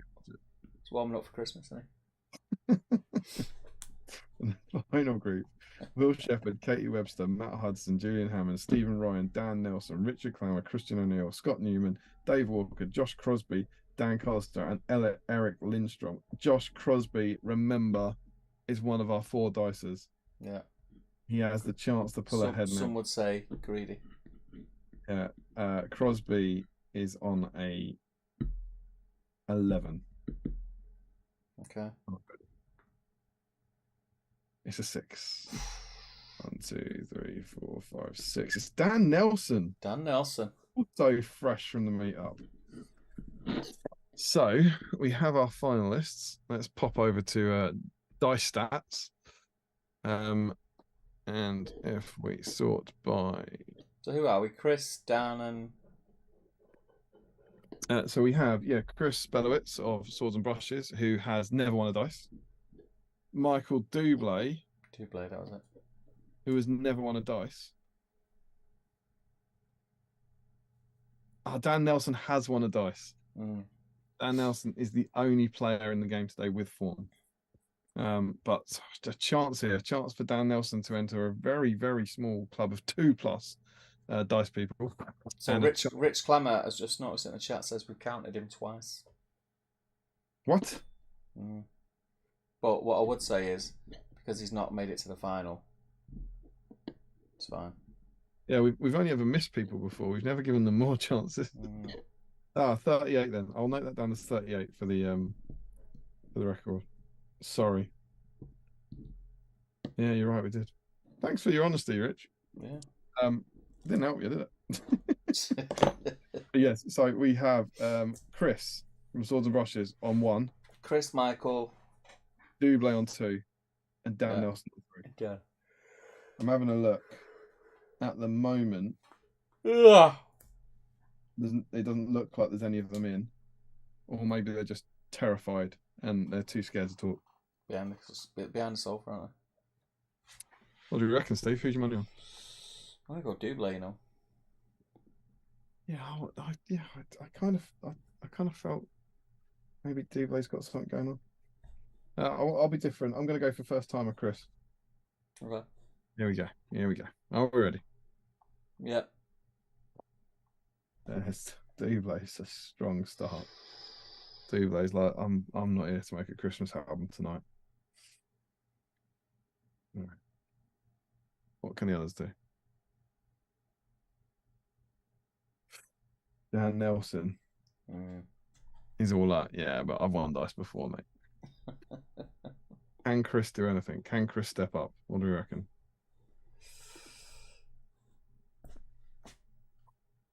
Double. Double is a single roll away from his first BSIME dice. I reckon now, like, if she wasn't excited to go to Warhammer World, Mrs. Double is getting pretty excited right now. Here you go. Ready? Yeah. It'll piss me off if it's one of these two people that I saw last weekend. Double's taking it. He's nailed it. Taking it. Well done, pal. Double, I live and breathe. You earned that, mate. You earned that. Only rolls sixes. Of course it does. Is yours, my friend. Oh, what a time to be alive. Right, let me fill in some details. So we are episode 85. It went out on the 7th of July, I believe. Yep. The winner was Michael Double. And we got 38 entries in the end, didn't we? Not 39. Yeah. Issue 63 does get a best issue nomination. The theme was Gollum. Gollum, and there was no deep dive or profile review. I think it was a tie.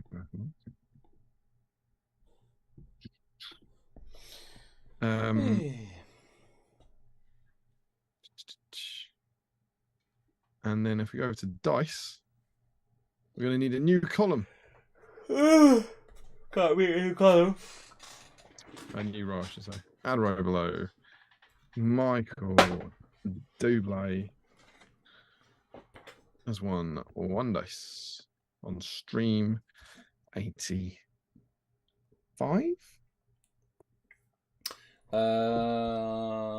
Yeah. 85 on YouTube. There we go. Michael, you join a heady club of 50 people to have won a dice or more. There we go. Maybe this is just the beginning. That's it. All done. And that is, as you said, episode 85, done and dusted. It's been a good one. We got, were you caught up? A few, rocks. There's a few. Imagine taking you 900 quid model to an event. Poor Gollum thought he was going to get the record. He did. You can't me twice. Pushed me goal. He stepped too far, toppled, wavered for a moment on the brink, and then with a shriek he fell. Out of the depths came his last whale, Precious, and he was gone. Congrats, Doobs. Congrats, Double's top 5 months early. Dan, I fell asleep at the starting line. Well done to Double. Congratulations, Michael. I think over Joe Holzman's fantastic joke there. Double's top 5 months early. It was worth a laugh, sure. I think it's worth saying. Chris is like choking. He didn't even get on the board. It was like, it's so close. You watch the stream for 3.5 years to get your moment, and then you don't even get off 0. Fluffed it. Sorry, Chris. We've not got a date yet for the next one. It's on me. I need to through the dates. I have a feeling it might be a school night one. Okay. Going off the dates you've sent me. But I will confirm over the weekend, and we'll let you know. It won't be next weekend. We know that. Pardon? It won't be next weekend. No, it definitely won't be next weekend. Yeah,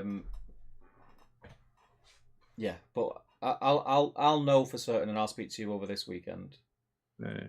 And we'll get something booked in, and we'll let you guys know on the Battle Streams Middle Earth Facebook page. Get over there and give it a like to find out all the latest gossip. Behind the scenes, after dark. What do they call these things nowadays? But step behind the scenes, after dark. all the words. But it is issue 64. Next. With a repeat hero. Right. What have we got coming up? Aima week. Another one.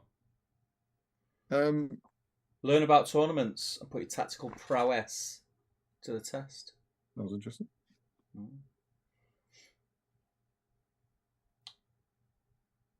I don't think it's going to be a... You want to keep going? Oh, you want me to do it all? Grima's lackey's attempt to assassinate Aemma. It's just a bullet point, doesn't elaborate.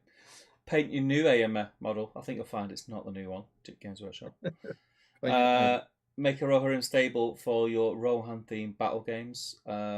Plus a metal Aemma model. I honestly haven't looked ahead for it. I think that sounds pretty great. I think it could be. I think it's a change. I think we can do an AM a week, can't we? We can do another AM a week. Yeah. You know, it's 1 week since you looked at me. Wasn't it? Didn't we do the last AM around the time Plastic AM came out? Yeah, I think we saved it because of course I did because I dropped AM's arm, didn't I? You remember? Yeah. In that place. It would have been. It's on my spreadsheet the time before dates go back to. But it's 3 streams before 16th of the 10th. So I reckon we're probably weekly at that point. So it's September 2020. Fair old while ago. AM a week. So I think given we've done like another Aragorn week, right? I think AM can have another week. Yeah, I think we can do another AM a week because it's been so long, and B, we've had a lot of new people come into the community. We've had the Rohan set. What's it called? Rohan Battle Host. Yeah. Battle Host, yeah. So yeah, I think it's definitely worth giving him another shot at the title. And also, Steve, I wouldn't be amazed if you get this, but it's going back a bit. It's going back. So we're talking September 2020, right? Yeah. AMR stream was a very, very important and special stream for us. Can you remember why? No. It is the last stream on the GVHL. Was it? So it was stream 18 and stream 20 issue 18, I think. But it was the last one we did on the GVHL. It's interesting. 3 years ago. It's nearly spot on 3 years ago. It's mental, isn't it? Crazy, is that, man? Crazy stuff. Yeah, so we'll be doing AMers next week. What do you think? Do you think you can get an AMer out? You can be doing an No. No? I'll tell you why. Don't know where your AMer box. Because he's been sat since I built him, and the thought of painting him fills me with dread. Did you build him on the last one? I think so, yeah. But I think I did the foot. No, I've done both. I built him on the last stream as well and haven't painted him. Yeah, I think so. But I'm not going to paint AMer. And do you know why that is? Why is that? Because I've just finished one. I painted him for SBG, the photo shoot. So what's that, 2 weekends ago now? So I've just done Defenders of Rohan AMer, and I hate painting AMer and Theoden more than anything else on this earth. Yeah, it's just armor. Yeah. And so I've had him base coated for ages, ready for an AMer stream, and then because we've had the delays to the stream, the deadline was before the bloody stream. So yeah, I'm not doing it on principle, but I'll kind of reflect. I'll get a picture of my AMer. I've got a nice photo. Put them in the chat. I have painted an AMer, in spirit for the event. But if I remember and I have time, I'd have to get to the studio because that's where my Rohan box is. I'll dig out the conversions from the Night of the Pelennors because there's a few. Oh yeah, you should post them. I'll see if I get time. But yeah, so we'll let you know when the date for next stream is as soon as possible. There's a few more comments have come in. Better not be. I'm back in France next week. Congrats, Michael. Josman says, I hope they do a feature on the use of Hamer's heads as a unit of measurement. We were there. Hope everyone will have their painting tissues ready for next week, says Larry.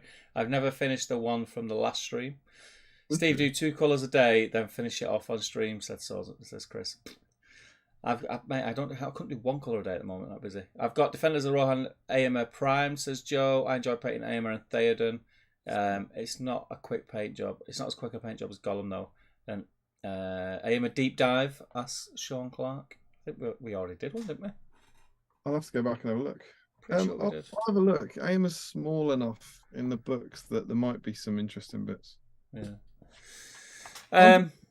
With this tonight, given that I was nearly leaving this in Twickenham, not doing them, all I need to do is sit down for about an hour, and he'll be done. And there's a cracking, happy BSIME model that I'm very, very pleased Get it done, with. lad. Get it done. Thank you for your- But yeah, that's it. That's it, guys. Thank you for having us and sticking with us. There's 25 of you guys still here at gone 1 o'clock in the morning. Crazy people. Yeah, we'll see you next time. Anything you want to add, Damien? I do. I brought this along in case. We're not celebrating Gollum, but it's been a great night for Gollum. Michael Dubé's won the dice. Aragorn passed the tally recently, and my first one didn't go off properly. All right. So what better way to end a stream than by an unexpected party popper? Hang on, because what I'll do, I'll time it so it goes off as you get covered in. We've never seen editing like this. So before he lets it off, people, I will say my good nights now. Thank you very much. Get the sniff, that one. Am I still turn it off at the sniff? Yeah, I think just turn it off after the sniff's the bit everyone's in it for, right? Go on. I mean, Go on, do it. ready? Yeah. Happy battle streams, everyone. We love you all. Take care, folks. Good night. That one worked perfectly.